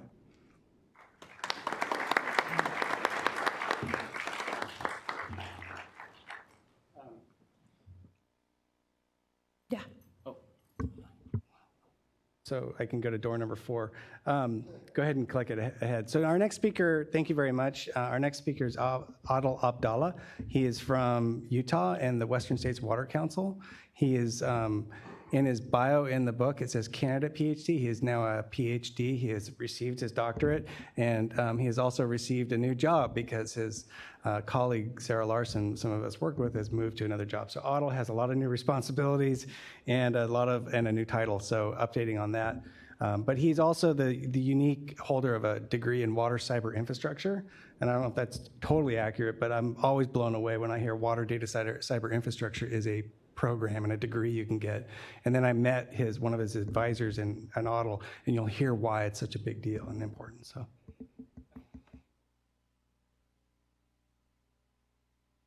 Yeah, thanks, Greg. It's been an exciting change. So I worked for the council for 2.5 years so far as an intern and then a hydroinformatics specialist. And today, officially, I'm like the program manager. Yeah, I'm very excited to be here, and thanks for the opportunity. So, how many of you have heard of the Western States Water Council? Just by raise of hands. Okay, that's a handful. So I'll start from here. So the Western States Water Council, as you see on the map, it represents 18 states from Texas up to North Dakota and westward, including Alaska. And it was established about 55 years ago by the Western Governors Association. And it's been on a mission to ensure that the West has adequate, secure, and sustainable supply of water that with suitable quality to meet its diverse economic and environmental needs now and the future. And so two of the key activities that the council does is first, it adopts positions on behalf of the Western states, and it's nonpartisan, so you would have all the Republican and Democratic states or governors signing on the same letter when it comes to water, say, for example, funding USGS stations that would support the states in their efforts for both flood and drought. The second activity has been about like 8 years ago, the Water Data Exchange Program, we call it here WADE, was established to support states' efforts to share data and try to look at regional data analysis and planning across state boundaries. Let's see, next. So why WADE? So there are simple questions like these here. How much water is there? What is its quality? And how is it currently being used? These are relatively simple questions, but they're really hard to answer. You might be able to answer them within the state if the state has a neat database that was published and put out there with a defined dictionary. It gets much harder to answer such a question across state boundary lines. For example, here, the Colorado River Basin, it spans 7 states. So you need to look at different methodologies and different vocabularies and terms that the states they use to stitch all these data together to be able to answer those questions. And I'd like to point out here that one of the principles of the council here is that state primacy is fundamental to sustainable water future. And so when it comes to administering water rights and measuring or reporting water use, that's a state issue. It's none of the federal government business, like generally. And so the WADE program here was established to formulate a platform for the states to share data between each other and the federal agencies and the public. Now, it's been 7 years since the WADE program has been established, and Sarah Larson, my former boss and colleague, has basically took this effort from scratch to build a database or schema for all the Western states here on the map to share these 4 data types: water rights, aggregated water budget estimates, how much, for example, in a county or a hydrologic unit or any custom region in the state, how much water is there, how much has been used, and so forth. And the third one is site-specific water use and withdrawals. USGS provides I think probably the order of thousands, I would say, I don't know, 5,000 to 10,000 gauge stations. These they're more for streams and rivers. But here we're providing data that is collected by the states themselves. An example could be what the municipality has used water, how much they used water, or a big farm, for example, an agriculture farm, like how much water they used. These are state-specific data collected by the states, and now we're streamlining them across all the states. The fourth one is regulatory overlays. What are the agencies that they come to play in a watershed, a small watershed of interest? So these are the data that are available, and you can see kind of the darker states. These are that we have data for so far. Montana and South and North Dakota, they're in the process. We're working with them. At the same time, this has been WADE phase number 1, which was established, as I said, like 7 years ago. It used identical databases that are hosted by each state. So California has the same identical database, WADE database like Texas, and they would map their local data into that common database. And then we have a catalog that would harvest all these, say, 20 databases and provide centralized access to them. Things has changed a lot since then, and we're moving now to WADE 2.0, where we would like to host a central database in the cloud, and we would map the connections between all the different agencies and states into that cloud database. And critically, we would like to support geospatial time series and water use data in a centralized system. It was easy when they're in the prototype, like there are 5 states are connected to the system, but now when we moved to having 20 states, it became difficult to change any update. When you have one update you want to change, you have to reflect it in 20 separate databases. So we have a prototype now of WADE 2.0 deployed in the cloud. And here are like 2 simple sample states, Utah and Colorado. We map each agency flat file system into the database. And one exciting thing about technology here, states have been, like 7 years ago, they did not have the technology to share their data files online like today. So it's been now easier for us to go grab what the Texas or California Water Board has published, and we just map their data into our system with much less effort on both of our teams. And all the schema and descriptions and databases, or the data dictionary are now available on GitHub. You can go and check them out. The most exciting recent change has been that the USGS, they have a water use research program that they have by law to provide to Congress how much water has been used across the US. And so they go to each single state and ask for their data, stitch it together, and then roll out a report every 5 years, which sounds like a long time to look for a pattern. So USGS now has approved the WADE schema or data dictionary for describing water use data, and they're recommending the schema even for the eastern states to use. So I think that's my last slide here. Here are the questions we would like to answer, and maybe many of you, if you're interested in this area, to answer. And I kind of stole this snapshot of the Hydro client. It's not for us, but we would like to be able to have the user look at similar capability to search variables on different data types in space and time for these, and to answer these example questions. What are the appropriated water rights in an area, and what are the seniority of them, and what the beneficial use for them?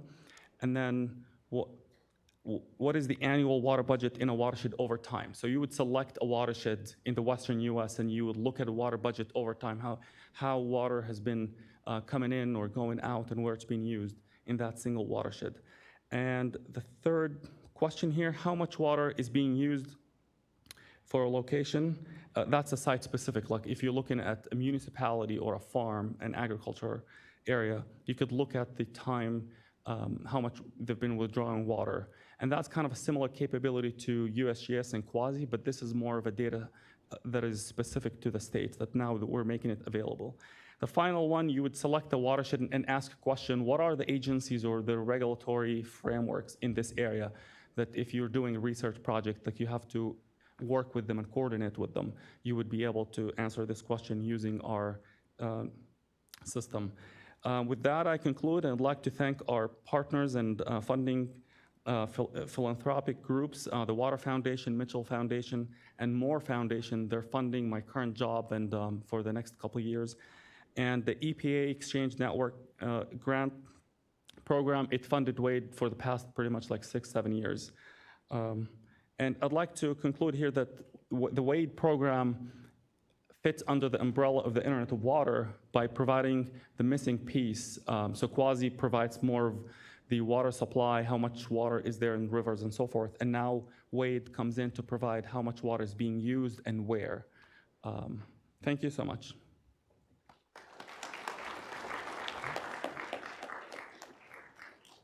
Thank you, Adil.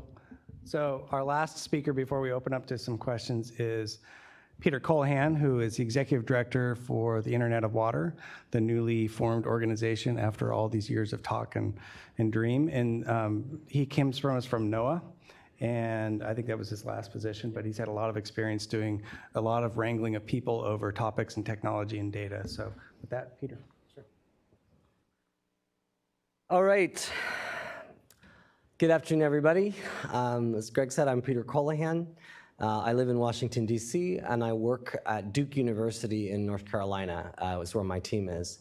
And Duke is the project home of the Internet of Water, which is funded by 7 family foundations, and is essentially trying to throw a rope over all of these guys, as well as a lot of other places. And because it's late in the afternoon, I'm going to ask you to get your phone out and reiterate something that Greg said at the beginning of this panel. So get your phone.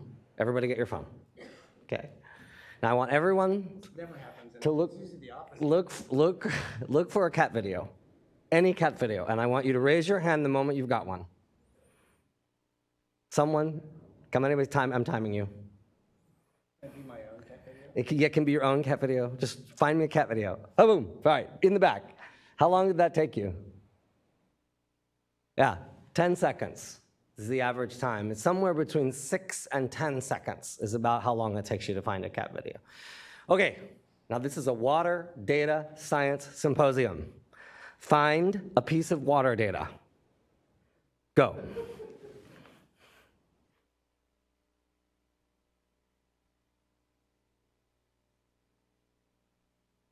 Well, that was, you're cheating. Okay, 2. Raise your hand if you've got one. Okay, good. All right, about how long did that take? Longer. And you guys are actually data science people, water data science people. And the point is that, all right, now, okay, sir in the back with the mustache, you were the first to raise your hand. So I suspect you know where you're going when you're looking for that data, are you not? And what did you find?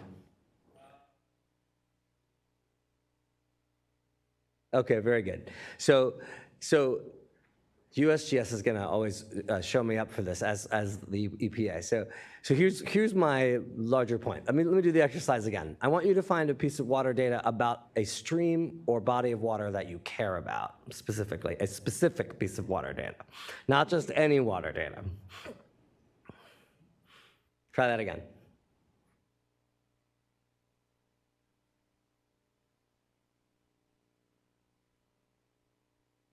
Yeah, raise your hand. Okay, good. So again, this takes you a little while, but if you were to drill down, what you would find is that there is only a certain amount of water data available to you, a very specific set about a very specific place. And everybody who's worked in this field knows that they spend a great deal of their time wrangling the water data. That's the main challenge. And the goal of the Internet of Water is to really try to address that somehow.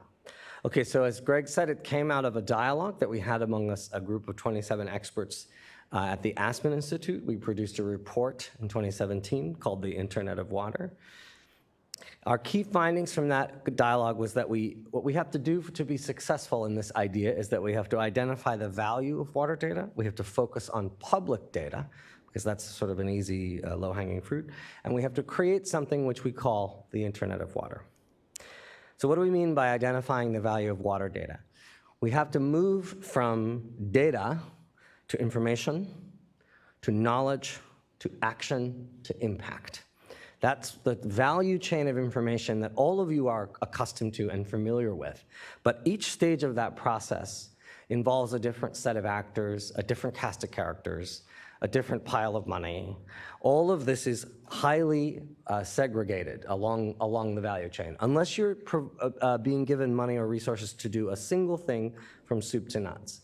But as a whole, when we look at water data overall, these things are generally separated. And where we have a really big stumbling block is between, in the first part of the diagram here, data, information to knowledge. This realm of data and information at the very back side of the project here, this is where we are missing certain technologies in water data that are available to YouTube, but not necessarily available to us. Okay, so we are focusing on public data first, and why are we doing that? So we couldn't do what we do today with Google Maps if we did not have cadastral data. The underlying cadastral data set was collected by a public agency. That fundamental layer of public information, which is a fundamental mission of most public agencies, that is a layer of data that we the people, the taxpayer, have already paid for. And it's usually free, but it's usually hard to get. And so what does a company like Google do is they bring it together, they build analytics on it, and they produce Google Maps. But there's an underlying data set that they are using, and that data set is public. And so we want to do the same with water data. So we're going to create an Internet of Water, which is a network of producers, data hubs, and data users. And what we mean by a hub is any source of structured water data.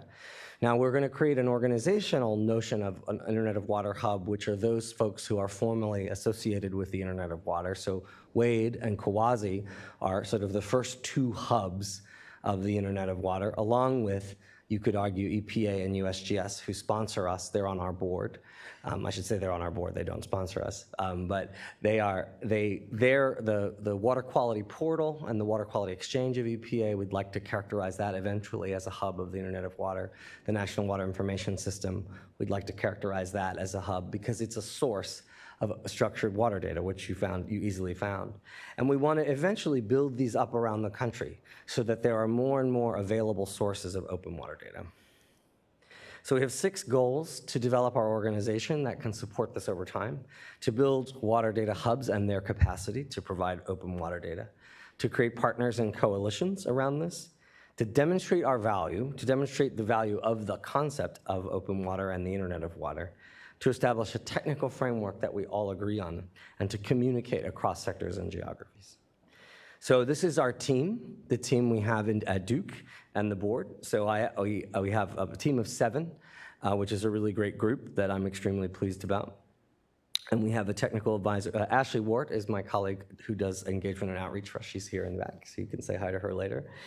And this team we just put together. I was hired in December. I hired all of these people by June, and now, so we've just gotten, I feel like I've been on an HR spree, and it's been a lot of fun. And I'm really ready now, I'm excited, the team is ready to point in the right direction to get us going. And then of course we have this fantastic board, which includes the unsinkable Greg Gearhart, as well as Sam Hermit, and some others that you see here listed here. And I'm hoping Adel will join our board, because now that Sarah is gone, but we'll come back to that.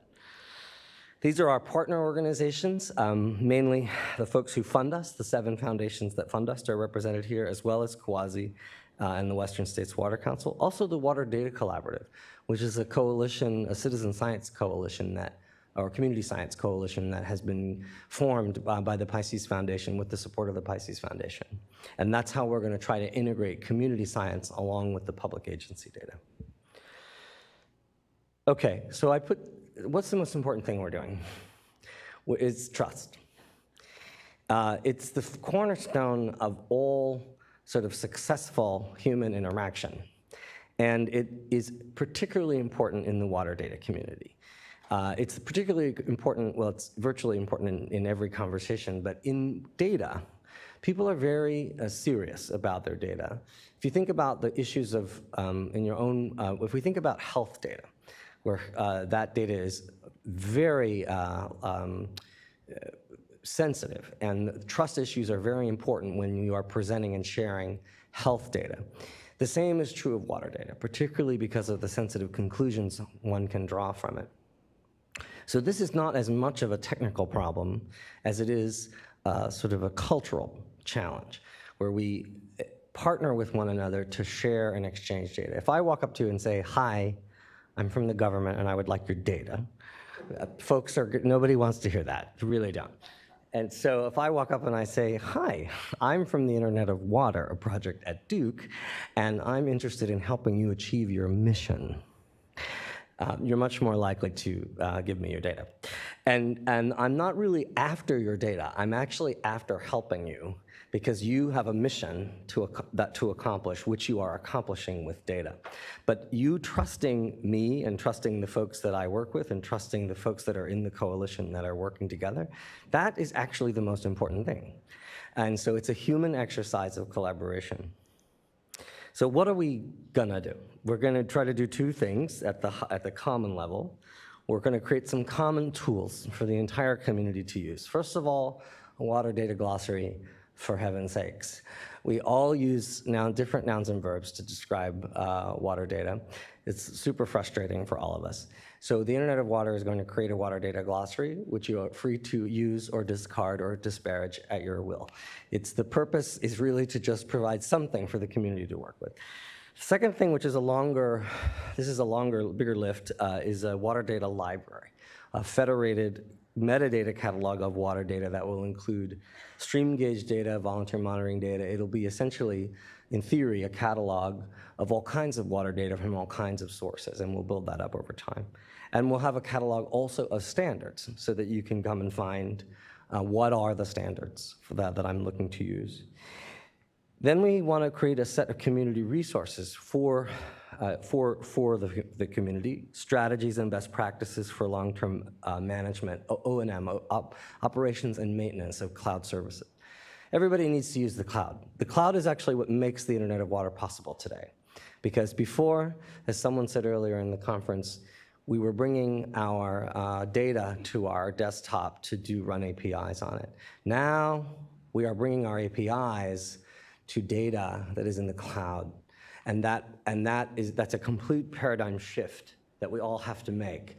And it's challenging because not everybody has access to cloud resources, and you feel worried about, surrendering your data over to Big Brother, but it's really the only way that we're going to kind of achieve the access that we're looking for.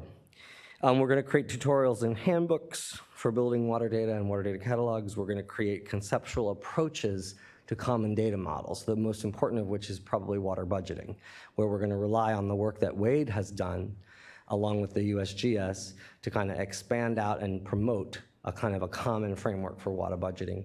Also a common framework for water quality data. How should that work? Greg and I and Rafa at the control board here have been talking about that idea and how hard is that? How easy is that?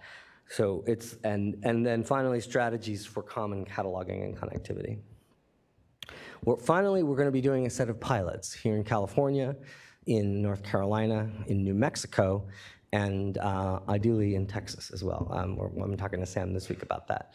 And so those pilots are going to demonstrate the value, and they're perhaps the most important part of what we're doing. It's all fine and good to talk about these cataloging architectures and eye-glazing topics like metadata, but when people see the value when they suddenly get a pie chart about their groundwater, that's kind of what we're after. And through the pilot process, we intend to do regional pilots that address near-term water management problems for key stakeholders through shared and integrated water data. And each of these pilots will have a design phase where we talk about what it is you're trying to accomplish, a data infrastructure phase where we build the data infrastructure that goes behind that, and then a demonstration of that value through visualization. So that's what we're up to. That's the Internet of Water. And I'm extremely honored and pleased to have such a distinguished board members overall and to have so many of them here today. So I'm very grateful for your support as board members. I'm deeply grateful to the Moore Foundation, the Bechtel Foundation, the Kingfisher Foundation, Mitchell Foundation, see if I can remember them all by heart. Moore, Mitchell. I think I named them all, the Walton Family Foundation, for their financial support. So thank you, and I'm happy to take your questions.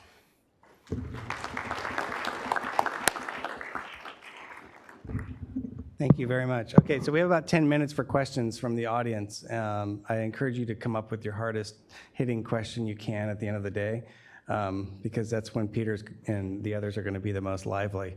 So, and if you don't have any, I have some questions. Does anyone have any questions? Yes, hello. LaDonna Williams again. And you're Greg, correct? I'm Greg. Okay, so my question is to you and actually the rest of the panel. Looking at all of the things that you're covering, and I'm really excited about the Internet of Water, hoping that it actually ends up being this collaborative effort. But how concerned are you? Let me look first. How concerned are you about the makeup of the attendees when you look into the crowd? Do you see anything missing, with the exception of maybe 3 of us? Absolutely. There are no people of color or the representation of the communities that benefit from the government services associated with water. And particularly when we say color, as Black people, we no longer fit into that category, people of color, specifically Black. And the reason why I raise this issue, and I'm hoping everyone in this audience, that they stop and think about it. When we're hosting meetings and we see that there are those that are missing, we make it a point to reach out. And this is the Water Board. We're engaged with the Water Board. How much effort did you all do to reach out to our communities? We're frontline. We're devastated by gas and oil. In Vallejo, we just fought, and thank God won a victory against an out-of-country cement plant that we fought 7 years to keep out of our community. And 3 weeks ago, we won that battle and sent them packing. It would have been created along our water lines. We're already affected by refineries. I don't see none of that reflected here in all of the panels so far. I'm hoping tomorrow is better with community engagement. But as I sit here, I feel like I'm on another planet, not amongst the human race, because I don't really see a reflection of things that affect my community. So I just want to know, and sorry to take up all the time, but how concerned are you all that what you're presenting does not reflect and include those of us that are impacted the most? So I appreciate you saying that. I hear you. I will take the first stab, but I welcome my colleagues to answer also. This is a systemic problem. I'll just say the word. This is a result of systemic racism of government services over the years. So we, the water boards, are actively trying to disrupt some of that. I'm involved in a government alliance on race and equity, and one of the initiatives associated with that is to do a better job of doing outreach, overcoming language access barriers. We probably didn't do a very good job with the symposium planning. We probably don't do a very good job with many of our workshops and staff engagement process. We also have a responsibility to communicate data better. We don't do a really good job of even engaging with citizens about their data. And if we do, we probably obscure a lot of the meaning because of the way that we talk, the way that we present it, the assumptions we make about what people know about it. So we have a massive amount of work to do to overcome that from my perspective. I really do appreciate your feedback, and actually the fact that you're here is wonderful, so thank you, and I hear you. So if my colleagues want to respond at all, I'll let them, and I'll also try to find you and chat about what we're trying to do at the Water Board. I'll just say thanks very much for your comment, and I don't really have much to add to what Greg said except to echo what he said. And I think specifically in the broad national effort, I was once asked if I would, or shortly after I started doing this, if I could go to an international conference and talk about the Internet of Water in Africa. And I said, you know, we have problems in the United States, and that's what we have to focus on. And I personally am quite concerned about the diversity of our community and the absence thereof, and the lack of voices, finding voices to talk about data, talk about this subject with is hard, so we're very grateful that you came today. And you certainly have a commitment from me as the executive director of this project to try to find ways to improve that. The idea I have around that is in the realm of environmental justice, which is probably a community you've been in touch with. If we haven't, we should make that connection, connecting that more to the community science groups, because I think that's a natural fit where we can get directly with a community and see what it is they most are concerned about. And even something that Greg had me do when I first came here to California, I met with the head of drinking water, and he was talking about drinking water in communities and how people measure their taps, you know. So I think there's some really interesting ideas that we could look at and develop, but they need development, and they need, you know, the voice of the community in figuring out what it is we should be doing.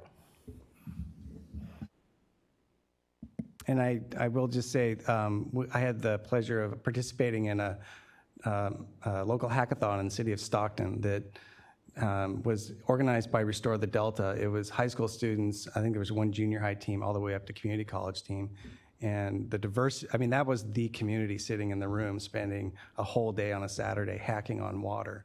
And the partnership that developed out of that, I mean, first of all, it was just amazing to see that energy and the kind of questions and the connectivity. The eighth grader that said, you know, I like water because I watched that movie where the dam exploded, and what's the metal stuff that's in the dam? It was one of those earthquake movies. I can't remember what it was. And she was like, yeah, and my grandma, we live in the house, and across the street is a levee, and, you know, we're worried about that levee, you know, doing the same thing as a dam, and we have a second floor, and, you know, I'm trying to talk her into getting a boat. So, you know, it's like, so just the level of connectivity of this eighth grader and engagement and passion was inspiring. And one of the partnerships that developed was we're going to work with Restore the Delta through an EJ grant to develop a community water or community monitoring product for harmful algal blooms that is using community members to find and report algae and different things that they have questions about, but also feed back to them to give them information so they don't take their dog or go swim in the parts of their rivers and creeks that are more risky. So it was a great partnership, and we have a long way to go on that, but I'm hopeful. So anyway, and I know that the burden's not on the people of color, the black women, the black people. I know it's not your burden to say something, so thank you for speaking up, because I know that's continually your job. So any other questions? Hi, thank you. Great presentations. I think it's just, there's so much data out there to be collected, and we have the capacity to do that now and to aggregate it and really, discover things that are usable. The concern that comes up sometimes, especially when we have even more, community collection of data, is the standards. And it was really great to see in Peter's presentation that standards development was a component of Internet of Water, just to make sure that the lessons that we're learning and the things that we're building off of these data sets are accurate, right? And so are helpful. So I'm just really curious for any of the panelists to talk about kind of quality assurance and standards development for the data that can feed into these programs and projects. Thanks. That's something that came up as part of our discussion when we were initially talking about the Internet of Water, and the thought of the group at that point, which I think holds at least in Texas, is that it's most important to get the data out there and have the quality be known, and then it's the user's choice to decide what to do with that data. So rather than making sure that we're only using the Cadillacs or the Maseratis of data, that we actually take it all out there. So maybe you've got, sorry, citizen science measurements that are coming in at irregular intervals, and then you've got USGS stream gauges that are recalibrated every 4 weeks. As long as you know the difference in what you're getting, then you can make the determination in terms of how you use it. So at least from where we sit and where I sit at my agency, I mean, we're putting out there data that are QA/QC'd through our process, but also not shunning data as long as we know the quality and the origin of the data. I'll just build on that by saying that, and we intend to advance standards. I don't know that we'll actually develop new ones, but to try to get everyone to use a common set. And I think Adol and anybody who's done this, anytime you sat down to try to reconcile things across, there's a certain set of standards that people are known and reasonably well used, and we just want to try to promote those over and over again so that stuff shows up in the right format, and where it doesn't, we give you tools to help you move quickly to bring it into a common format. So the use and promotion of standards, including that's why we want to create a standards catalog, meaning you can go here to look for what is the standard for this so that my stuff works with your stuff. That's really important. But the development of standards actually can be quite challenging, getting the scientific community to really agree. So what we're not going to take that task on. Kawazi kind of does a certain amount of that in their academic construct. I won't speak for Jared because he's off the phone, but the bottom line is we completely understand and we can't build interoperability without standards, so we absolutely want to promote them. Yeah, so I'll just add, Peter, I think there are really two kinds of standards that we're talking about in this space. And so one standard is a standard lab procedure or standard field procedure. But the other standard is how we share and report and describe our data. And so I think, for us, for Kawazi, and I think for the Internet of Water, it's that standard reporting so that even if you and I use different approaches for collecting our DO data, because we know the information about how the data were collected and the data are reported in the same way, the metadata are similar, then we can compare those data and we know what we have. Thanks, Jared. Adol? Just a quick note that yes, standards are needed, and as Peter said, they take a lot of time. And WADE, the future of WADE, it's a standard for sharing water use and water rights data, and it's been taken now 7 years, and we can't yet call it a standard until we have all 18 states, which kind of coming soon, and USGS saying, yes, this is how we're satisfied with how you're describing the data and its metadata and how it's calculated and all that. So it's a time-consuming process, but I think it's coming. I'll add from the Water Board's perspective, we have a data set in CEDN, California Environmental Data Exchange Network, that is being published and piped over to an open data platform on a regular basis. In that publishing step, we've started adding quality information. We took what the feedback was, we don't know how to make use of your 17 data quality fields in there. So we have a built algorithm that goes through a logic model and it bins the data into 5 different categories. And then it gives a score for it, a numeric score, and then it gives a reason why. And so we're iterating on that. We're actually trying to iterate more quickly to get feedback, improve the logic model, improve the value of that. But that's one way that we've found to try to provide that window into the data quality so that people can use all the different data depending on what their needs and interests are. So I think that's expandable. I mean, obviously it's expandable to other data set types too. So we'd love to partner with anyone who wants to try to keep expanding that out. I think we're out of time. So we can take one last question.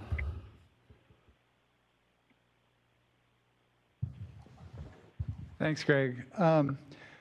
With Kawasi and Wade and CEDN and the California Water Quality Monitoring Council and the National Water Quality Monitoring Council and EPA's, all the databases, is there a hierarchy to all this? I mean, is it all coming together in one place as one federated thing? Is the Internet of Water going to be at the top of the pile? And that's kind of I'm asking that just to frame my real question, which is, what is the status of application programming interfaces? Are the APIs sufficient? Do we have a huge need for APIs that connect all these federated databases?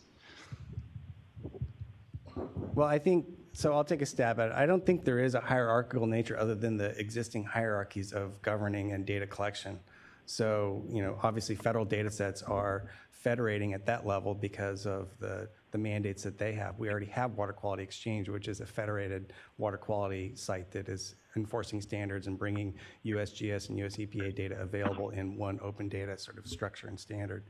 APIs is a little irrelevant in some ways because, APIs are workers. Like you go tell them to go do something and they can only do it if that go do something is a relatively easy thing to understand. So APIs are always going to be a part of this built out Internet of Water, so to speak. They're going to advance. We've learned in California that APIs are not equal, so we have 2 open data publishing platforms in California to try federating just state agency water data. So that gets a little to that hierarchy that, yeah, there's hierarchy, but the API standards of the CCAN and the DCAN environments are totally different. And so there's also competing, I think people would admit there's vendors out there that are designing new ways to build APIs and to do sort of the work that the worker bees of APIs can do. So there's a lot of moving pieces. There's new cloud architectures out there that provide options for open and closed data and structured and non-structured or semi-structured data all live together. So like API, the world is just changing rapidly. So Internet of Water, I think, has a role to play in refereeing that, but for topics that are of high priority. What I would say is it's no one's mission to connect the dots. That's no one's mission. So that's what I consider our organization's or our project's mission. It's not one ring to rule them all. It's an old idea that you could put all the data into one master thing in a hierarchy. That's an old idea. It's not going to work. It's not really how the world is, and it's also not how the internet itself works. If you think about what is the internet, it's actually a list. It's really all it is. And then there's lots of stuff connected to that list. And so we're trying to make a list of water data sources, essentially. That's at the absolute core level of what we're trying to do. But more importantly, it's a network, a community, and the project, the Backbone project, is trying to encourage the connectivity of all of these things. And it hasn't, as I said, it hasn't been anyone's mission to just encourage the connectivity and to build the middleware that helps everybody do that when it's not anybody's specific mission to do that. We try to step in and do it. But, and the last thing I'll say is we really are trying to help, at the beginning, mostly public agencies. We're trying to help the public agencies achieve their mission. And Wade and Quasi are essentially already doing that, and the Internet of Water is like a way to expand and build on the work that Wade and Quasi have done in that space to help California, to help Texas, and so that to help the EPA, to help USGS, so that we can all take a further step. And a real powerful piece of the Internet of Water that it isn't here today that you didn't necessarily see in the presentation is the relationship to private as a driver. And so we have two board members that really speak loudly for the need to not just be totally obsessed with our own government data world issues, but to sort of think about what the private industry can do to help, but also what they need. So it's a unique, it's a very carefully designed system that maybe can disrupt some of the intrinsic problems. So thank you all for your time. Thank you all for your questions. And we're going to move on to lightning round really quick.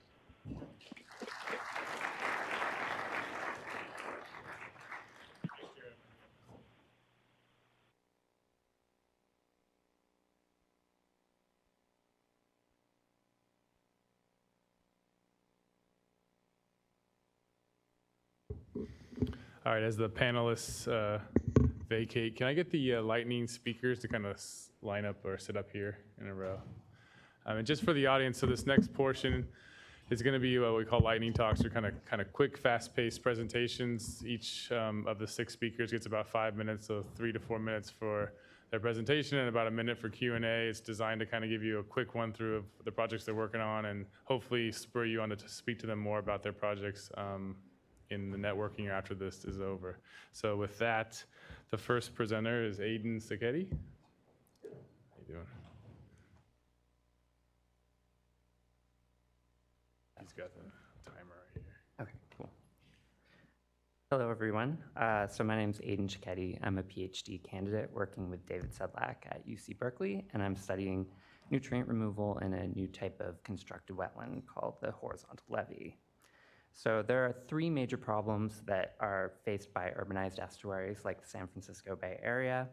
First is the release of contaminants from wastewater treatment plants. Second is the loss of historical wetland habitat. For example, San Francisco Bay has lost 95% of its wetlands in the last 2 centuries. And the third is that urbanized estuaries are at a heightened risk of the effects of climate change, such as sea level rise. So traditionally, flood control for coastal areas would be achieved using levees that are armored with riprap and have little to no habitat value. We've been studying a multi-benefit alternative called the horizontal levee. These systems are used to polish wastewater that's fed through their subsurface while restoring wetland habitat and also protecting levees. So to test the water quality aspects of these new systems, a field site was constructed at Oro Loma Sanitary District in San Lorenzo, and it receives nitrified effluent from the wastewater treatment plant that's pumped into the subsurface, and the wetlands divided into 12 wetland cells that allow us to test different design parameters, like soil type.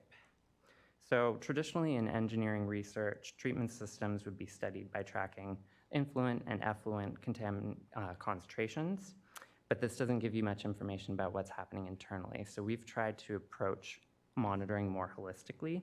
And to do this, we've tried to characterize internal spatial variability. We've been sampling multiple compartments like plants and soils to try to understand removal mechanisms. And we've also tried to understand how other benefits like habitat quality and climate change resiliency relate to these. So what we found with this approach is that a large part of this internal variability in water quality is related directly to hydrology. We've characterized hydrology by tracking certain water chemistry parameters like conductivity to calculate evapotranspiration rates and nitrate concentrations, which we've used to calculate the relative internal flow rates like overland flow and subsurface flow. We found significant subsurface removal of contaminants using water sampling, and also we've shown that there's a strong link between contaminant removal and subsurface flow rates. Additionally, when we eliminate overland flow, as shown here, we observed greater than 92% removal of nitrogen species, pharmaceuticals, and also pathogen indicators, compared to 20 to 80% removal that we normally would see. So the key takeaway there is that hydrology is controlling contaminant removal. An example of the multi-compartment sampling we've been doing is how we've been tracking nitrogen isotopes to understand nitrogen cycling. And so nitrogen comes in as nitrate in the influent wastewater, but there's also a large reservoir of nitrogen in the soil. And these two sources of nitrogen have specific isotopic signatures that we can think of like fingerprints. And so soil nitrogen isotope signatures tend to dominate in subsurface systems, but as wastewater is introduced, that isotope signature gets incorporated as well. And plants can take up nitrogen from both these sources, and so the isotope signature of plants ends up reflecting the relative contribution of those two sources. Using this understanding, we've been tracking uptake of wastewater nitrogen by tracking plant isotope signatures.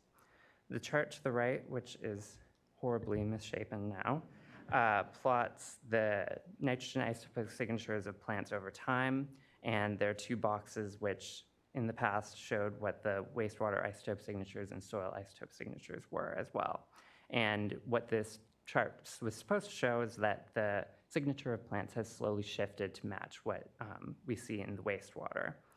And so when we paired this with the bulk biomass measurements, we've estimated that 30 to 50% of applied nitrogen was taken up into plants in 2017. But this leaves about 40 to 60% of removal unexplained.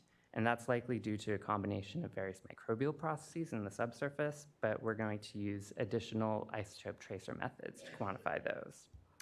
So the final part of our approach is this monitoring of additional benefits, such as habitat quality, and also climate change resiliency questions. And a lot of these questions relate directly to the amount and quality of biomass. And in our site, we've seen a significant growth of biomass, but we've had to partner with other people to do some of these measurements. For example, we partnered with Save the Bay, who did plant monitoring to reveal that less than 2% of the plants at the site are non-natives.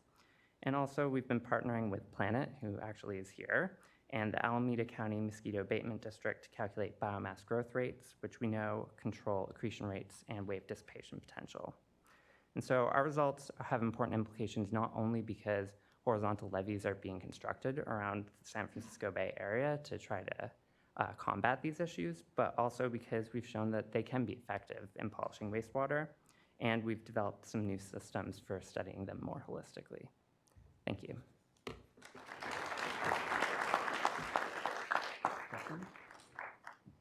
Oh, actually, we do have a minute for questions. Oh, okay. I forgot about that. Sorry. Yeah, so, and I can answer questions.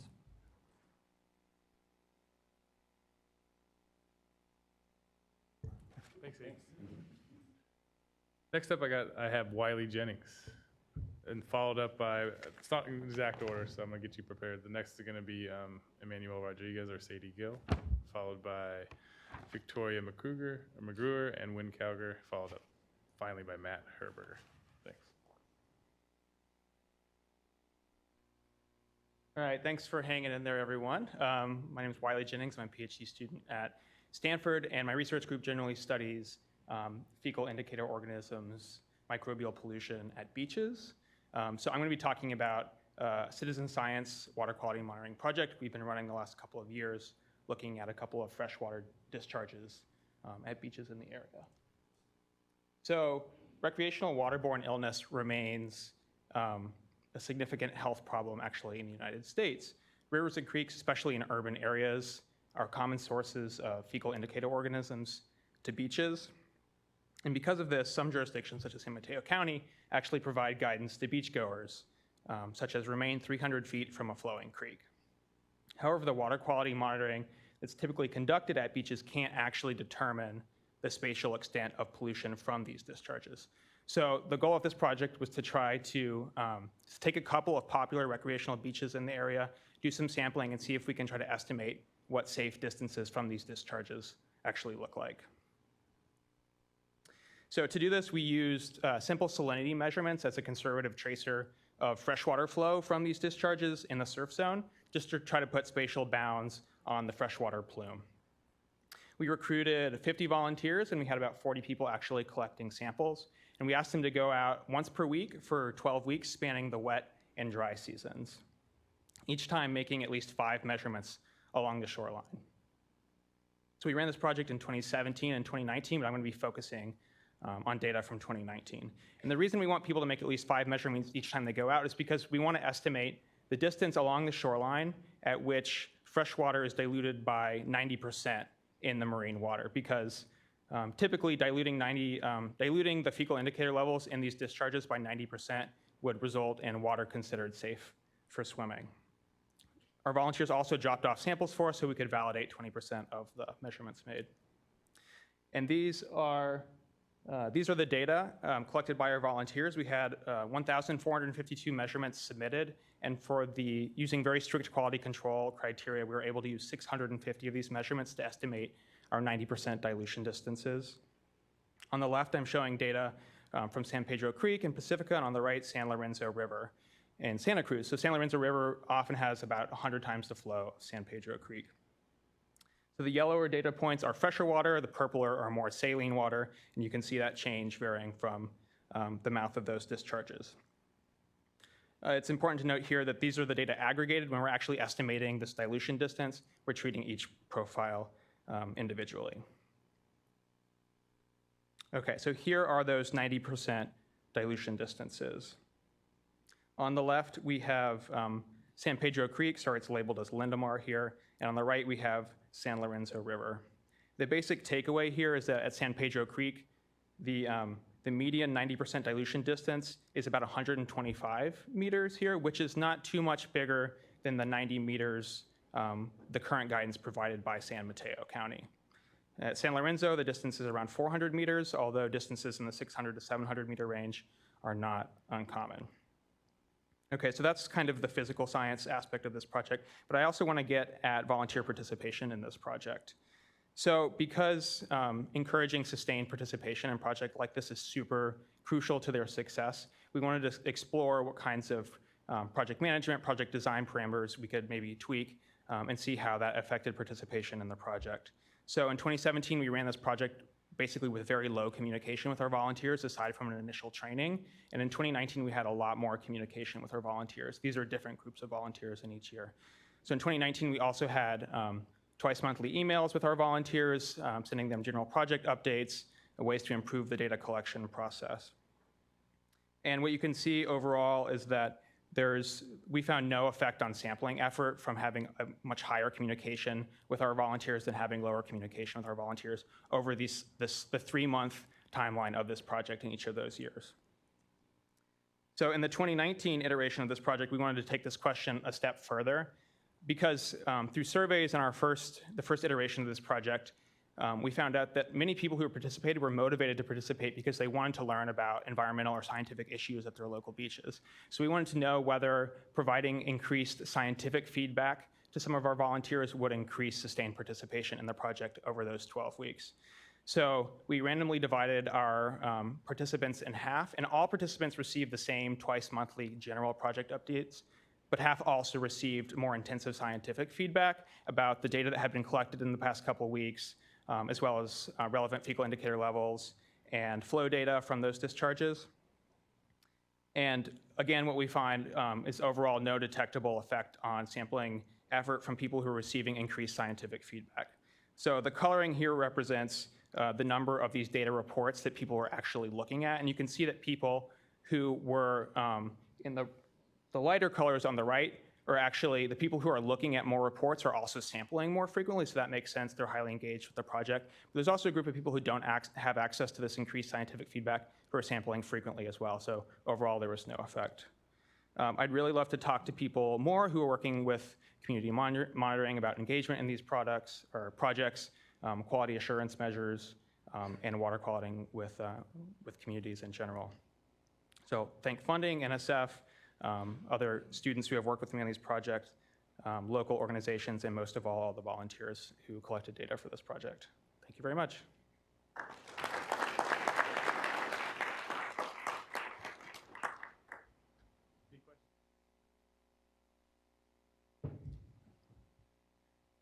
Lots of questions today. Thank you. So the slide that you had that mapped out the number of reports viewed that had the coloration on it, and then you said that there wasn't an impact.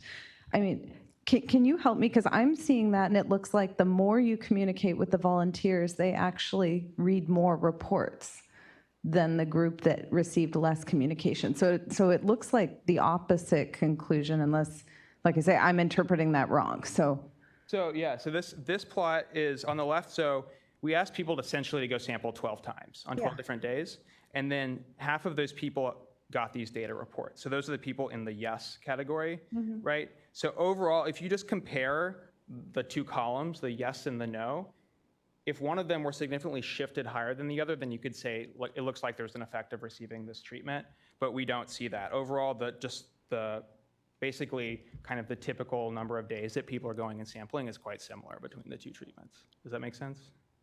yeah, it just looks like they're engaging more with the feedback on the right side, and I think maybe I'm just like misreading it somehow. If you look at the bars in the middle, which is kind of the median, okay, they're quite similar. Okay.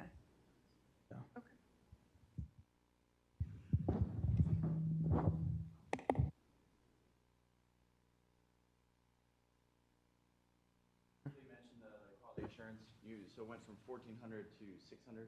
Right. So some of these measurements were discarded for the analysis due to kind of typical quality assurance concerns like accuracy.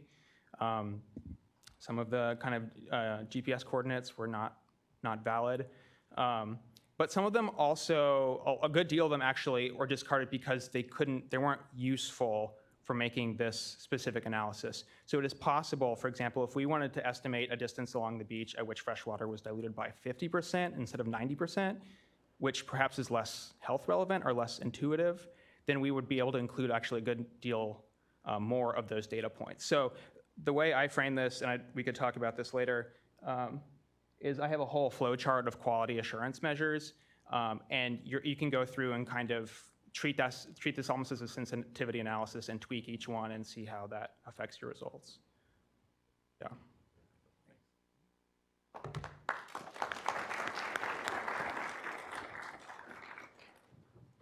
Sadie Gill or Emmanuel Rodriguez?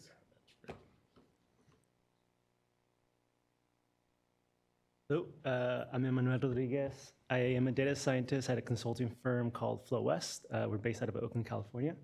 And today I'm going to just talk about how we use R to help us package data and make it more accessible. So we all know that R is really good for data wrangling, doing exploration visualizations. But what sometimes we don't know is that we can package our data into R using whatever binary formats we need. And if we ever embarked in like a wrangling task, we know that there's a ton of decision making that goes on from when we get the raw data to when we deliver the data. So when we package this up in an R package, we're able to capture all the processing tasks that we want. And with this, we can build a lot of the testing suites that goes around with when we develop an R package. We can build on top of this if we want to source or host our source code on GitHub.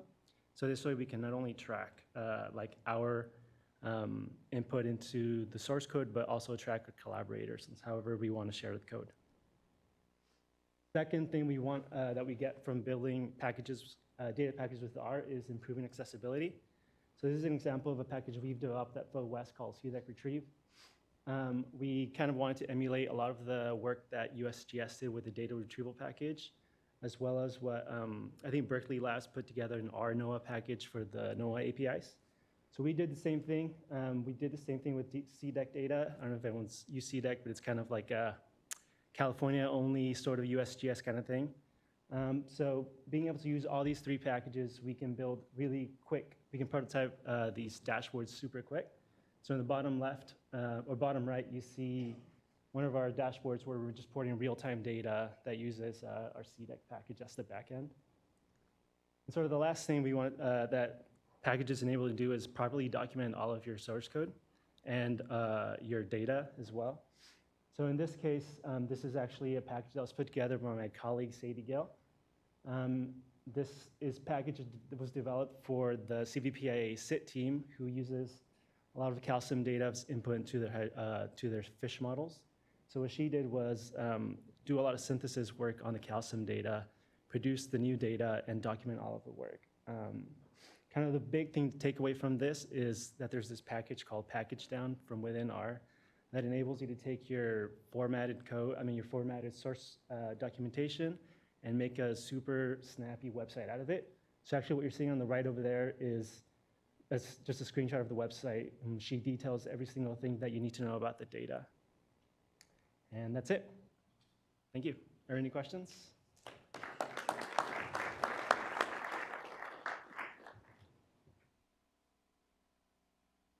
I'll introduce myself. Hi, everyone. My name is Tori. I'm a PhD student at University of California, Riverside. I'm going to take things in a bit of a different direction and talk about toxicology and how we're using these larger data sets we're accumulating to understand patterns of toxicity and, in our case, how crude oil impacts fish and fish development. So since 1969, there have been over 40 major oil spills in the US. These range from Deepwater Horizon, the largest marine spill, to those in freshwater systems, such as the Kalamazoo River with a pipeline burst.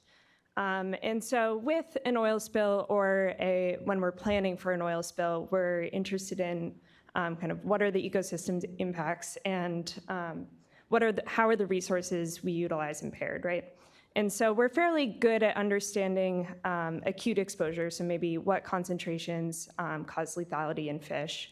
But we're not quite there yet with modeling and predicting sublethal effects. So at what concentrations, sometimes parts per billion, do we see differences in embryonic development in fish, is what I'm going to focus on here. So one of the most sensitive organs in fish development with oil exposure is to the heart. We see abnormalities in heart development across many species with exposure to crude oil. And so with this, on the organism level, we see reductions in swimming performance later in life, even if they haven't been exposed to oil since those first few days or weeks of development. And so with this, we are concerned with population level impacts and reduced fitness over that whole population. But what we don't understand here is how oil, or phenanthrene, the key cardiotoxic component of oil, interacts with molecules in the larvae to produce this toxicity pathway we see, so what we call the molecular initiating event. And so to make predictions about what this mechanism might be, we turn to several recent transcriptomic studies. So these are studies which compare gene expression in either control or oil-exposed larvae. And what I want to highlight here is that again and again, across studies, across species, we see cholesterol synthesis as one of the top impacted pathways. So this is something we really wouldn't have focused on if we weren't looking kind of more broadly across these exposures in these studies. And so I'm going to talk a little bit about cholesterol in the heart. And what we think about when we think of cholesterol in the heart is not necessarily good, so high cholesterol, not good for your heart, right? But what we think is happening here is that crude oil or phenanthrene is actually reducing cholesterol in the heart of these larvae, or in these larvae, and that is impairing heart function through changes in cell structures. And so with this kind of a really quick overview of what we've been doing in the lab is, so on the left here we have our control larvae, and on the right we have our phenanthrene exposed larvae, so a proxy for crude oil. And then on the bottom two, we're staining for cholesterol, and we see that, so this arrow is pointing at the heart, and there's a reduction in staining in that area, whereas we have specific staining for cholesterol in the heart of our control fish. And this is paired with a reduction in heart rate. So we have more work to follow up on kind of the connection of these two and whether this is really impacting heart function. But what I want to highlight is that understanding the molecular initiating event, or this mechanism, can help us make predictions in species we cannot test and species-specific sensitivity. Also, so kind of more broadly, omics technologies such as transcriptomics can help us recognize patterns across species when we're looking and trying to come up with hypotheses about what these mechanisms are, so help us derive to unbiased research questions. I had no idea I was going to study cholesterol in fish, but here we are. And transcriptomics and kind of looking at these broader data sets has helped us focus our research questions in this way. But there are challenges to this, so wading through kind of what is a general stress response versus what is specific to the question we're asking. So we have these larger data sets we're looking at. How do we focus in our questions and kind of wade through that as well? And that will come with kind of doing more of these studies. So I'd like to thank our funding sources and my lab and the team behind this, and I will take any questions.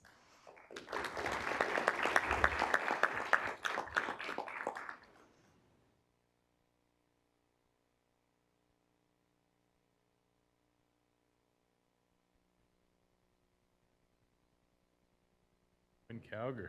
How you doing, Win?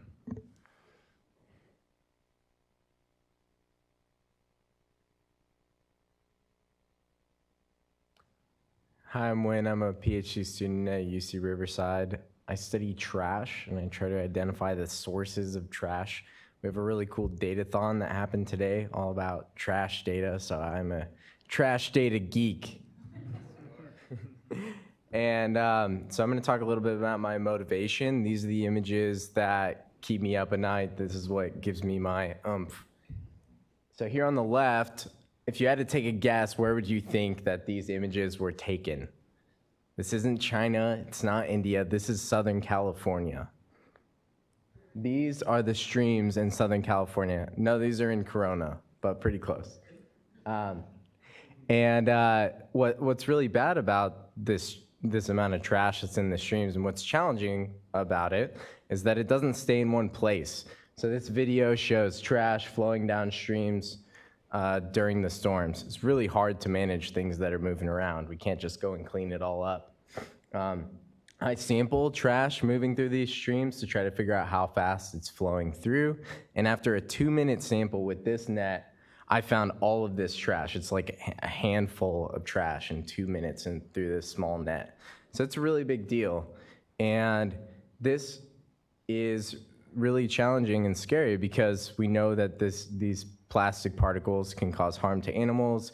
Large trash can cause harm to infrastructure. And it is super expensive to manage trash. So I don't know if you knew this or not, but hundreds of millions of dollars are being spent every single year to manage trash in California. That's a huge number. And with that, we have a great opportunity to collect really detailed information to figure out what the best management strategies are, right? So my question is, where is the data? And also, the Ocean Protection Council doesn't know where the data is either. This is a recent report that basically says, like, we wish that we had some data on trash, but the best thing we have is some volunteers who have collected data on beach trash. I've looked on CDN and the California Open Data Portal. You will not find any trash data there either. So this is a big deal. We need some information, at least a little bit of data on CDN and the California Open Data Portal. And I'm super passionate in 2 years, we're gonna make that happen. We're gonna see it. And this is how we're gonna do it. So I'm involved with 2 different groups right now. And if you know of trash data, or if you have trash data, I wanna talk to you. I wanna work with you to figure out how we can get it out there. I wanna figure out what kind of visualizations would be useful for you, for your management strategies. We have 2 different teams that we're on right now. One's with the Ocean Protection Council, the other one's with the California Water Monitoring Council Trash Group to do this. We have a great team. And I'm so passionate about this. I've created a open access database so that if you are looking for trash data, you can find it. Just take a photo of this Google Drive. If for some reason you can't make bit.lys out of a Google Drive link, I don't know why, it just doesn't work. But take a photo of that or come see me after, and you can get some trash data. All the data that I've compiled so far is there. It's gonna be on California Open Data Portal in the next 2 years for sure. But it's not there yet. And to give you an idea of some of the cool things that we're doing with this data and what we were talking about at the Datathon. This is a little bit blurry, but basically this is a framework for, you have all these people that are collecting data on trash using different survey sheets. They have different names for everything. And so we've created a framework for merging all of those different names. And that's what that is. And we worked on that a little bit at the Datathon too. So we're getting better, and we're going to be able to make these data sets speak to each other really easily once we have them all in one place. So please reach out to me. My contact information is there on the screen too. Thank you.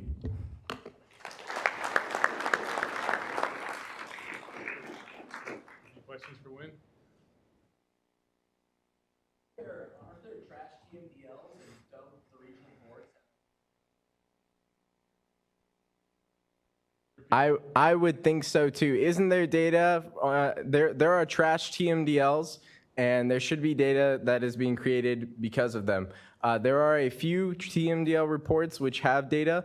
The biggest problem is that there is no there's no regulation for how you should report your data. There's no standardized framework for even collecting data. So, I mean, most of the TMDLs and the propositions that I'm seeing right now don't really have data.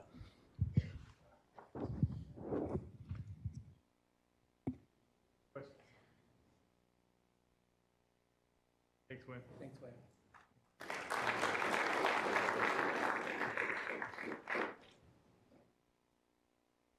If you were here. Is there a mouse I can use? There's not. Oh, there's not? No. Can you drive? Stand over here. Okay. I'm going to give my presentation from over here. All right. Well, thanks everyone for sticking around. I'm Matt Heberger from the San Francisco Estuary Institute, and I'm standing over here because I don't have any slides. I just wanted to show you a little web app that we developed, I guess about a year ago. And this was, don't need PowerPoint. Let's see.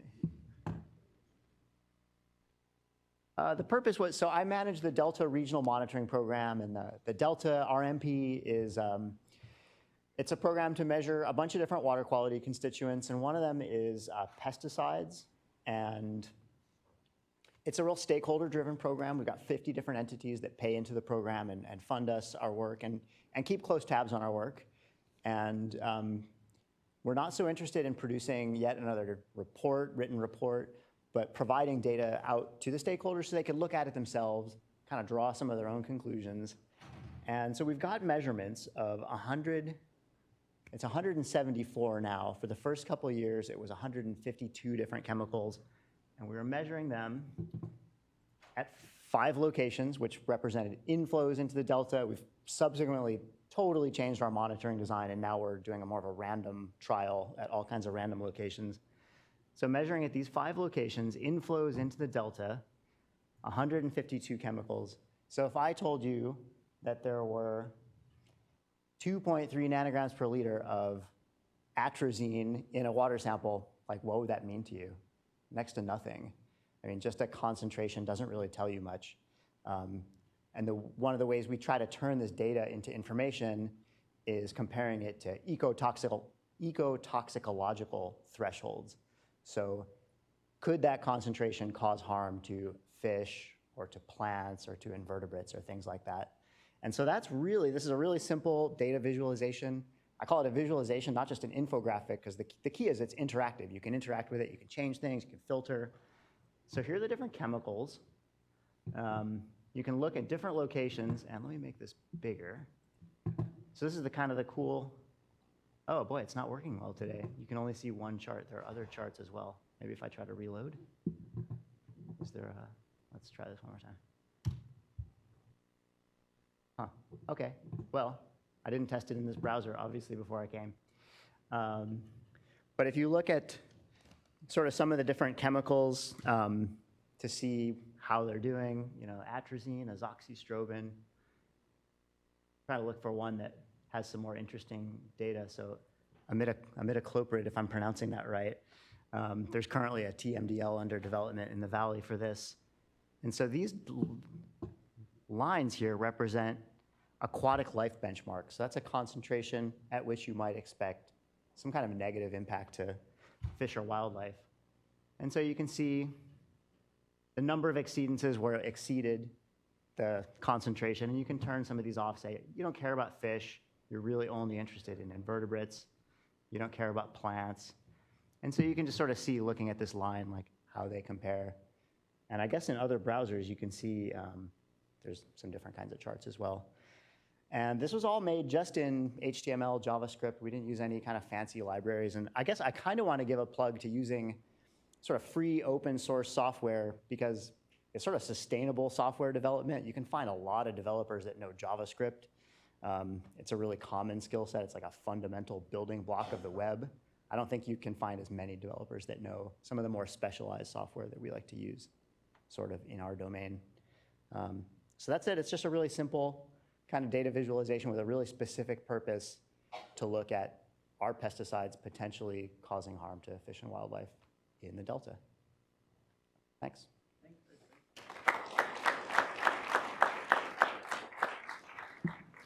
Any questions for Matt? You can, if you scroll down, so you've got your options up here, you've got some graphical results, and if you go down here, there's a little data table that you can copy and paste them into a spreadsheet. That's a pretty simple, silly way to do it. All this data is also up in CEDN and NWIS and all the different online databases as well. So it was really easy to wrangle all those different data sources and make them work together?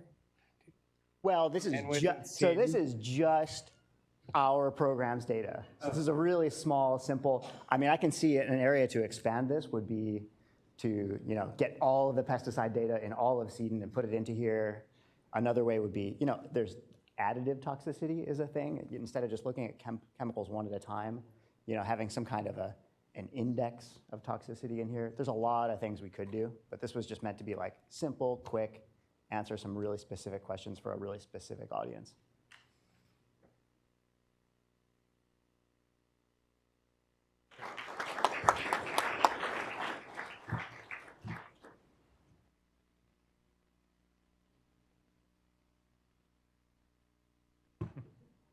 There we go.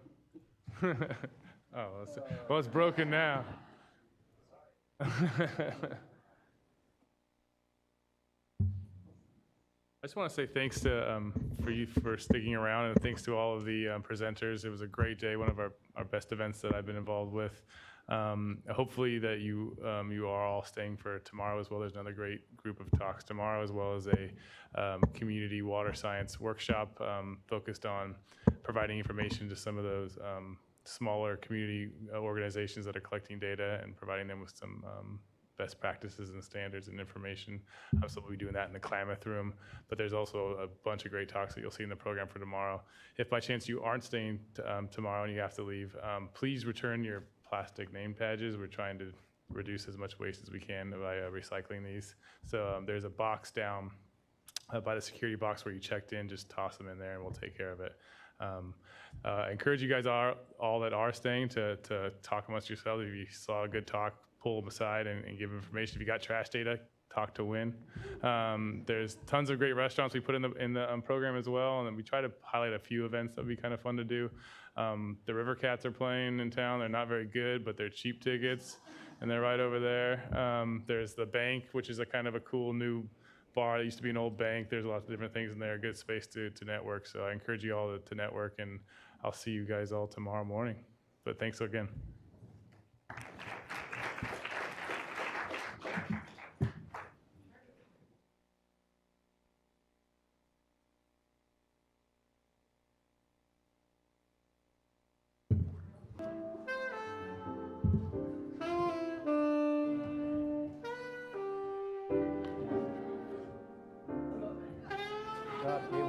Day one was a hit. How's Michelle doing on the water quality status? I asked her, and she said it was pretty much done. I think I need to touch base with her again. I got it. I basically created a slide with a picture of it. It's just she said she was having trouble with the GIS getting it. Thanks, David. Thanks, David. So I'm gonna touch base here. She's still around. Rich. Hey, how's it going, Greg? Hey, How are you? good to see you. Good to see you too. Nick, Rich, Yeah. have you guys met? I didn't know, and I saw his presentation on the CCR project. Oh, right Very on. cool. Cool, yeah. Yeah, I want to see that. I missed it. Oh, did you see part of it, or? I was trying to very liberate end. him, but he I'll got read pulled. somebody said it was well documented, so I'll go read the GitHub. Yeah, we posted some stuff on the GitHub, but not the actual what was generated. It's all sort of done locally. Should all be there. Yeah. Samaritan said that there's going to be some sort of a happy hour. Yeah. Do they tell you or where? something? Okay, good, because I don't know where. Oh, really? Yeah, no. I said I organized a thing yesterday, and I'm like, I don't want to have the burden of having to come up with a social event tonight. I know, right? Somebody And else do everyone's it. going to ask you, right? Yeah, I'm well- already doing it. I'm like, No, you're telling me it sounds well, like. no, Meredith actually was like, I think Greg's the one who knows. Allie Dunn was gonna do something too. Yeah. Hi. Hey, Peter. How's it going? Peter. My name's Rich. Nice to meet you. Ashley said Rich.